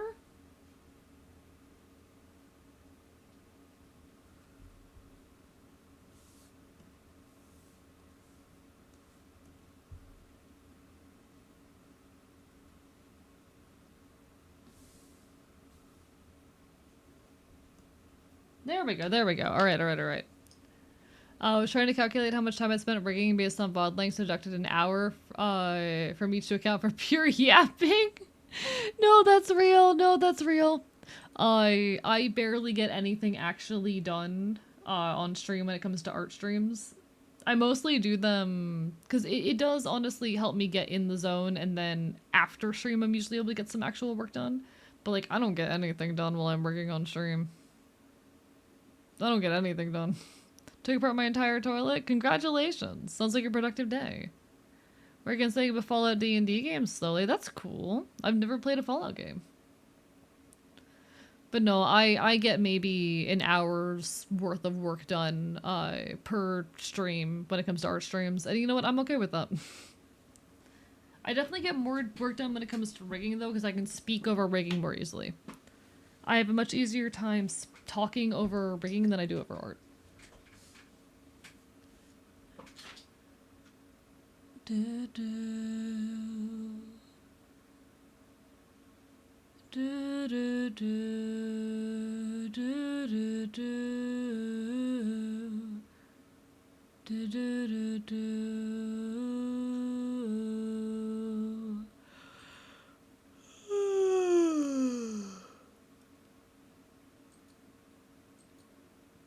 Why did I just yawn? This is so sad. To be fair, I did wake up early, but I woke up like 11 or like 13 hours ago. It's not time to be tired yet, Jack. Come on, come on. I have to say that our country is less than a month standing from the parliament elections, and fun indeed. Pre-election surveys are telling us we're gonna get a political party that made our country significantly worse, like 10 years ago. Less accepting. Turning to Eastern European style again. Worst Part Party is a program about trash talking other parties. I hate that. It does really bother me how much of modern politics has gone the direction of content creation. Okay. This is definitely one of the issues of the internet. It's always been a thing where like politicians love to trash talk each other and those viral comments matter, but the internet particularly has made politics such a game of virality. Where like the best way to win an election is just to say wild shit online and blow up. Straight up. The way you succeed as a politician in the modern US is you fucking just go viral on social media by saying some absolutely insane crap. That's why Trump has the staying power that he has had. Because he just continuously says insane shit on social media. His like fucking Twitter has been such a vital element of his success for the longest time. And a lot of like discourse in modern politics is very much shifting in the direction of engaging with things the way that that you know content creators would. It's just dunking on each other. It's politicians dunking on each other in a way that's very adjacent to the way that like YouTubers who are having beef make back and forth response videos at each other for a goddamn year.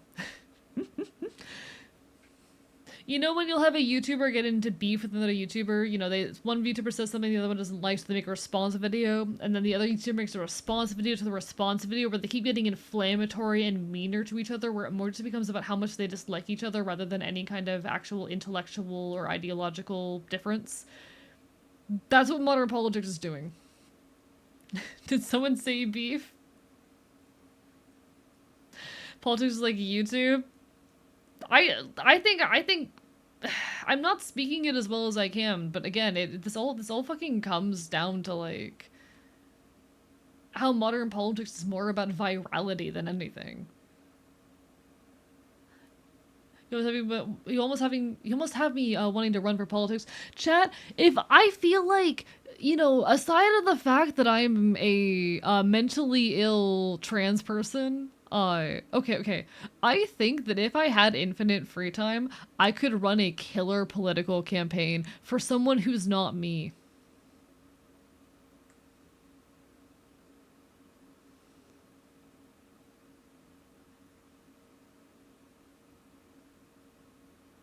I think, just given the fact that I've got a lot of experience with social media and going viral on social media, um, given I have gone viral on multiple social media platforms, I think that were I not the figurehead of it, because I'm a trans, queer, leftist, mentally ill person.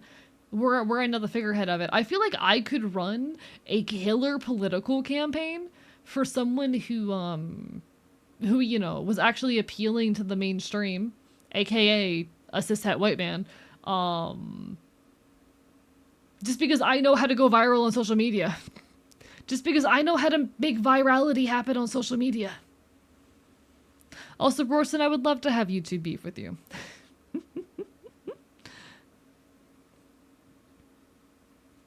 Politics would hate you? Yeah, politics would hate me. But like, I know how to run a social media account. I don't know how to do Twitter, I'll be honest. I do not know how to do Twitter. But like, I know how to do YouTube and TikTok. I do not think I would be a good politician, to be honest. I'm not someone who trusts anyone in a position of authority. I'm a hardcore anarchist, and I very much do not trust myself, but I've ended up the reluctant leader of my own little revolutionary sect and whatnot. But, like, specifically only YouTube, so when it comes to Twitch, they get hella confused as why we're friends. And then we gaslight them and say we never had beef. This is so real. I'll make a YouTube short where I dunk on you. See, I feel like the way I'd have to do that though, because I'm really particular with what I put on my main channel. I have to make it side channel content, and the side channel is like barely established because I don't have free time. In Indonesia, they're having full blown revolution. The fact that their politicians get paid a lot more than minimum wage in America. Protest people are being sent to concentration camps. It's actually fucking wild. That is actually fucking wild to think about. That there's like actual protests happening in other countries over shit like that. Where's that energy over here? I love the idea of the side channel just dunking on me. Yeah. I'll start dunking on you on the side channel. I'm not gonna pollute my main channel with that shit. The thing is, I'll be so honest, I take my main channel way too seriously, and I feel like I need to better establish myself with the kind of content I want to actually make and specialize in before I start making more silly joke content on the main channel. But that's just me. Yeah, I'm gonna have beef with Wonder on the main channel. I could get away with that. I'll be like, Wonder said a trans opinion that I disagree with. I don't fucking know. I cannot think of anything you've said actually that I genuinely disagree with on any meaningful level.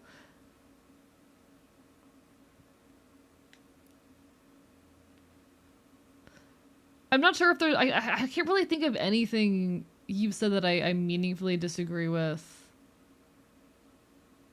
We probably have a few points in our ideologies where we differ, but probably nothing major, honestly. I don't think I've talked to you on like the more deep elements of like queer theory and shit, because I'm someone who has deconstructed gender to a point where I can't talk to most queer people about it. But at least at least AE and I disagree on political topics. Royston is a fucking landlord. Lest y'all forget this, chat. Royston is a fucking landlord. To be fair, his rent is like extremely cheap for his area and incredibly affordable. And he like doesn't really even make a profit off of it. But he's a fucking landlord, chat. Like, at the very least, he's massively undercutting the market, but he is a fucking landlord.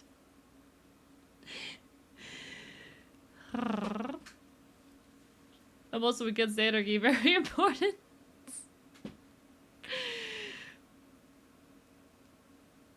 I will say, like, this is one of the unfortunate things that I have some complicated feelings about, because, like, ideally, we should be living in a world where housing is a right and not something that you, like, need to pay to fucking have.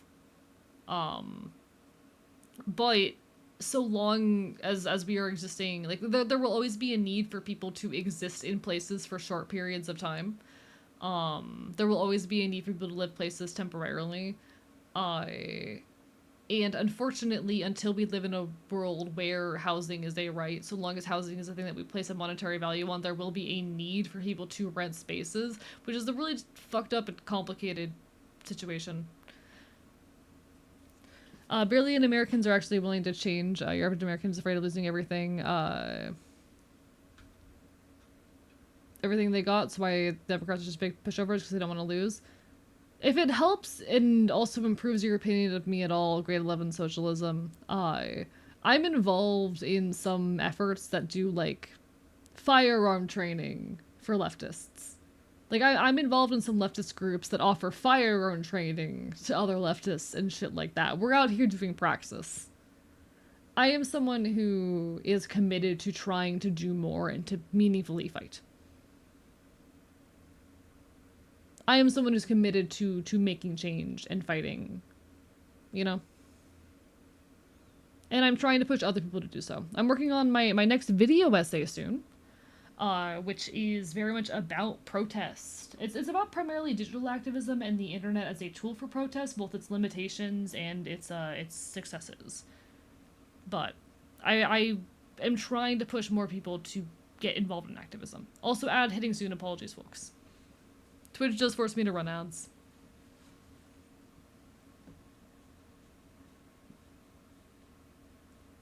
Find me.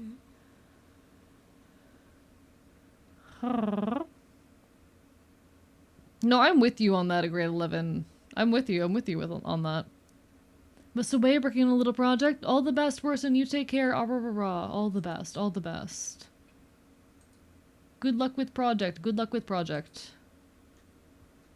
I hope you die in a fire.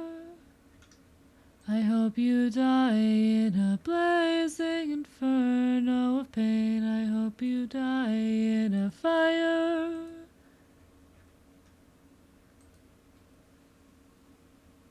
Do, do, do, do.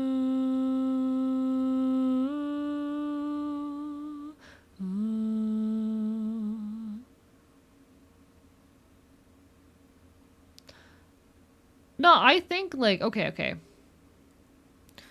We do need to organize and fight for change. Some of that change will involve violence. Here's my take on this. Great socialism cannot hear me right now, but I know you can, Purple Nita Queen. We need to organize and start fighting, and some of that will involve doing violence.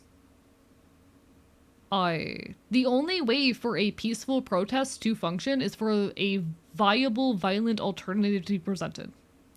The only times that peaceful protest has ever gotten us anywhere, in order for peaceful negotiation and protest to get us anywhere, it needs to be under the threat of a violent alternative. But we do need to organize. Like, yeah, an individual revolutionary going out and harming someone in power is not going to actually do anything. An individual person going out and hurting someone in power is not going to do anything except for potentially, draw together others to start organizing, you know?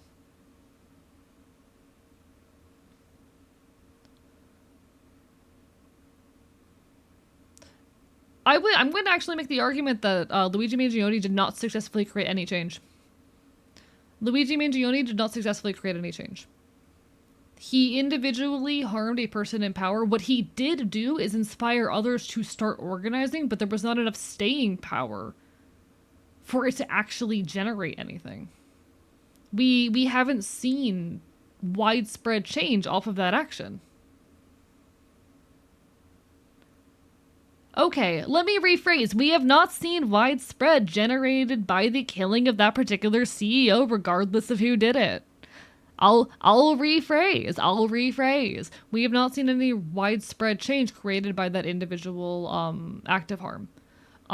It did push some folks to start organizing and trying to create systemic change. And that is the use case of individual acts of violence like that. That is the use case of that tool, but an individual doing such an act is not going to do much. That's why we need to organize.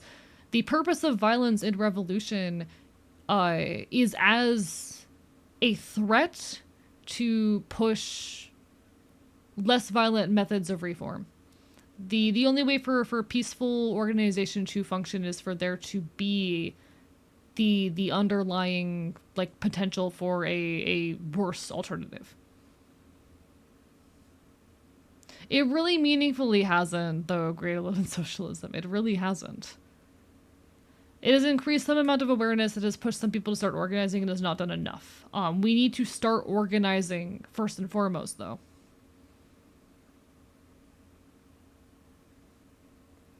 We need to start, like, organizing on a mainstream level and showing that we are capable of creating change whether they want it or not. Individuals taking action is not going to do anything. We need to band together as a group and show that we are capable of actually doing something that will hurt them. Of actually doing something that is substantial and meaningful. American leftists are not already organized. As an American leftist, no, we're not. As an American leftist who's involved in several organizations, nah. We are not fucking organized. And it is a problem that I am desperately trying to fight to solve. As someone who is involved in this shit, we're not organized, and I am desperately trying to get more people involved in activism and organization. Because we can't do jack shit if we don't get more people actually willing to act. Yeah, I think honestly this is very reductionist and ignorant of the larger situation and case.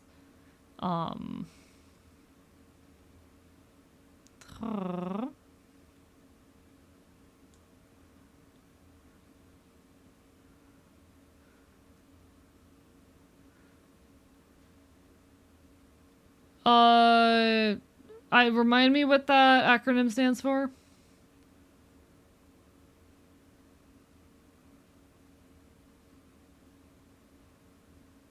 We're not organized. Nah. Grade 11 socialism. We are not organized. Saying that we are organized, like, what do you mean when you say we are organized? Because the best you have is spontaneous protests popping up in various cities. There are a handful of small groups and organizations that create a lot of change. There's organizations like Food Not Bombs.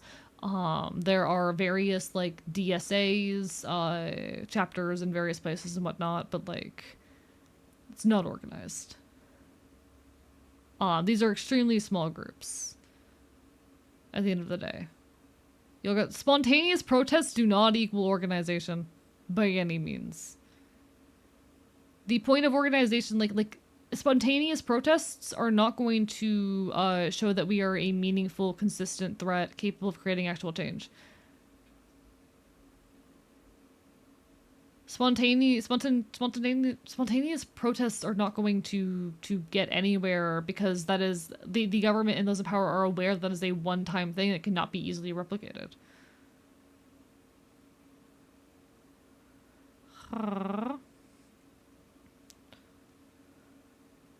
As an outsider looking to American leftists, I gotta say, they fight more over semantics. Yeah. As someone who has sat in on meetings with some of these groups, as someone who has sat in on meetings with some notable leftist groups, oh my god, the endless bureaucracy and arguing is exhausting. Leftist groups very often struggle to make actual change because so much of it is just constant bureaucracy and infighting.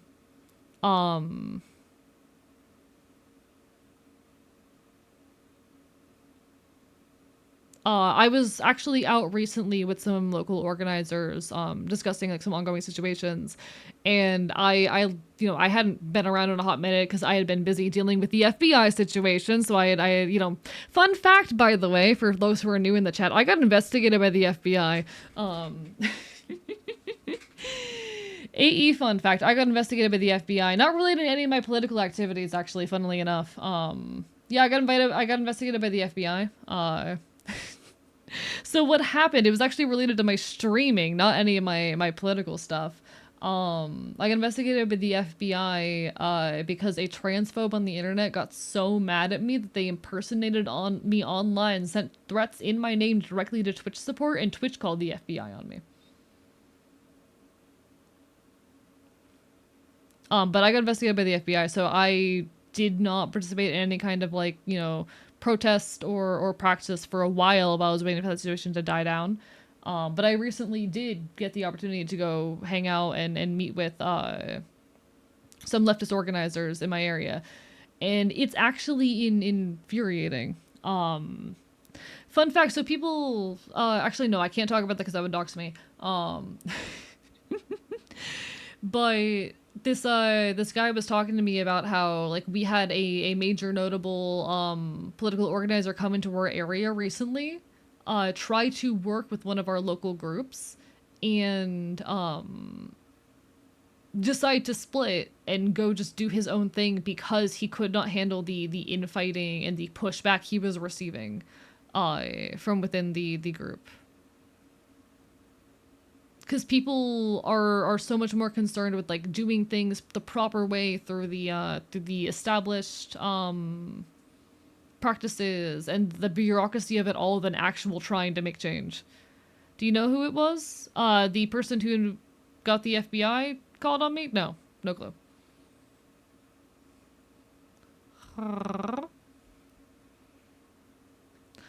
I will say, Andy, I'm gonna allow this message, but please avoid any direct threats of violence, either like whether towards individuals or towards forces in power, because those things can actually endanger my life and well-being.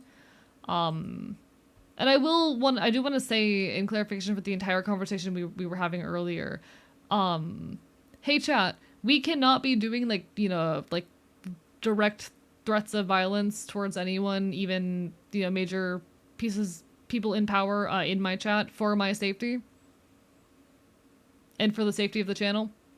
I've gotten investigated by the FBI, and these things can be used against me. If I have a community that is openly saying, hey, we need to go harm people in power even as a joke, that could actually be used to like endanger me. So please be careful. Nothing you do on the internet is private, and it can't all be used to harm me. Or it can be used to harm you, and if it is in my community, it could be used to harm me. Yeah, you can wish someone would stub their toe, sure. But we do have to be careful, like for my safety and well-being. Such is life.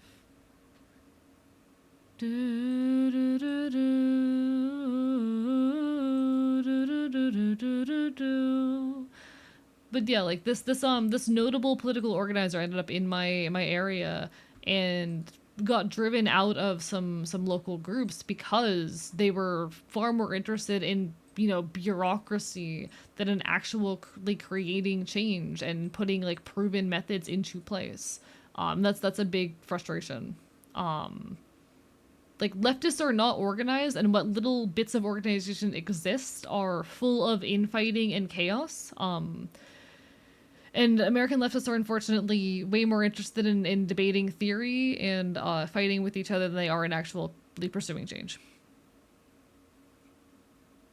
And yes, some change is going to have to include violence, but senseless random acts of individual violence are not going to actually do anything. You know? I wish ultra wealthy people sour milk and car troubles. Real. Real.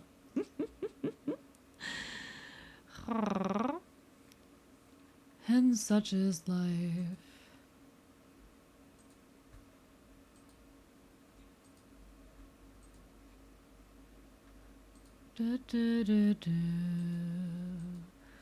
Alright, chat, I love doing art streams and not making any progress on the art. It's very fun. Chat, it's very fun starting an art stream and not doing anything. How the CCTV? Yeah, maybe you shouldn't be doing that in public places where it can be seen, and maybe that is going to get you in trouble. Hey, grade 11 socialism, there's a reason why we limit most of our political communication and organization to, like, encrypted apps.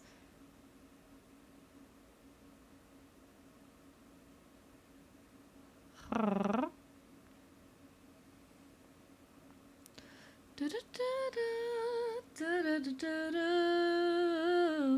Mr. FBI agent. How are you?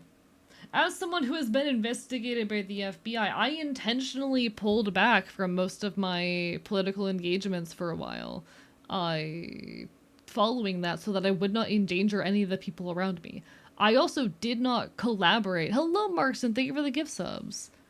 I also did not like collaborate with anyone for several weeks prior or several weeks around the ongoing situation to make sure they would not also get targeted by the people who targeted me. Because unfortunately, part of, keeping people safe is laying low for a little bit after something like that happens. But thank you, Markson, for the gift subs.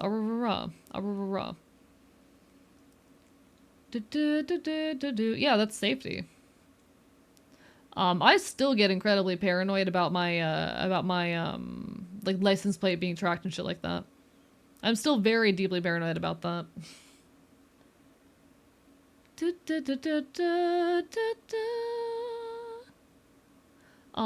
issue of safety and of taking risks is very complicated and messy. Like, we will need to take risks in the effort of change, but also, like, okay. So there's this really good book that I've been reading recently that I heavily recommend. I've shouted it out several times on stream recently, and it's one of the big sources for my next video essay. By the name of Starting Somewhere, Community Organizing for Socially Awkward People who... What's the full title? Can I get the full title? Starting Somewhere, Community Organizing for Socially Awkward People Who've Had Enough. And it is a wonderful, wonderful book that talks all about what it means to organize. It starts with, how do you find people who think like you, all the way through, like, here is how you organize and handle meetings in your leftist organization. Here's how you determine the needs of your community. The importance of breaking rules. When it is worth taking risks. How to coordinate events, safety when you are coordinating events, how to fundraise, etc. All sorts of things like that. Thank you, Mattfee. Thank you so much for the follow. It is genuinely one of my favorite modern pieces of leftist literature I have engaged with, because it is a very down-to-earth, very realistic resource on, like, here is how we meaningfully start to organize and create change in a way that is accessible. And this is someone who is extremely this is a notable activist, political activist, someone who when this book was published was actually in prison potentially facing, or rather was in jail potentially facing prison time for his activist endeavors. This is a genuine ass activist who is out there doing disruptive shit and is very, very, like, is the extremely down to earth text on here is how you organize. Here is how we create change. Here is what my years of doing this have taught me. 100% recommend checking it out. And if you do check it out, like, I'm pretty sure the preferred source is that you get it off the Bandcamp, where you get the ebook and the audiobook. Been really, really enjoying it. $7 over on Bandcamp.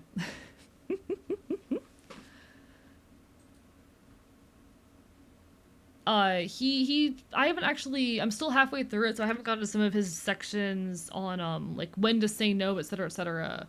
But he talks a lot about how, like, yeah, no, we need to break the rules in order to create change. But I think we also have a responsibility to keep ourselves safe. Don't take... taking risks is a complicated question. It is difficult to know when we take risks, but we can't constantly be taking risks all the time. Sometimes risks are worth it. And sometimes we will need to endanger ourselves for the sake of creating change. We can't be doing that constantly.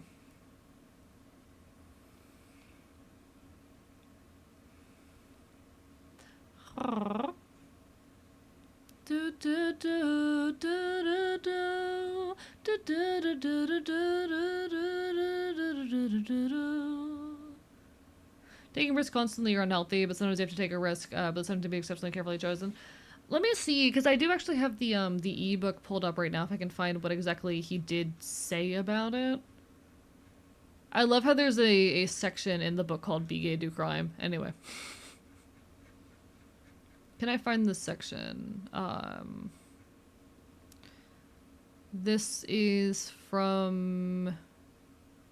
Let me just control find risk.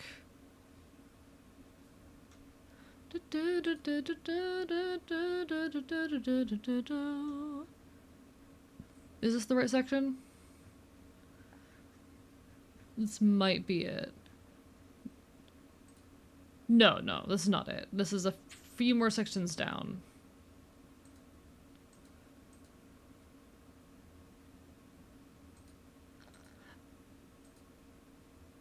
Okay.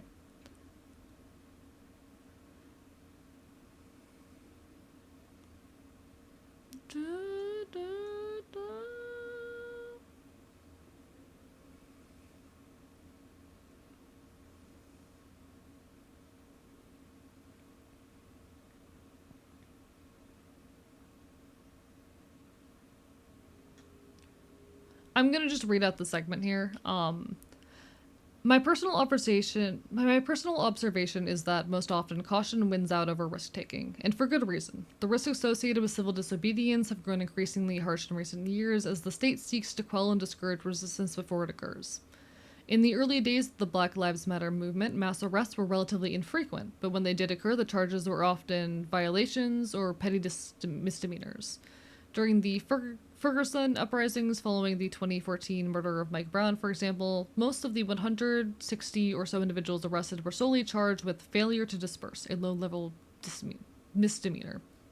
More than a decade later, it's not uncommon for demonstrators to be charged with serious felonies during large protests.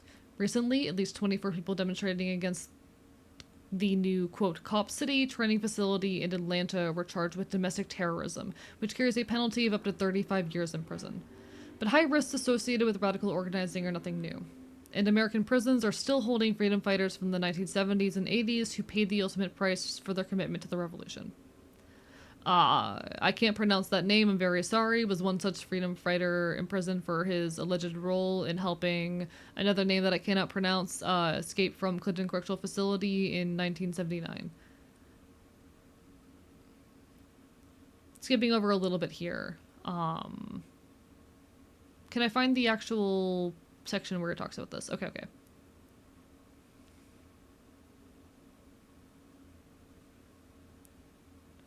The bold actions of this individual and the young lords are equal part aspirational and inspirational, despite the numerous risks and sacrifices involved.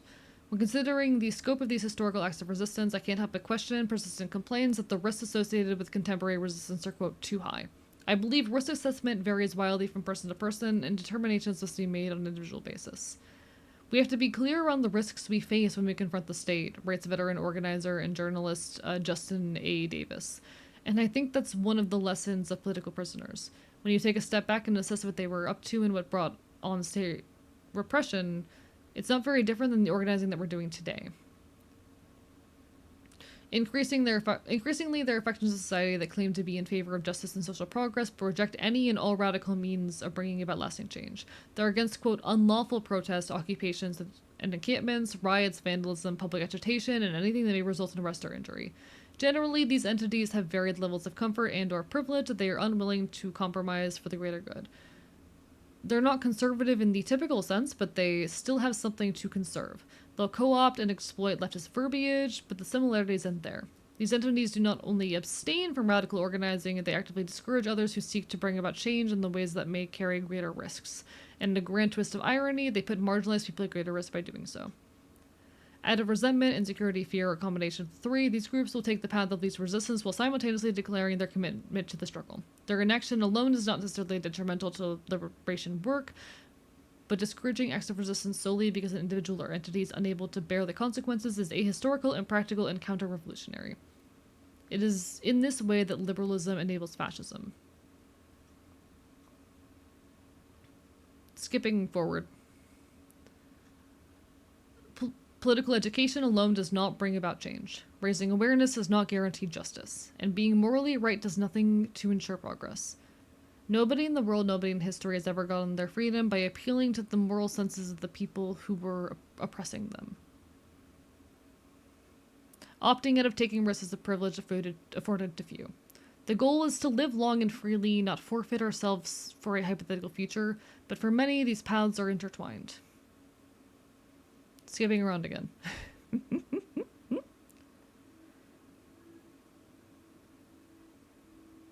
The state's only priority is self-preservation, so once there is an outcome that has the potential to be a liability, only then will those in power respond. Spilled blood literally dictates budgets and fuels revolutions.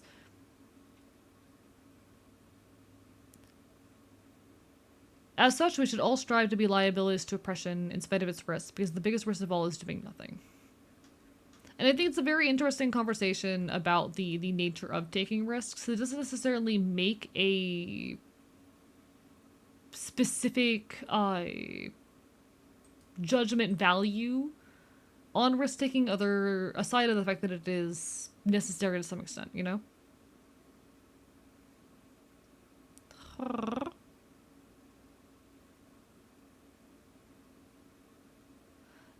I think it also makes a very important acknowledgement of the fact that, like, it is very important for particularly those who have more privilege to be the ones taking risks. There's a section early in the book where he outright states when it comes to, like, breaking rules and committing crime in the name of praxis, the people who have more privilege, who have the ability to pass in society, should be doing that more. I think the book outright states something along the lines of, like, hey, if you're a fucking cis white man, you should be shoplifting at every opportunity, I think is something like the book says. But, like, risk is necessary but has to be taken mindfully, I think, is my point and what I draw away from this. Risk is important, but has to be taken mindfully. Hello, the wizards, bark, bark, bite, bite. Do, do, do, do, do, do, do, do, do.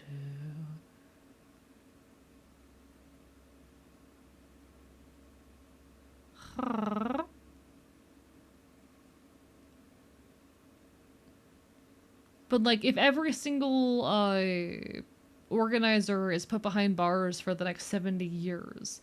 At that rate, there are no organizers left who are able to take those risks in the first place and able to make day-to-day change. There are risks that are worth taking, and we need to be taking more risks.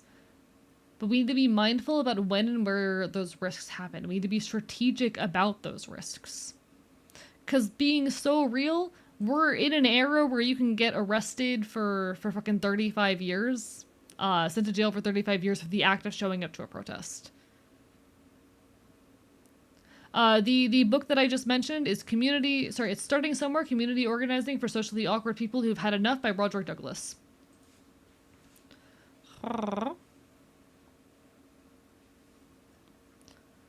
Also enjoy your lore, kibble, and bricks. Bark, bark, bite, bite.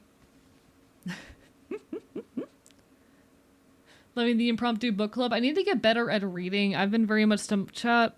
Maybe I need to take my meds. Nah, that's how it goes. That's how it goes. Whoa, 52 whole wizards.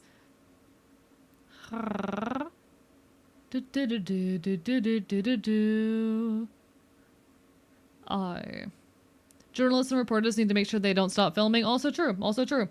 You know, okay, terrifying thing that I found out about today, actually. Terrifying thing I found out about today. Fun fact. The U.S. government has recently signed a contract that will be allowing ICE and potentially other government agencies access to a piece of malware, which is a no-click malware. It is malware that they can just like basically send you a text message or a ping to your phone, and no-click install this malware onto your phone. That can bypass all encryption and basically give full access to your phone and messages. So the U.S. government, yeah, it's the Israeli one. The ICE now has access to this, or will soon have access to this piece of malware that they can just shove onto your phone and compromise all of your messaging, even messaging that occurs on what's it called, encrypted services. Shit's terrifying. Shit's terrifying. There's this guy that makes great videos on risk assessment and security during organizing. If I can find out a share in the Discord, please do. We actually have an activism channel now. We have a channel in the Discord called Activism. Drop it in there. I would love to look at that. Filming is one of the most subversive things you can do. Oh, absolutely.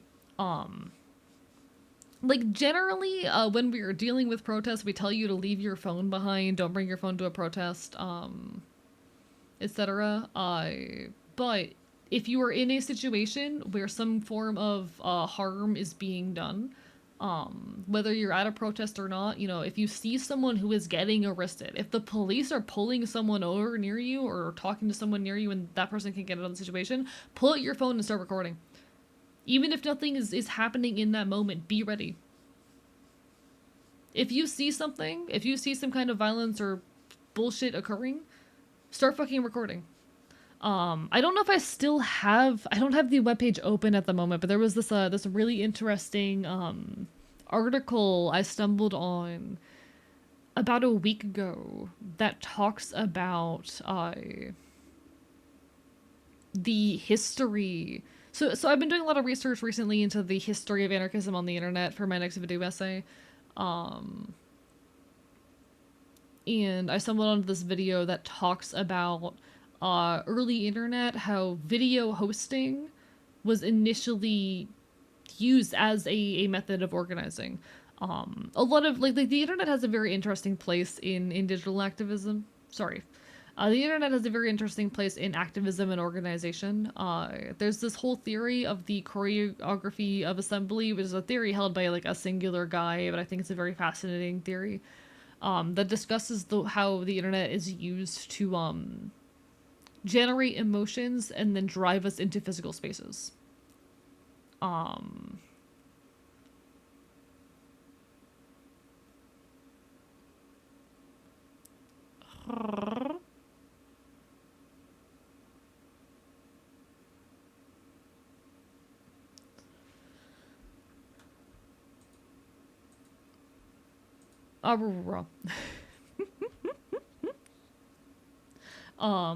But it was basically a discussion of like how a history of how video in particular and especially video of police violence has been used as a revolutionary tool, which I think is so fascinating.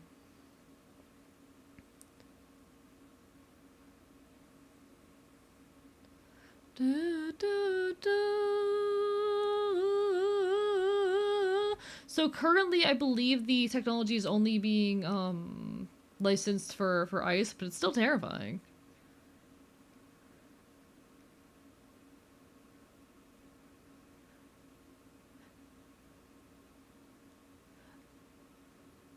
Hey, grade 11 socialism. A lot of revolutions in the past were actually extremely organized, way better than what we have these days. I'm gonna very much disagree with the notion that historical revolutions were disorganized. They want to present them as such. They were absolutely far more organized than what we're currently dealing with now in the US. And you're correct. There has rarely been a successful peaceful revolution. That I very much agree with that point. I very very much agree with the point that there has never been a successful peaceful revolution. Because peaceful measures only ever work. Peaceful protest only ever does anything when there is a threat of violence to accompany it. But like, most historic revolutions were actually much more organized than what we're dealing with now.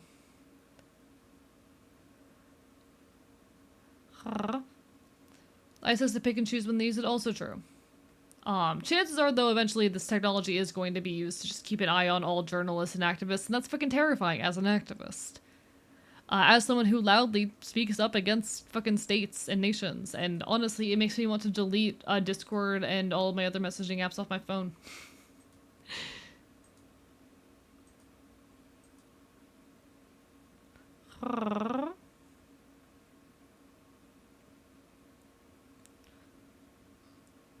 But like there will always, like, revolution will always need to be dirty and messy, and rules and laws will have to be broken and violence will have to occur. But proper revolution has always it requires organization. The more ICE uses the Israeli tool on, the more hackers will get their hands on it. Also true. Also true. The annoying part is the thing is very invisible. It's very hard to test if it is on your phone.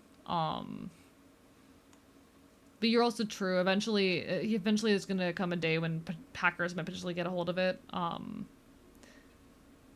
It's pretty much invisible on your phone. But that is a scary thought as well.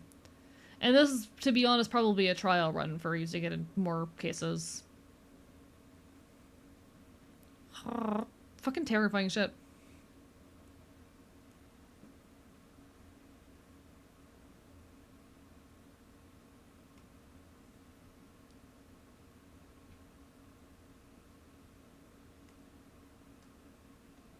Okay, hopefully that's good enough on the teeth. Hopefully that's good enough on the teeth. I might still make this taller. I apologize, chat. I keep getting insecure about like my yapping not being as high quality as it normally is. I've been very high on disorganized thoughts recently, and I don't know why.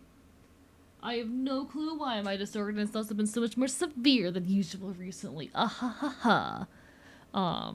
We keep doing the best we can.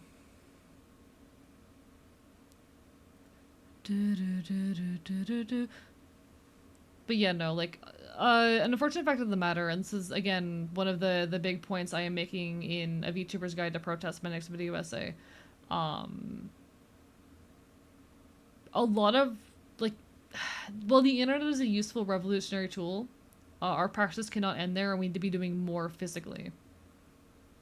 I do have an activism channel in my Discord. That is a thing. It is not a place for political debate. The activism channel is not a place for debate. It is a place to post information about activism, political resources, and ask questions. Just want to be very clear about that. If people start using it to have arguments, I'll delete the channel.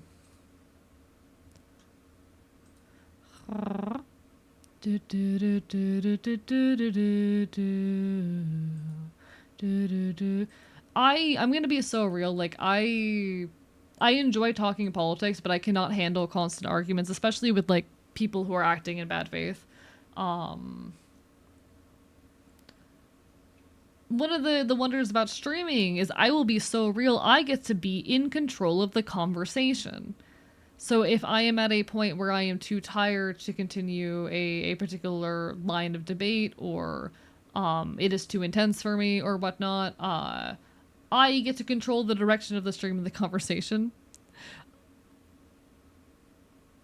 I don't get to really do that in the Discord chat. So I don't want it to be a space for debate, you know? I will not. Yeah, no. One of my rules is like, if I sense you're acting in bad faith, I will not entertain you. You know.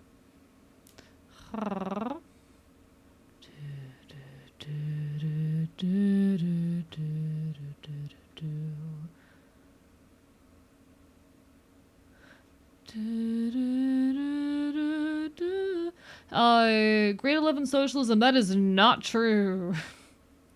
That is literally not true, grade 11 socialism.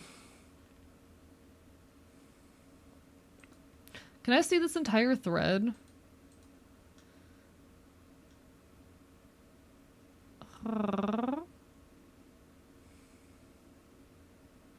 The surface atmosphere.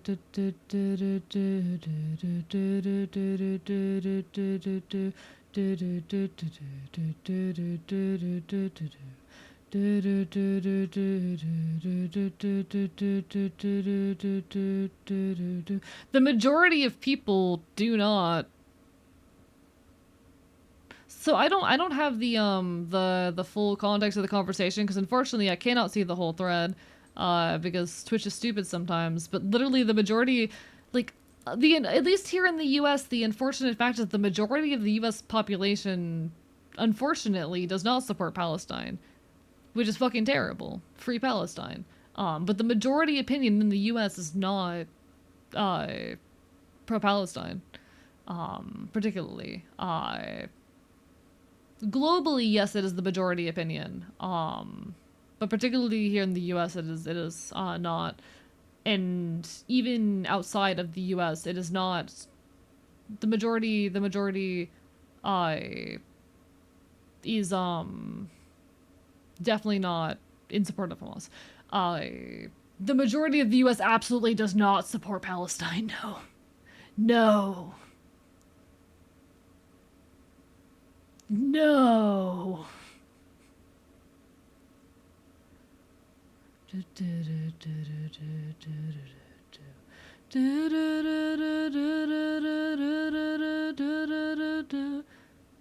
The majority are just repeating whatever they hear in the media, you know? It's only young people. It's only young people who tend to lean towards support of Palestine.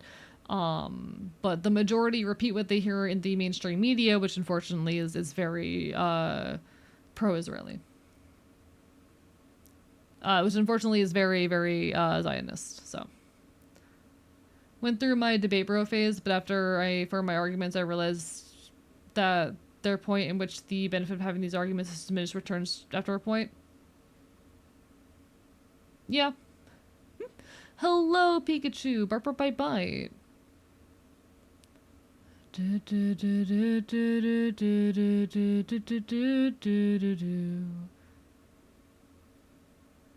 Yeah, the majority of young people do. The young people are not the majority of the population. Like young people are not you're ignoring that the majority of the people in the US are above the age of 20. You're ignoring that the majority of the population is older. Hey, just because you're a high schooler and everyone you're surrounded with is vaguely leftist does not mean that the majority of the population in the US is. Affectionately, you have not lived enough life to have seen that shit being so real. Huh? Yeah, the majority of America is still boomers. Bear in mind also that any statistics you engage with are going to be heavily biased depending on where they're sourced from.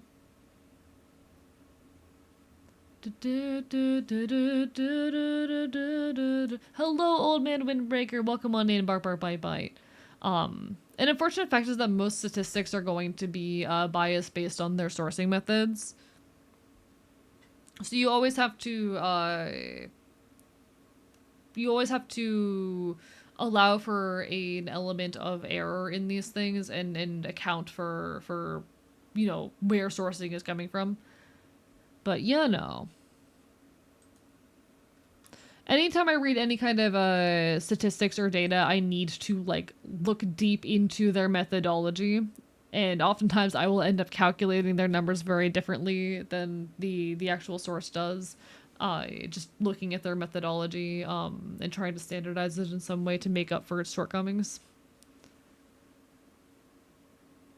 Statistics are hard.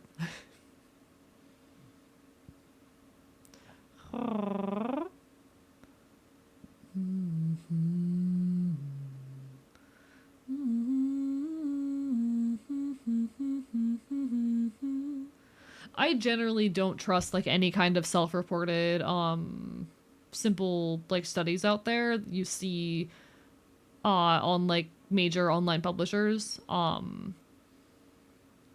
Usually because they don't say anything about their methodology outside of like they put out a survey to their viewer base. So you have to take at that point you have to take into account at that point like the political leanings of the source itself, what audience might have seen the survey to begin with, and if they took any measures to account for how their survey group applies to the normal population. But yeah.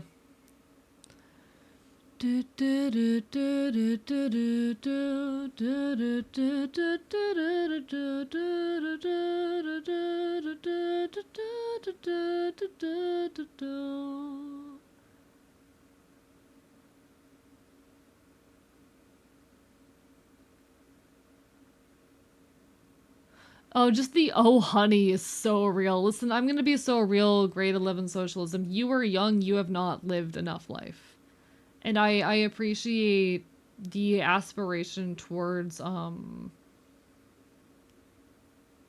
like leftist ideals and whatnot, and I want to encourage that. There is quite literally a line in the same book I recommended where they say like, hey, people under the age of 18, leave the praxis to the adults, because primarily because of like safety, and the fact that kids are inherently seen as like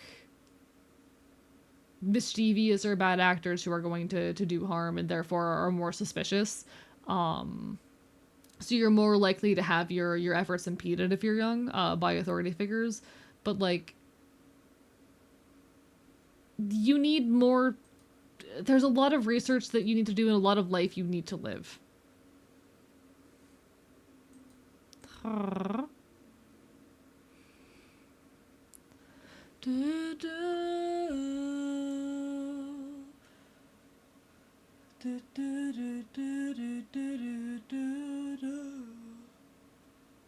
right. I absolutely do not want to keep like kids out of revolutionary spaces, but also like,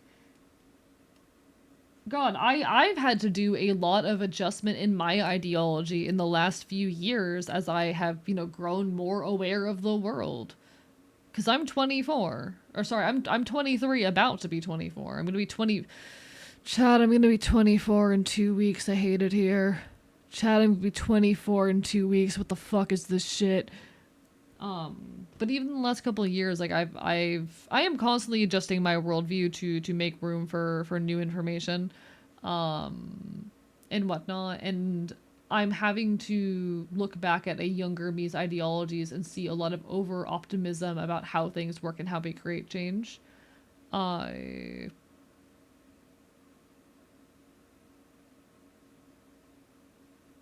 like I have had a lot of really wonderful. No, sorry.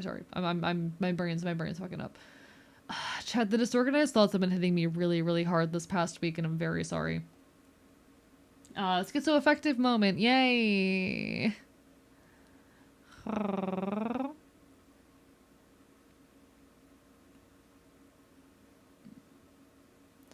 I'll say the whole brain hasn't finished developing thing is kind of all bullshit.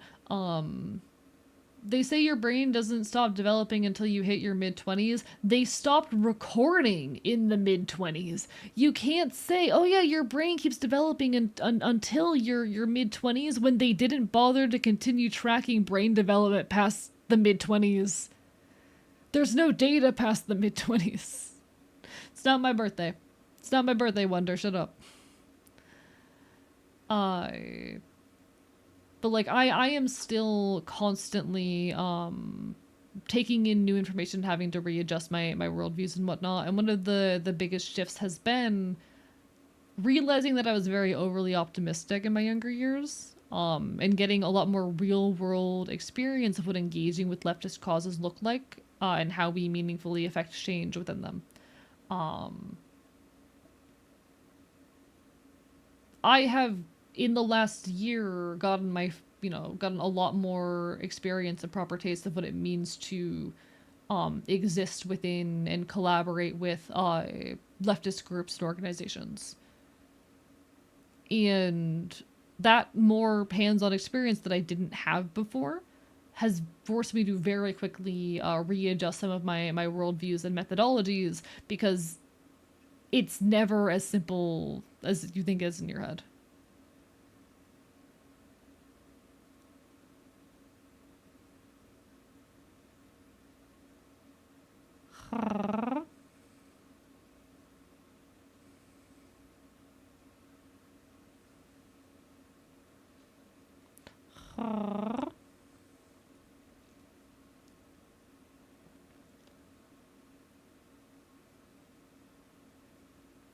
I've gotten a lot more hands-on experience engaging with these causes more recently that has forced me to analyze meaningfully a lot more stuff.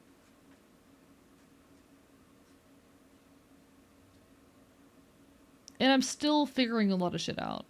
Um, a lot of that has been letting go of some over-optimism, and being more realistic about what is achievable and what methods work.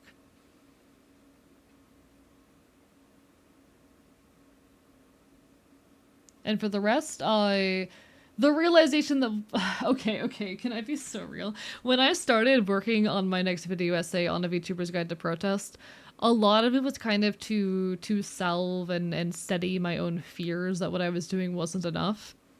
A lot of what I wanted to say in the video essay was like, no, me acting as an educator is me doing something meaningful. This is real praxis that I am doing. Uh yeah, we all need more people on the ground actually fighting, but my place in all of this is important. And you know, I have actually shifted my perspective a lot in the working of this. And I've come to the conclusion based on everything that I have, you know, done, all of this research. Yes, the internet and digital activism plays an important role in the things we do. I need to be doing more, actually. I've kind of come around to this opposite conclusion of no, actually, I need to be doing more. I have a duty to be doing more. Hello, Yuki. Your hand looks tired from drawing. Mind if I hold it? Fair warning, I bite. But I've very much come around to the opposite conclusion of, you know what, no, my education does mean something. It does impact lives. It's not enough. I haven't been doing enough, and we need more boots on the ground. And I am putting much more concentrated effort now into supplementing what I do here, the more educational role that I take on in my content, with real tangible change. Because how the fuck am I going to teach other people how to make real tangible change if I'm not doing it myself?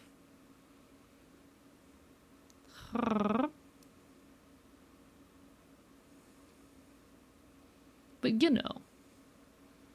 My bounce for return to being hatred spared and everything unfair. Good night, peeps. Have fun not drawing. You take care. You take care. Ah, rah, rah, rah. Get some good recovery time. I know staring at the screen for too long drives me fucking insane. To things that just aren't important.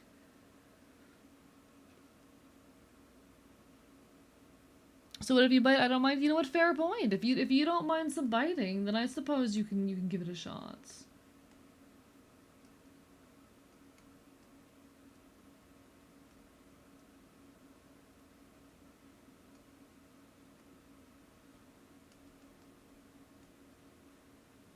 I've made no progress this stream, chat. We love to see it. We love to see art streams where nothing fucking happens. Chat, has he been drawing? No. I feel like leftists need more soldiers. That makes sense. Yeah, why do you think I am out here involved with groups who are doing firearm training for leftists? Why do you think I'm a part of that? Here's the other thing. If I went to a project and did illegal activity, it wouldn't come on Twitch and brag about it. Also true. Also true. If you are doing like big protest activities and being disruptive to the system, you probably shouldn't openly talk about it on social media. I would recommend against it.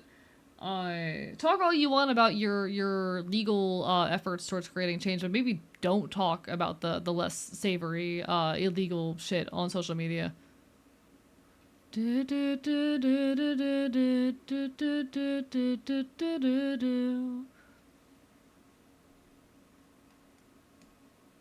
a great way to endanger not just yourself, but like everyone who works alongside you.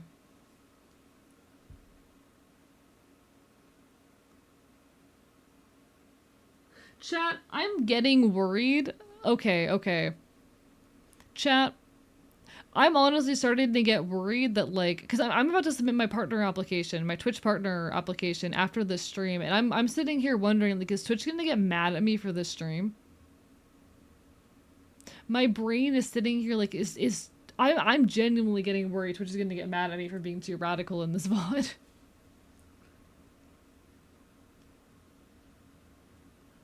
Chat, there is a decent, well, Mytha, the problem is we've already been talking about this shit on and off for an hour, and now that's there, and I'm like, Twitch might actually prevent me from getting Twitch partner over this fucking VOD. I don't know. Twitch, I love you. Please let me be partner. I want to be Twitch partner.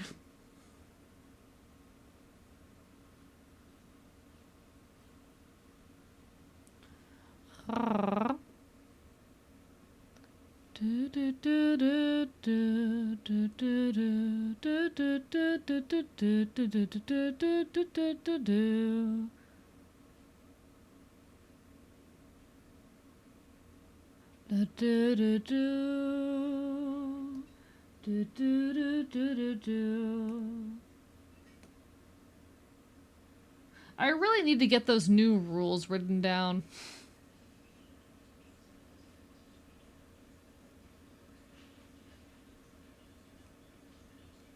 Chat, do you think I should still do the partner application tonight? Because here's... Do you think I should still do the partner application tonight? Because I'm wondering if I even should.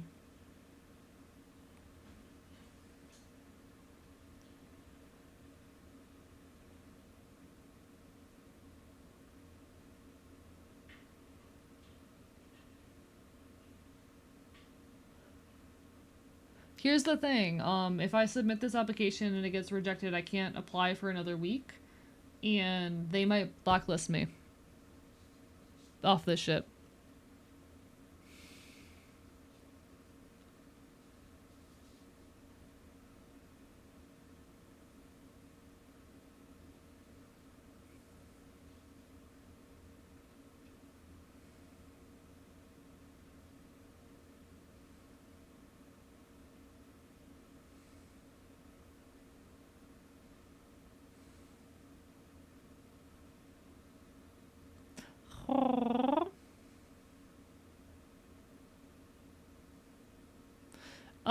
Grade 11 socialism, you're saying that, but you also said in an earlier chat message that you don't want to change your opinions and that you want to come to these conclusions for yourself, so I don't think you are actually trying to learn more.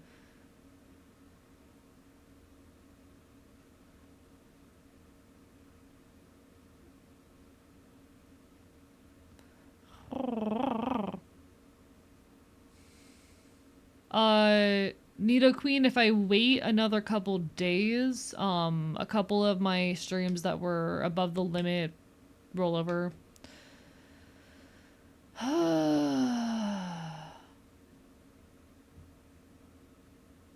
Wonder, do you think I submit my application tonight or if I wait like another week? What do you think? My concern with waiting another week is that my stream numbers have started to slip to a point where like I'm not sure we're even going to maintain 75 plus for the next like week.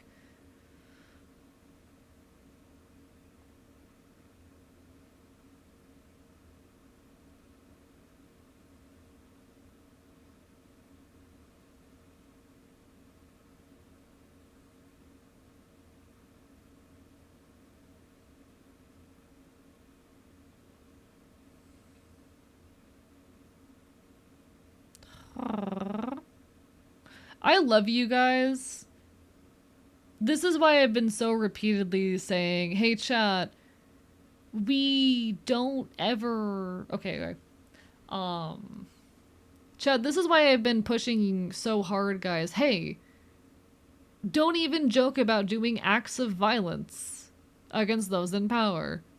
I have said so many times, and people never listen, and I've had to repeat it to the same people like dozens of times. Hey guys, don't even joke about committing acts of violence against, people in power.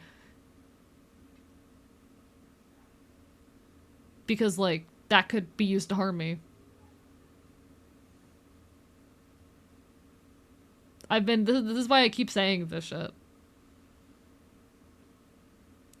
Ads are gonna hit. I'm gonna step away during the ads. I'll be back, before they end. But ads are gonna be hitting any moment now. Alright, folks?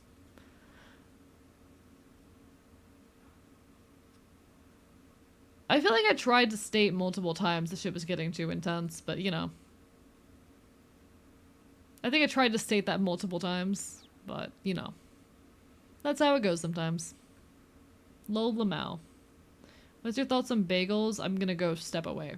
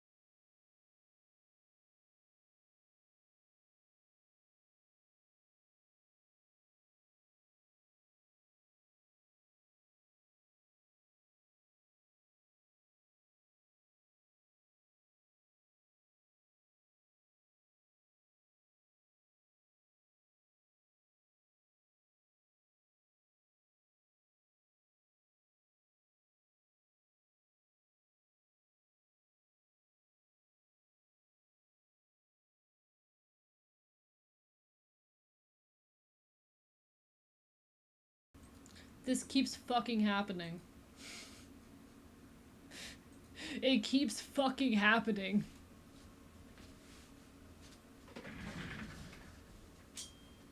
Always aimed at the perfect timing. Welcome on in, Raiders. Hello, I am Archivist, your resident chaotic Enfield. I stream not quite retro games to do art here on Twitch.tv. I'm here, I'm queer, I'm punk, and I will bite you. I'm a loud leftist. I am a bastard. I'm a motherfucker, and I'm biting you so hard. Also, I have more cereal, chat. I got more cereal. I got myself more cereal.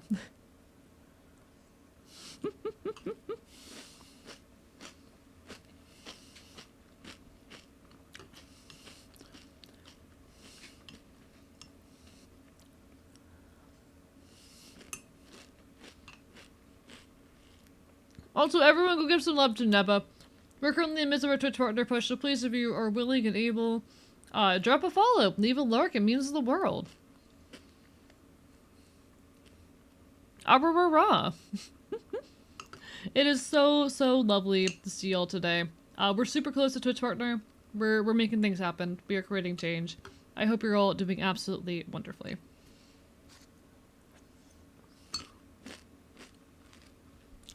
What were you up to today?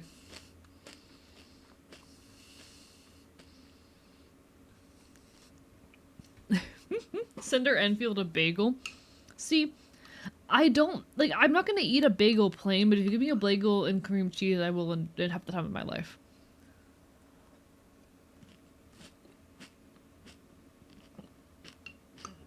Well, I like most bagels, but I had a couple bagels recently that I absolutely despise, so I'm not sure.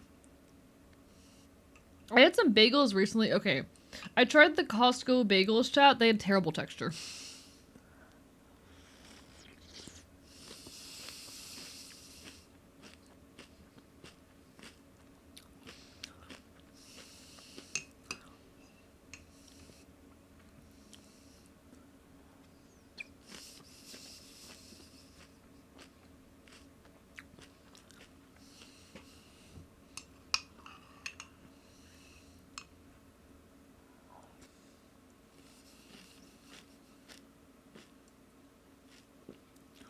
Shoppers.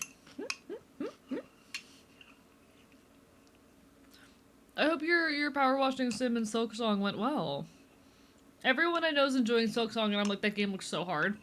I think I would cry.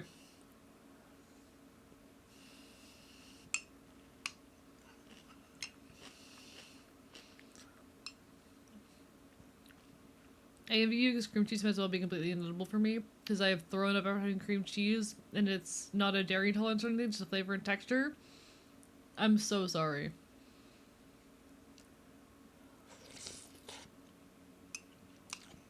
See, cream cheese is not something I should be eating on account of my dietary issues, but it's tasty. So, you know. It was a good relaxing time. We'd love to hear it. Hello, Tier.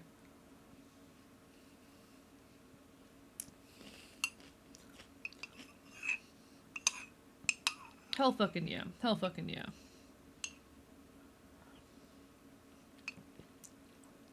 Lovely to see you, Tier.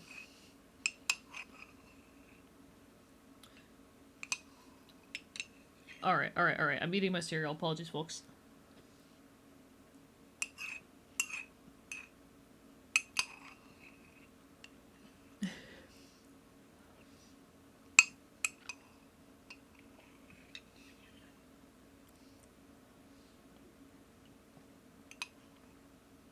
Alright, alright, alright. Watched Niara today, followed through 3 rooms straight. Getting over it style is hard to watch. So I know of Niara. Niara is not someone I know personally.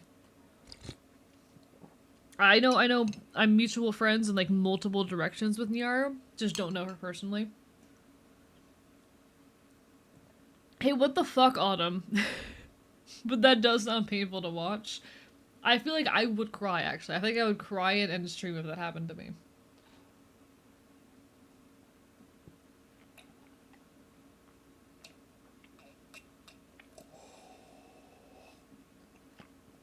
During of the games, I still have like my whole niche, you know?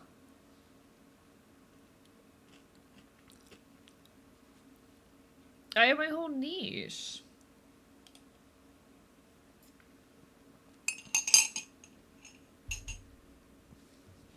I have a niche that I gotta attend to.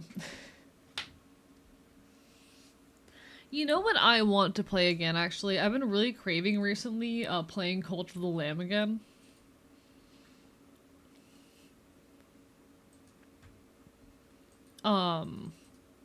I played Cult of the Lamb on stream back when it was like the new big thing, and I've actually been kind of wanting to go back and revisit it recently. I've been really tempted to.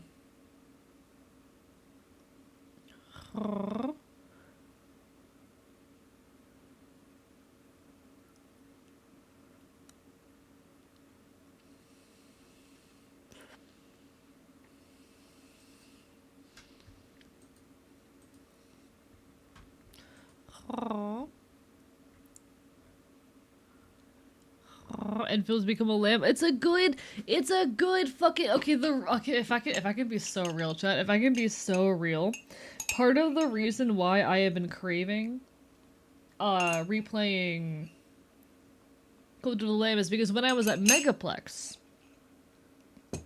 When I was at Megaplex recently, I was involved in the how to run a cult panel.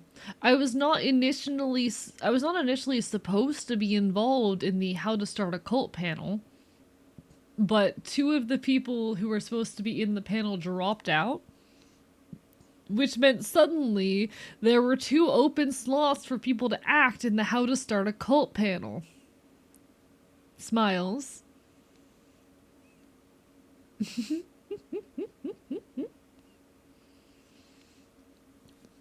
The how to start a cult panel. So a friend of a friend happened to be the person running the panel.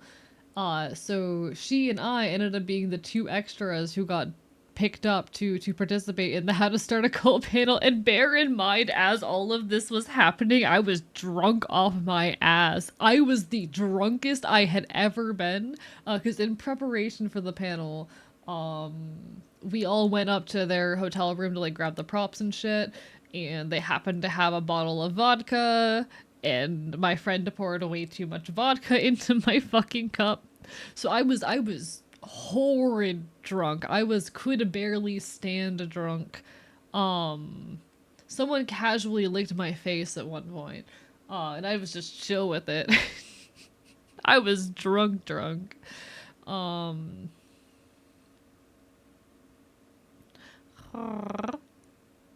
Was it nice vodka though? Hell if I remember. I don't remember what kind of vodka it was. For context, this drink was made in a red Solo cup, and about a third of the cup was vodka. Somewhere between a half and a third of the cup was just vodka. And I'm a lightweight. The most shots I've ever had in one night before that particular night was like 5 shots spread over like 4 hours. That was probably something like 6 shots in that cup, and I downed that in about 10 minutes. I was very drunk. I was extremely drunk. So I was like stumbling around the convention center as we were dragging the props over to the con room for the how to start a cult panel. I got to play a dissenter, so midway through the panel, I stood up, yelled, "Your gods are fake!" A bunch of other bullshit, and then ran out of the room only to be chased down in the hallway. It was great. It was absolutely incredible at the time of my life. But that panel has left me really craving Cult of the Lamb, because it was very much a panel inspired by Cult of the Lamb. You being drunk while that happening is honestly perfect. It was wonderful. I think the best part of it was when they did a segment where like, okay, we're going to go drink body and blood of our god in the middle of the panel. By which they meant apple juice and Andy's mint chocolates. And I was the person who was like pouring the apple juice into cups for everyone to take. So I was stood there so drunk that I could like barely process what I was doing as I very carefully poured apple juice into like over 100 cups. We had attendance of I think about 400 people at the panel. Of course, the Edgar Space at the Center, it was a lot of fun.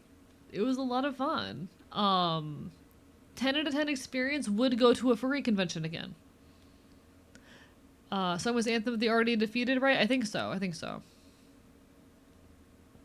We've just got back home saying AFK. No worries. Enjoy. Enjoy your wife. And after that, I proceeded to have 2 fucking yellow shots. Mitha, am I allowed to ask which furry convention? Pokes fingers together.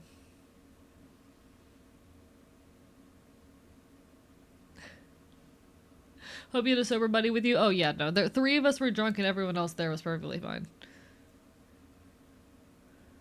Further confusion, West Coast. Okay, okay.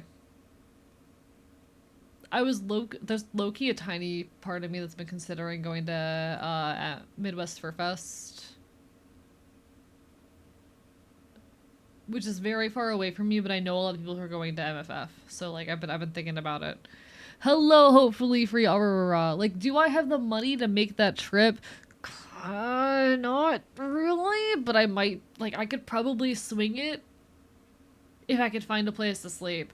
But also, like, the reason I'm considering that is because I'm still so excited after Megaplex. You know, the reason my brain is considering that is because Megaplex was so much fucking fun, and I desperately want to do it again. Um, for the confusion is close to me, so I have no excuse not to go. Not completely valid. Completely valid. I was thinking about it. I probably won't go to Midwest Fur Fest, but like I've been tempted. I've been tempted. I've been incredibly tempted. Just like it was so much fun because we spent Sunday night of the con literally like jumping between room parties, getting fucked up. We had so much to drink because we were just jumping. We literally walked from floor to floor, checking out the room parties on each fucking floor. We did that for a few floors after like going to the couple we already knew about. It was really funny. If anyone makes a movie about AE's life, it's gonna be such a weird movie. I straight up, the universe decided that I was gonna be the main character of 2025. I'm sorry. The universe decided that I was going to be the main character of 2025. I got investigated by the FBI, chat. And also the San Francisco Police Department. I think I didn't ask to be the main character. The plot showed up on my doorstep and robbed me for everything I'm worth. Cities for a convention. See, I doubt that.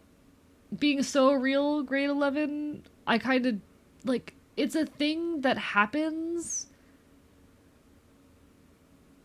Yes, there are abusers who get involved in these conventions. They're usually rooted out pretty quickly.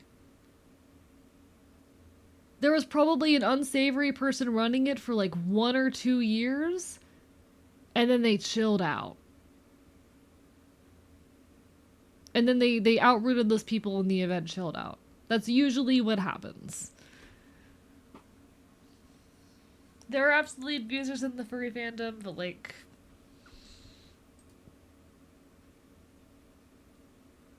chill.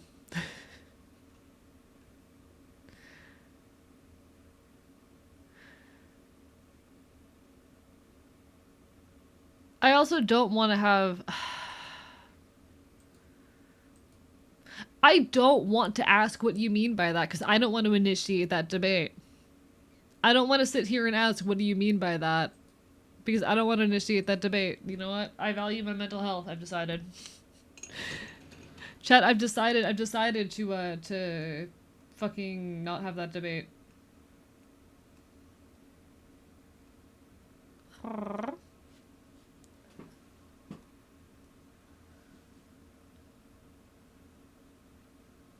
Chat, I don't want to debate with the conversation of is the existence of a knot on an anthropomorphic furry character considered zoophilia. I don't want to engage with that kind of shit. You know?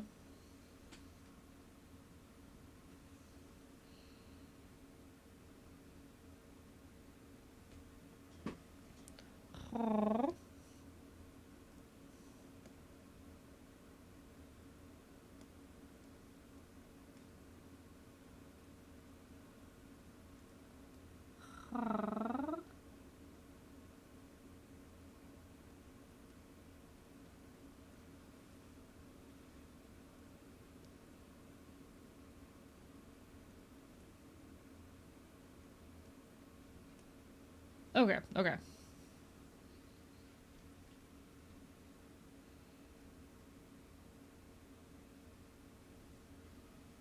All right, all right.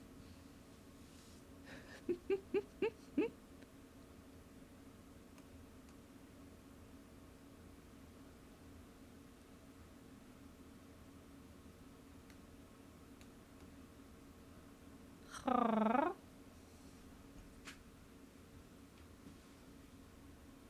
music. Dance music. What happened?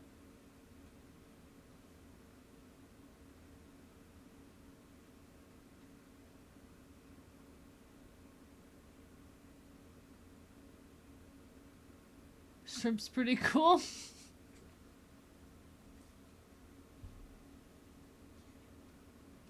Alright. Alright, chat. I'm just trying to get these teeth in place. Return with cereal, what's up? Oh, fuck yeah, we're all cerealing it in chat. Let's go, chat.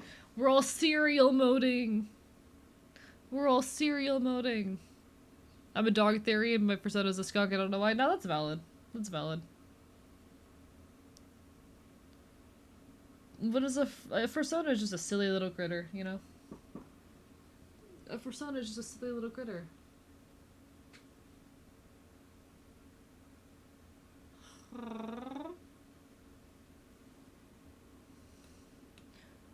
Listen, I'm a weird little furry Therian thing, you know? I'm a weird little furry Therian critter thing. I don't fucking know. We love Cinnamon Toast Crunch. We're thriving, we're thriving. Got fruit snacks, let's go! Nice! Who I'd like to be a sleek and pretty skunk versus who I am rolling in the grass and shaking dirt everywhere? Understandable, understandable. I'm just some fucking mutt, chat. I'm just some fucking mutt. I'm a mutt. Pretty sure these are teeth, or these are supposed to be the teeth layers.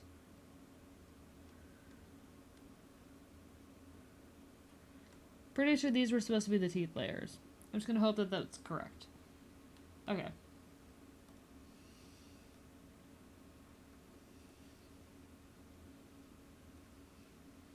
So he's got teeth now, winning.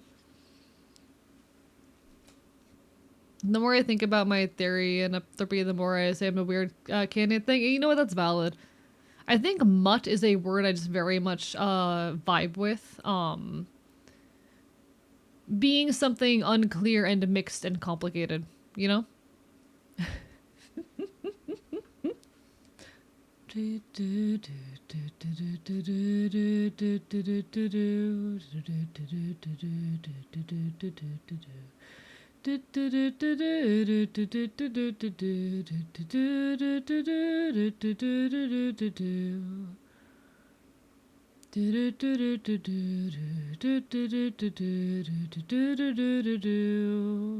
Okay, what else do I need to do for this model? We have most of our basics put down for the mouth. Mutt works for you, it really fits. Yeah, exactly. I'm a weird fox word dog chimera. What's more mutt than that, you know? I'm also like a fucking I'm very street dog coded. I'm a bastard who causes problems on purpose. I'm extremely mutt, you know?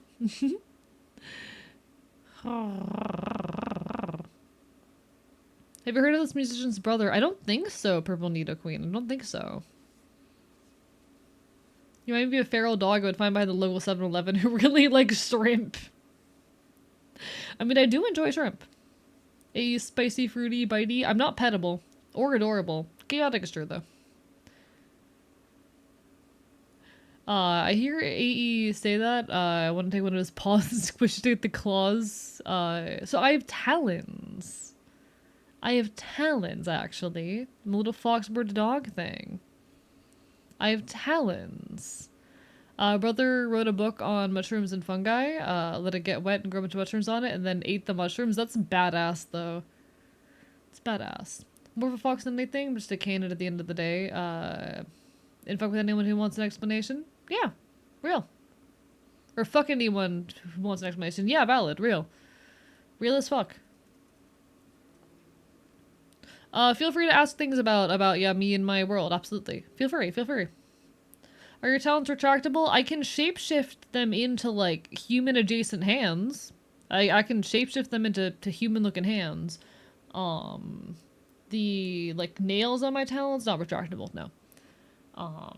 And when I go in, like, you know, feral, when I'm in my four-legged feral form and whatnot, I still have the talons. I do have hind paws, I suppose. I have, one second. Full body moment, hi! Look, it's the full model. So you can see my talons here. You can see my talons. And then we have paw. Oh my god, chat. Pause on screen. Ayo, ayo, ayo. Pause on screen. Four-legged feral form is good alliteration. I needed to be very clear that when I said the word feral, I didn't mean how I normally am. I'm used to using the word feral because that's how we refer to shit in like the furry community and whatnot. But I realized, like, as I was going to say the word feral, like, yeah, I was meaning the word feral as in a quadruped, but I realized as I started to say the word feral, actually no. People who don't know furries are just gonna think I mean me as I normally am. You know? Are there toe beans? I mean, yes. Yeah, pause for free. Pause for free, chat. May I paint the talons and toes? I've only ever let one person do that, Druid. I'm sorry. I've only ever let one person do that. That takes me back, honestly.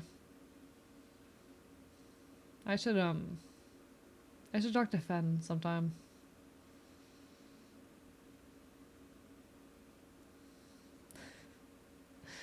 Hello, Wookiees. Want to drop by and help with the final push for the partner push? Thank you, Wookiees. I appreciate it. We've got a few streams left, but this next week that we're going into should be the last week of the push, if everything goes well. This should be the last week of our push. So hell fucking yeah. Nothing's gonna say Juliet.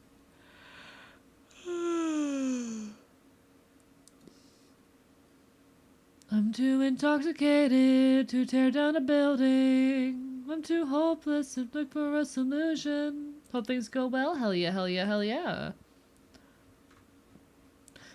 Was that a merch sale? Why am I getting oh shits? This is Pat the Bunny. This is Pat the Bunny. I do love Harley Poe. I'm a big Harley Poe fan. This is Pat the Bunny though. Pat the Bunny is like one of the most iconic figures in folk punk. So for bringing up memories of Ben. Oh no, you're fine. It's complicated. Fen and I have a complicated relationship these days, but she's my sister, no matter what. I'm thinking of some of the modern fur either. Back in my day, we were squitching and squeaking and having our fur piles on the convention floor. I know a fair bit of modern furry lingo, but probably don't know all of it. I'm trying to think of like what is furry lingo actually. Somebody can resist for those patches of stickers. Ayo, ayo, ayo. It's an honor. Hope you enjoy. I'm gonna be hopefully releasing another patch for my birthday, which I'm excited for. Used to listen to this type of music, but now a friend says he listens to less of music. That's fair. I'm very into folk punk. Folk punk is my everything.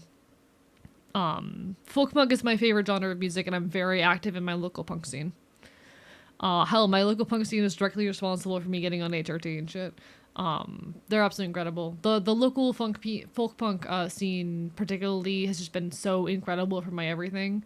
I went to a folk punk show and I walked out of that with like basically all of the information I needed to start HRT. And I just got handed that to me by one of the fucking musicians because they're like, "Hey, are you trans? Do you need help getting on HRT? Cool, have this." And that's absolutely amazing. Like, that right there is a type of praxis. And now I'm on HRT. I got to see her at a show, literally, like, I think 2 weeks after I started. And she approached me first. She approached me first. I was like waiting in the back of the. It was between acts, and I was like trying to find the courage to go up and talk to her. And she came up and talked to me first because she recognized me. But I got to tell her that like I started HRT and shit because of her. And we love that shit. We love that shit, chat. Yeah, we're fucking 2 months on HRT. Lycan, are we good for? I'll have to figure out how I'm gonna fit into my schedule, but we're T-boy needle juice time tomorrow night. Definitely promote her band during a live music stream. I mean, I have mentioned her before, actually. I have mentioned her before, but I don't want to directly link, like, just because of the way things are going with trans rights where I am, I don't want to directly be like, this is the musician that got me on HRT, but I will say it is a musician that I have mentioned on stream before. It's not Confession Kids. It's not Confession Kids, for reference, just to state that outright. It is a artist that I have mentioned and played music of live, like, here on stream before. I will not say exactly who it is, just in case rights for HRT get even worse, you know? But, you know, I go to punk shows all the time. I absolutely adore my local punk scene. I go to shows, like, fucking 2-3 times a month these days. And it's absolutely incredible. I love moshing. I got to at the last show I went to, crowd surf for the first time. I really just living my best life out here, chat. I'm so in love with the world. I adore getting to be loudly punk as I have recently. Life is beautiful and incredible and wonderful, and I'm just so fucking high on the feeling of existing. Galumps, you don't do this to me! Don't do this to me! I don't glomp people, I just grab their arm and bite them.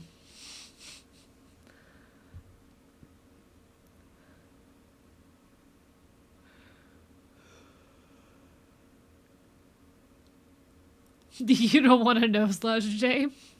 For real. I bit so many people at that furry convention, though. It was so fun.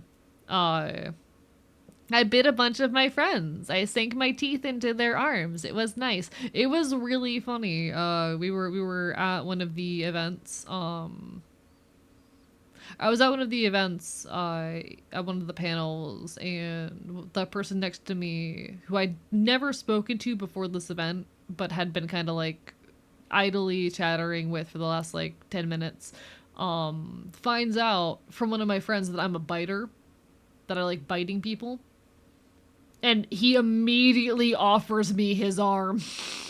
Immediately his arm is like being held out to me.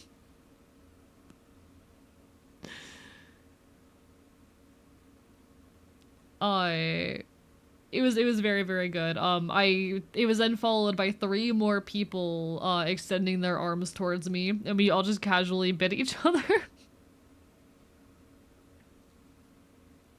It was fun, you know?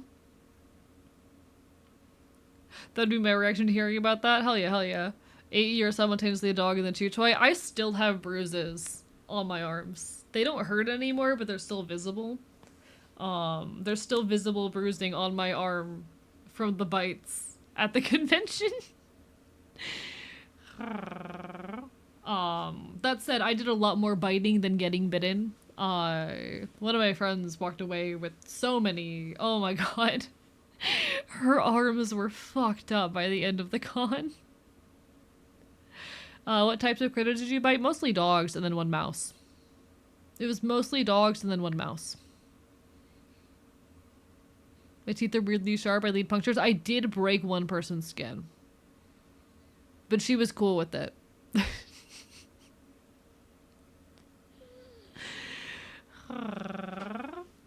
I did break 1 person's skin. She was totally fine with it.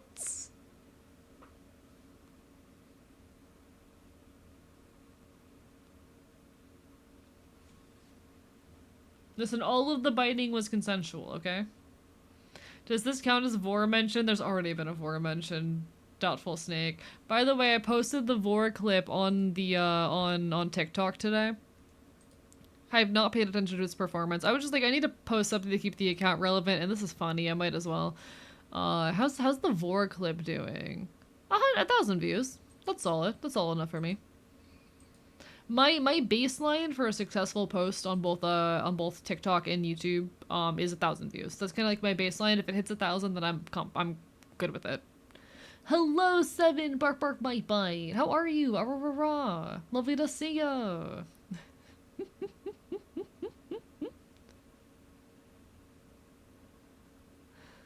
But no, that poor mouse did end up bleeding. Did you know human bites can be fatal? Yeah. But, like, if I'm biting my friends, I'm not going to intentionally... Well, first of all, I'm not biting in an area where vital damage is going to be incurred. Like, I was biting the arm, but I wasn't biting in a way where I was biting in fattier parts of the arm where I was not likely to hit any, like, major, you know, blood vessels. And also, I was making sure I was only using a, like, respectable amount of force. Yeah. How's the laptop doing? A couple of the keys are sticky, but it's been functioning fine. Gonna join earlier to tell you about a cat I rescued a week ago. Just called me and said he's recovering. Oh no, I'm so sorry, Seven. I hope everything's okay. God, that sucks. Comes from bacteria in my mouth and saliva. I did a consensual activity with my friends and I'm valid. I consensually bit my friends. Shrug.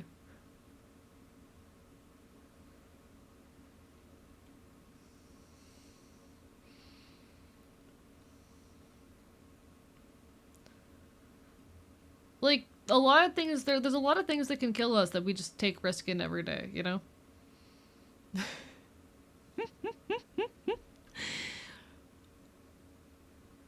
Just both parties should know the risks. I assure you that when we are engaging responsibly in kink adjacent spaces, we're being chill about it. We know the risks and we're engaging with those consensually. But no, Seven, completely understandable to be feeling things right now. I'm wishing you all the best. If there's any support that I can offer, I'm happy to. And if you just need a space to chill and entertain, I'm happy to have you while we're still alive. Ah rah rah rah. Ah rah rah rah. Like there was the only that one bite broke skin, and it was very slightly. But you know.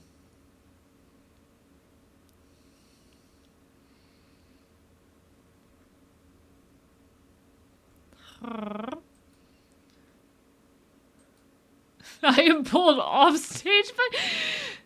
It's a risk, but in political activism, I am pulled off stage by a comically large hook. Sorry, that's like the funniest thing I've read all night, actually. Holy shit. Definitely a good distraction, but so is alcohol. Seven, put down the alcohol. Little guy, hey fella, hey baby brother. Hey baby brother, put down the alcohol. Fan meetup where instead of signatures we get bites. Listen, I like vodka too. I'm also an adult. Come on, kiddo. In the jar, Seven. I know you're a grown adult now. Put the alcohol down.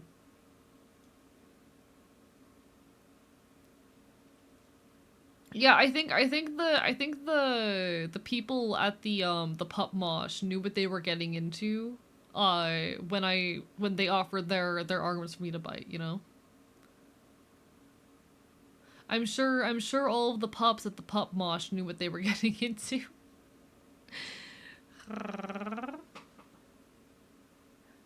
I love not doing art chat during art streams.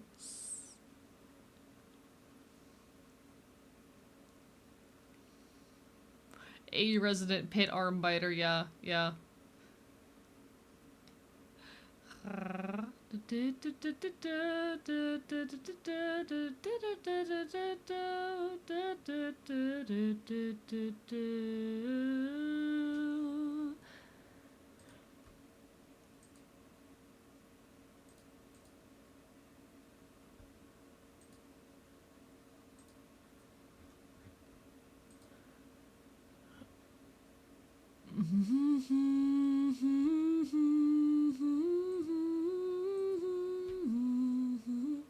It's reasonable to assume your friends know what germs are and they wash themselves. Yeah.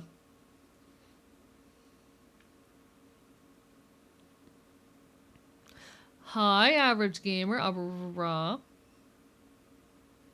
Yeah, that's not what Venom is, actually. That's kind of a misunderstanding of what Venom is, and reads like the title of a pseudoscience article. Thank you for the curse of scuff, Eileen. Hey, just because you read something in an article doesn't mean it's true. Oftentimes, like there's a lot of pop science that gets spread around that's like very massive oversimplifications of scientific concepts, and that's an example of pop science. I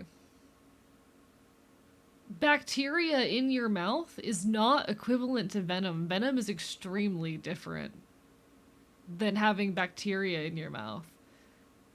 Um, those are not the same thing. No, and equating them is basically what pop science is.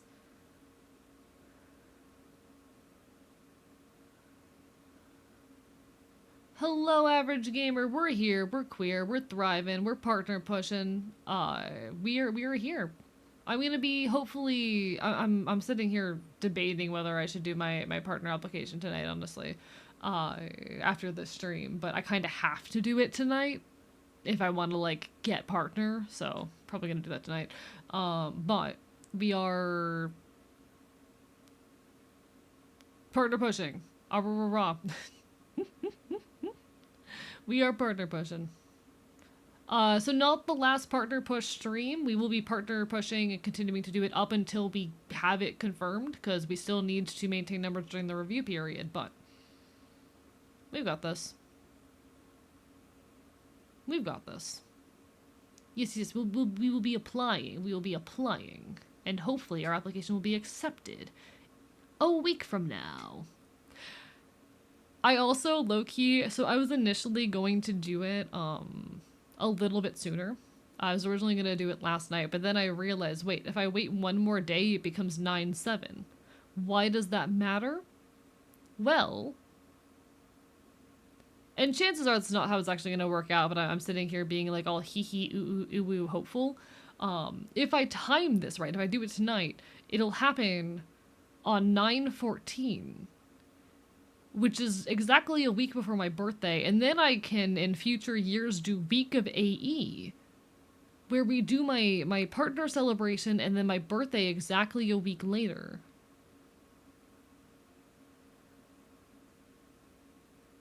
You know?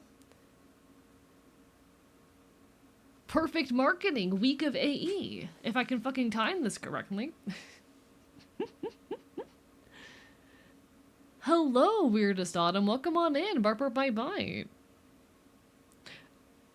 First time catching stream. Well, lovely to have you on in here. We're doing some art, and by doing some art, I mean talking and not doing art. I have made almost no progress on this drawing tonight. How are you doing? Welcome on in. This is actually a live 2D model for a buddy that we are steadily working on. I'm drawing a pretty man, but welcome on in. Hello, hello, hello. Yeah, this clearly requires Neko Boy narration. Yeah, the reason I've been so unproductive recently is because I haven't been watching Neko Boy Blue streams. I've been busy at the time of the day this man streams, and so I've been so unproductive. In my life.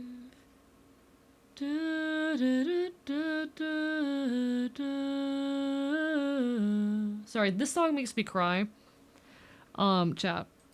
This song makes me want to cry. It's called I Think I Finally Love Myself by She, Her, Hers.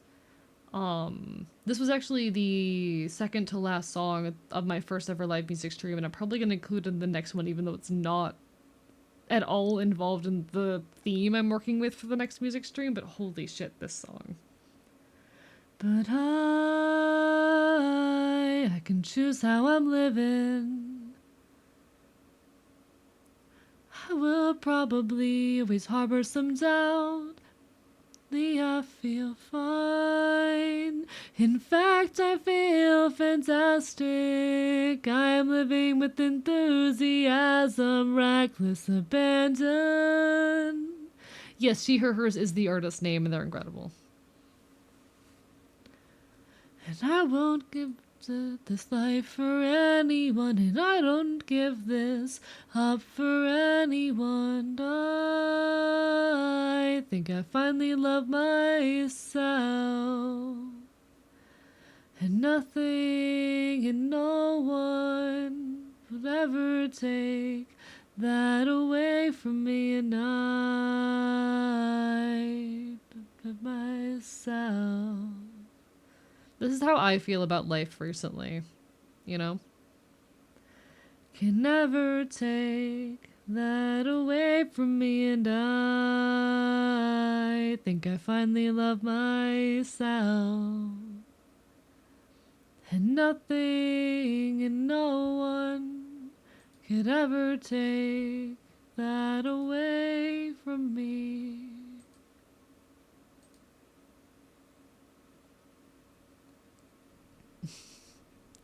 And having to do a stream with AE, I know the one thing the critter can be counted on is to yap, the rest is background. Exactly. Like, I'm gonna be so real. Art streams are no longer productive anymore because I just spend the whole time yapping. This was not a problem until the last few months. I used to, like, I never made as much progress drawing on stream than I did off stream, but it was never this bad. It's interesting that a lot of the music you showcase is very blunt on their lyrics. I would argue that a fair bit of it does have like depth and meaning, and wordplay. It is pretty light on the wordplay actually. The thing with folk punk as a genre is that it is extremely grassroots, and it's usually shit that people are recording in their bedrooms. It tends to be very on the nose and very blunt. And that and like a lot of that is just the revolutionary down to earth nature of it. One of my favorite bands is Pigeon Pit, and part of what I love about them is the way they build scenes out of like little everyday moments and romanticize those things. One sec. This song is Plum by Pigeon Pit.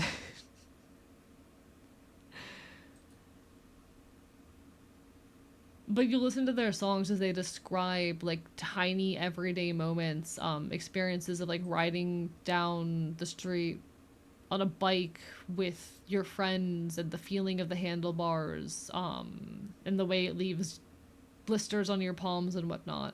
And just romanticize those little moments in a way that builds such a vivid, powerful scene. It's incredibly on the nose and literal, but still very evocative. Folk punk, the way that it exists, it is on the nose. It's not very wordplay heavy and whatnot, but it is extremely evocative in how grassroots and honest and raw it is. I think this even exists just in the lack of production as well. Everything about folk punk is so raw. That's part of why I love it. And let it go. Falling onwards even though there's no hope. Stream just hold it, yo. I wanna pet AE's fluffy ears when they keep moving. Sorry, I get a little bit in the zone sometimes with the music. Na na na na na na na. Say that history repeats itself in cycles. Well, I can walk you through the next 10 years with my eyes closed. Wondering why? Critter a mild wide. Fuck, god damn it, I'm tongue tied. Alright. What am I working on next, chat, for this? What do I still need to do?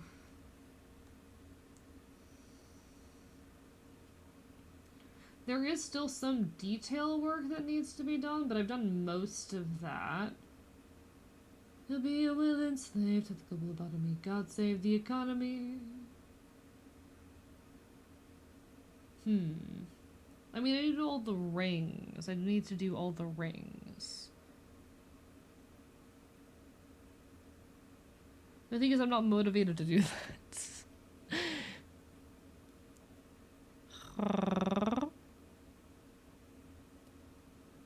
You aren't allowed to apologize for behavior that's objectively adorable, like getting the music. Shut up, I'm not adorable. I'm not adorable. I don't know what you're talking about. Shut up.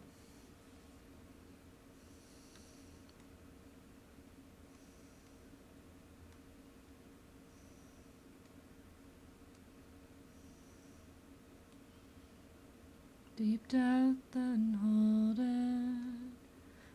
4, 2, 1 and let it go.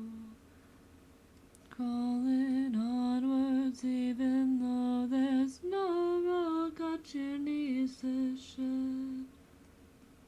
Hold it. Deep breath and hold it. 3, 2, 1. Okay, so I am considering here, chat. Though there's no road, got your knees to shit. First and foremost, I need to turn this off. But I've been thinking about, with this, actually adding some shading for once in my godforsaken life. The issue being that I don't know how to do that. I do not know how to shade hair and similar things. So we're gonna try and see if we can figure something out real quick.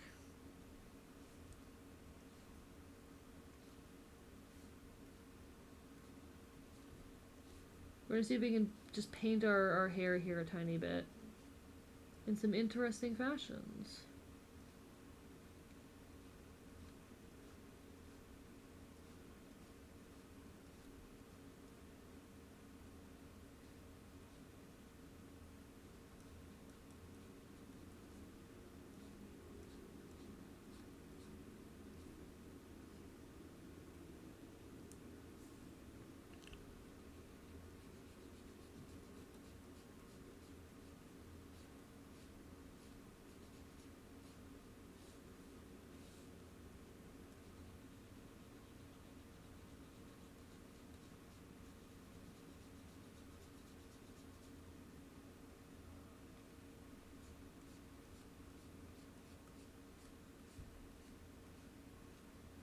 In heat, now the cat's in heat, now the cat's in heat, now the cat's in heat, now the cat's in heat, now the cat's in heat, now the cat's in heat, now the cat's in heat.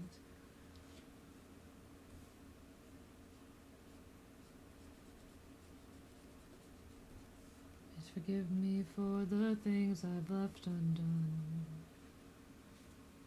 Okay. Make it the second last, with another one being A but he's adorable. Yeah, it would take nearly 500 more channel points for me to admit that I'm cute.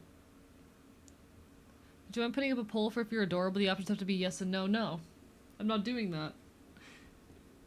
You can't make me. You can't make me.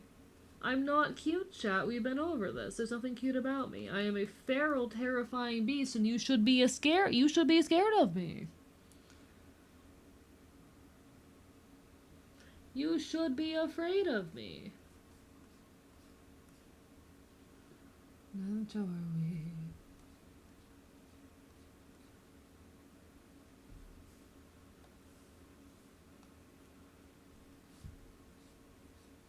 I'm gonna be so real, chat. I don't fucking know how to shade hair.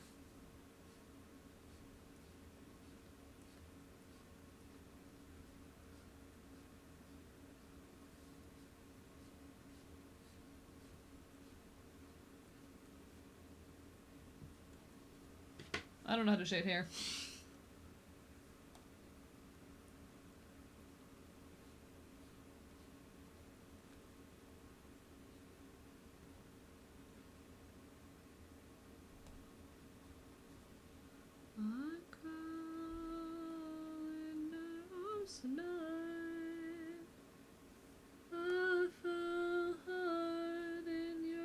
arms tonight.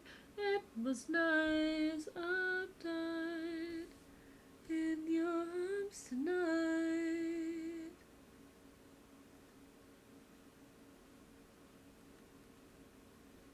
It was nice.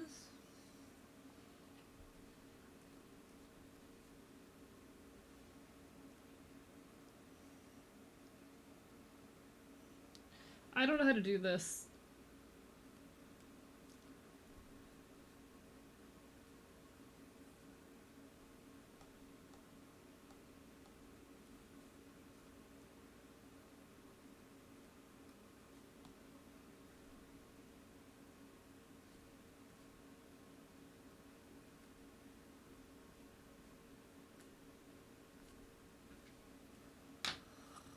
Chat, I don't know how to do this shit.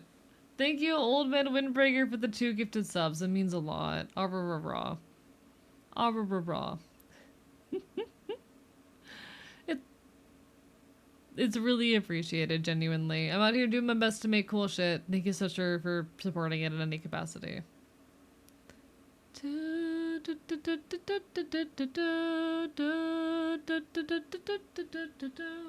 Oh my god, the Canadians are meeting. Oh my god, the Canadians in my chat, they're meeting. Soon they're gonna be conspiring to take me down or some shit.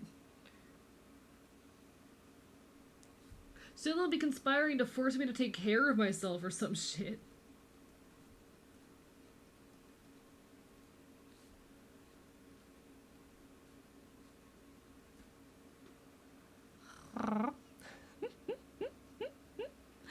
Good news, they're on opposite fucking coasts.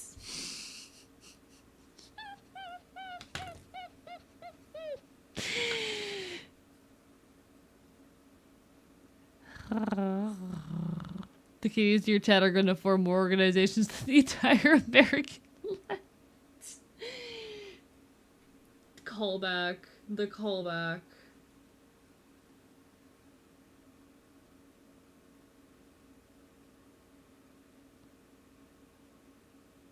Oh, you must drink water. Oh, you can't make me! Chat, we need to stop the Canadians. They can't do this. They're too powerful. They need to stay a minority within the community. We need to ostracize them or some shit.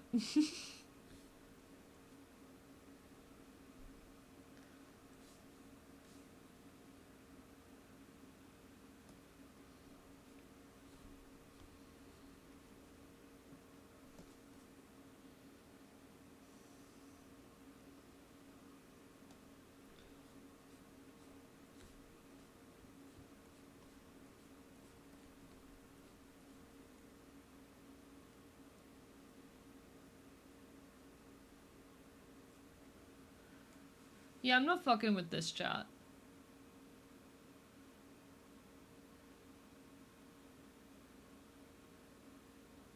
I mean, part of me likes it, but the rest of me, like, I don't know how to shade hair, chat. Now I'm gonna help the Canadians. How could you abandon me? David Dixie, you did a good thing by bringing in the cat to get help. This is the best outcome for him. Hey, you did a good thing. You did a very good thing. It's not your fault this happened. You did good. You couldn't have known. You're okay, Sev. You're okay.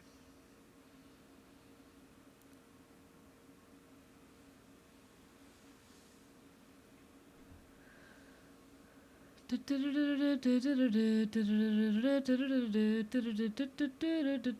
is a real eye and it will be rigged to blink on the model. It will be rigged to blink on the model. How am I going to accomplish that? Ask future me. I haven't figured it out yet. I actually have a few ideas. I haven't decided which one I'm going to go with yet, though. I do actually genuinely have a few ideas to make it possible, though.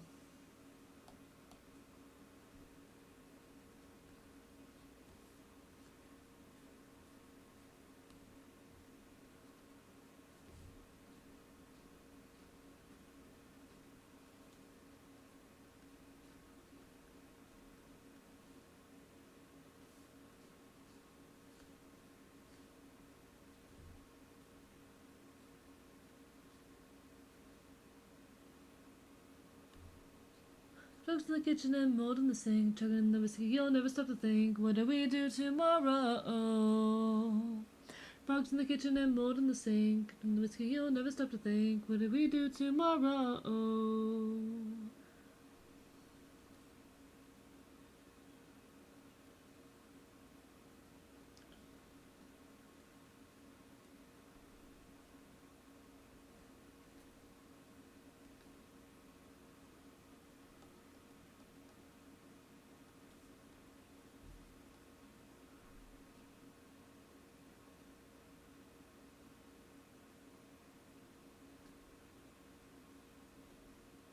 Oh, that's the wrong brush.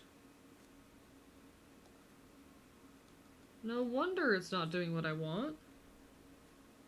That would explain it.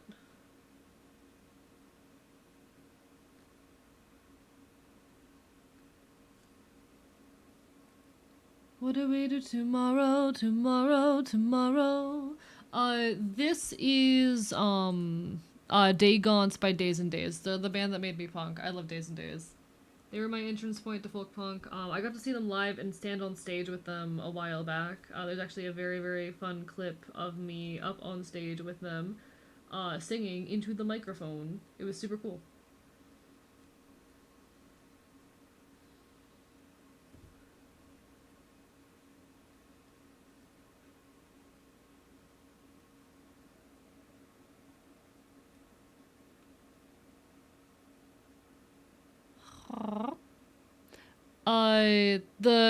The first one.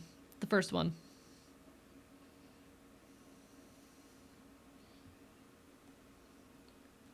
Outside of the coin spin until I take it back.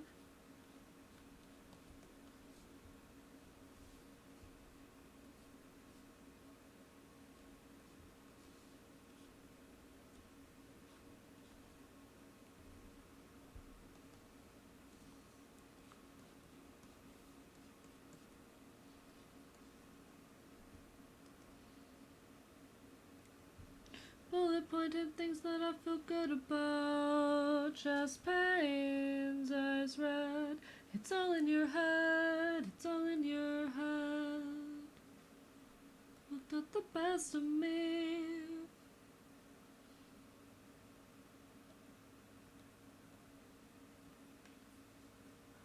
My doctor told me not to do. I'm not sure if I like the highlighting here. Like, I feel like it needs detailing and highlighting. I don't know if this is the vibe. I don't know if this is the vibe.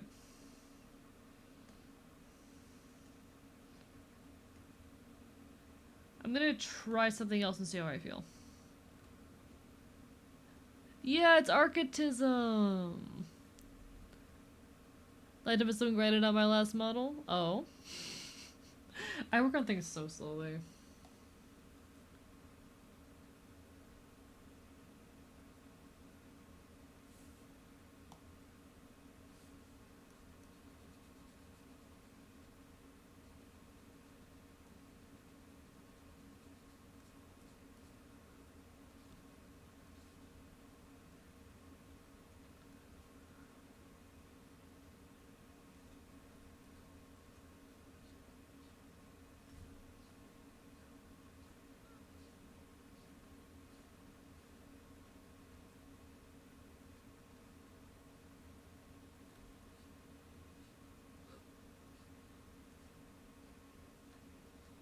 I love this. Oh, this is one of my favorite songs. Went to the capital to see if he could kill. Knew the folks who love to hate were itching for a thrill. Goodbye, sinners, hello, suckers, and motherfuckers.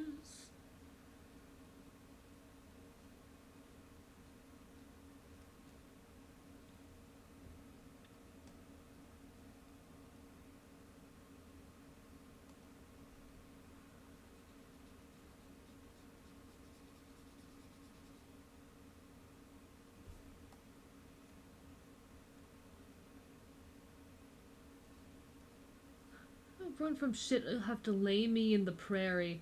Won't make me no goddamn fascist. I'm not running, come and get me.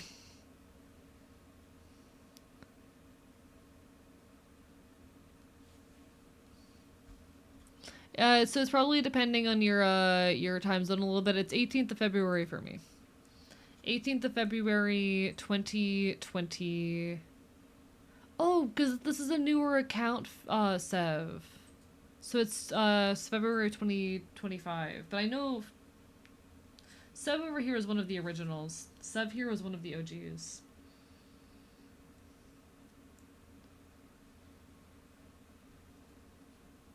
Sev over here is one of the OGs. On an older account.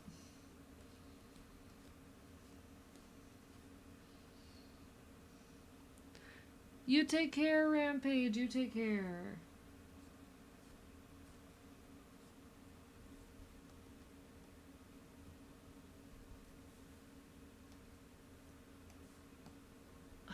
Chat, I'm not sure if I'm gonna be able to get this shading to work tonight.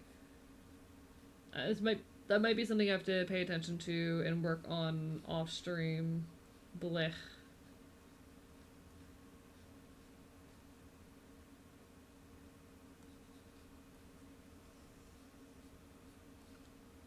I'm also just having trouble like seeing what I'm doing right now.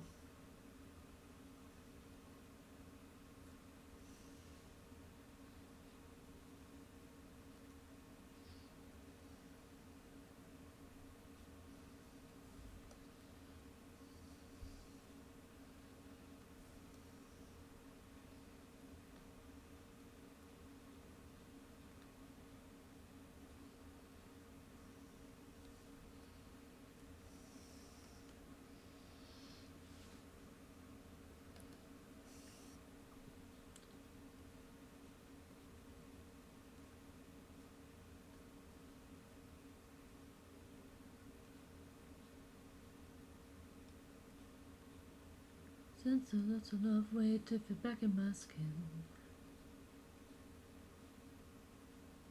Pound for pound, take my tea with formaldehyde from my feminine side till the day that I die. Yo, Azu, thank you for the 10 gift subs. What the fuck? Well, what is it, Trigger? I'll be back in 5 minutes. Have fun. Oh, I'm so sorry, Purple Nido Queen. I'm so sorry. I did get to see Will Wood live recently, though, and it was a wonderful time. It was a very, very wonderful time. Had the time of my life getting to see that man live.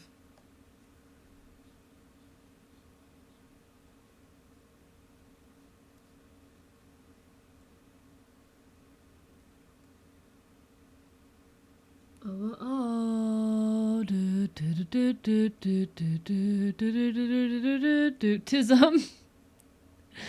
Yeah, this is Will Wood. He's pretty cool.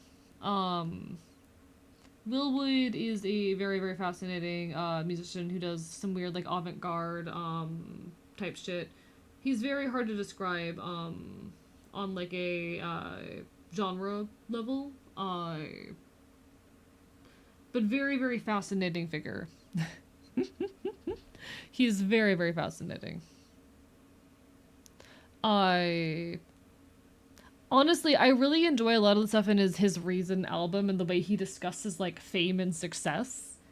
There's this one song in his most recent album, Drug, Sex, Rock and Roll, which is basically him going, like, guys, being a successful creator sucks. And I find art with that kind of theme extremely, extremely fascinating. Where he talks a lot about, like, the consequences of success. Hello, Mad Gamer, bark, bark, bite, bite. Honestly, that was the entire theme, really, of the show when I was there. The whole show very much centered on this theme. He kept speaking out to a made-up audience member called That Guy. Spoke about a person who struggles to get up in the morning. It basically was very much a commentary on parasociality, where he kept speaking to that guy, very much along the lines of, like, everyone in this room thinks they're that guy, but you know that you're that guy. Very much commentary on parasociality and the way people look at him, and for Black Box Warrior, he put on a whole big show that touched on the same shit on parasociality and just the like weight of existing on a stage like that and succeeding as an artist. Oh, I did not see the Bark Boy Bark. My bad. The arp arp arp. That song hit extremely hard for me. Because I'm a creator and I'm not successful to the extent that Will Wood is by any means. And I probably never will be, but I very much have my complicated feelings towards art as an industry. I'm someone who is trying really hard to, eventually make a living off of my work. Hello, Gremlin Transbean, lovely to see you. I'm someone who's trying very hard to eventually make a living off of my art. That is a big aspiration of mine to eventually be able to do so. But I won't lie, there's a certain weight that comes with that, which I am not immune to.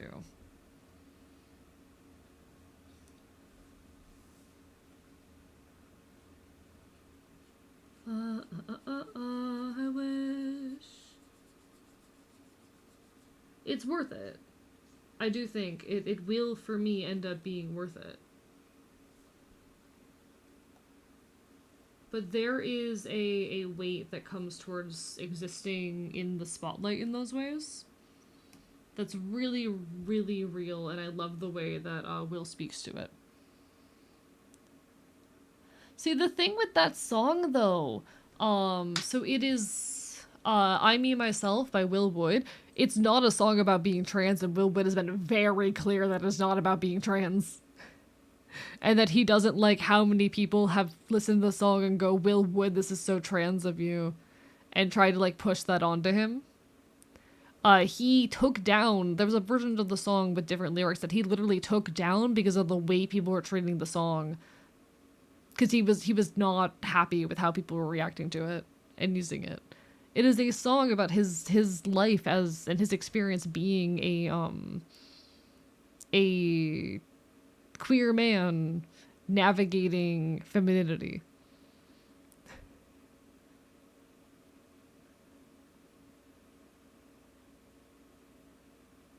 No. So there was a different version of the song from a live show that he performed with different lyrics, which is the one that went viral on TikTok.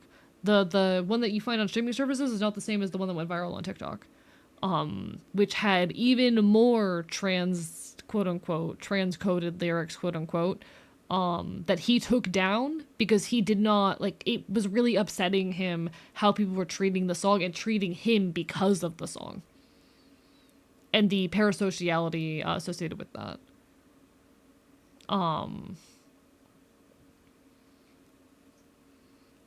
So that version of the song got taken down. And I know a lot of trans people listen to the song and relate to it, but it's not a song about being trans, and I think it's important to acknowledge in our conversations around it. It's not a song about being trans, because not everyone who deals with gender fuckery is trans. It's a song about unrequited love and navigating femininity as a queer man, you know?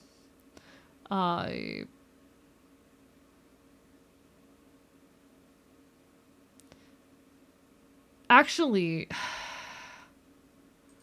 let me just read that one lyric from Sex, Drugs, Rock and Roll, Will Wood.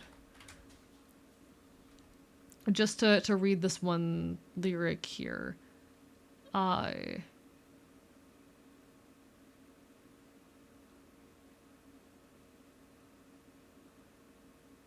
is it?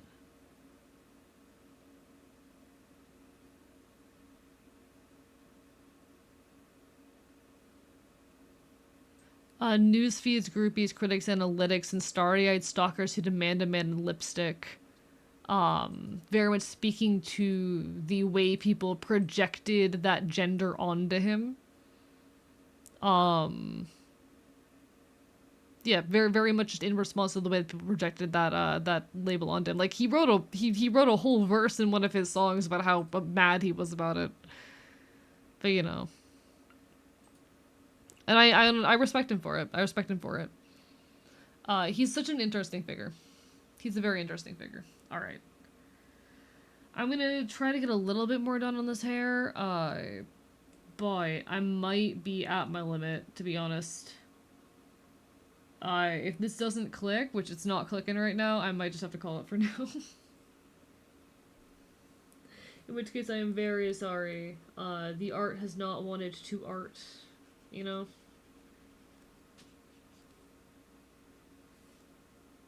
The art simply has not arted today.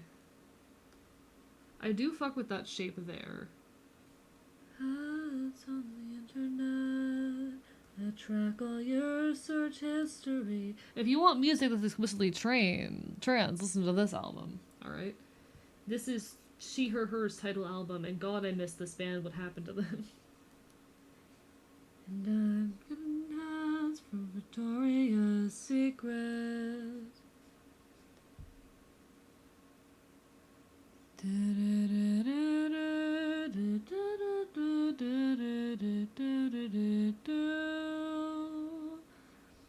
Chat, the art isn't arting. Oh, chat, the art isn't arting. I think I'm gonna start looking for someone to raid, folks. I think I'm gonna start looking for someone to raid.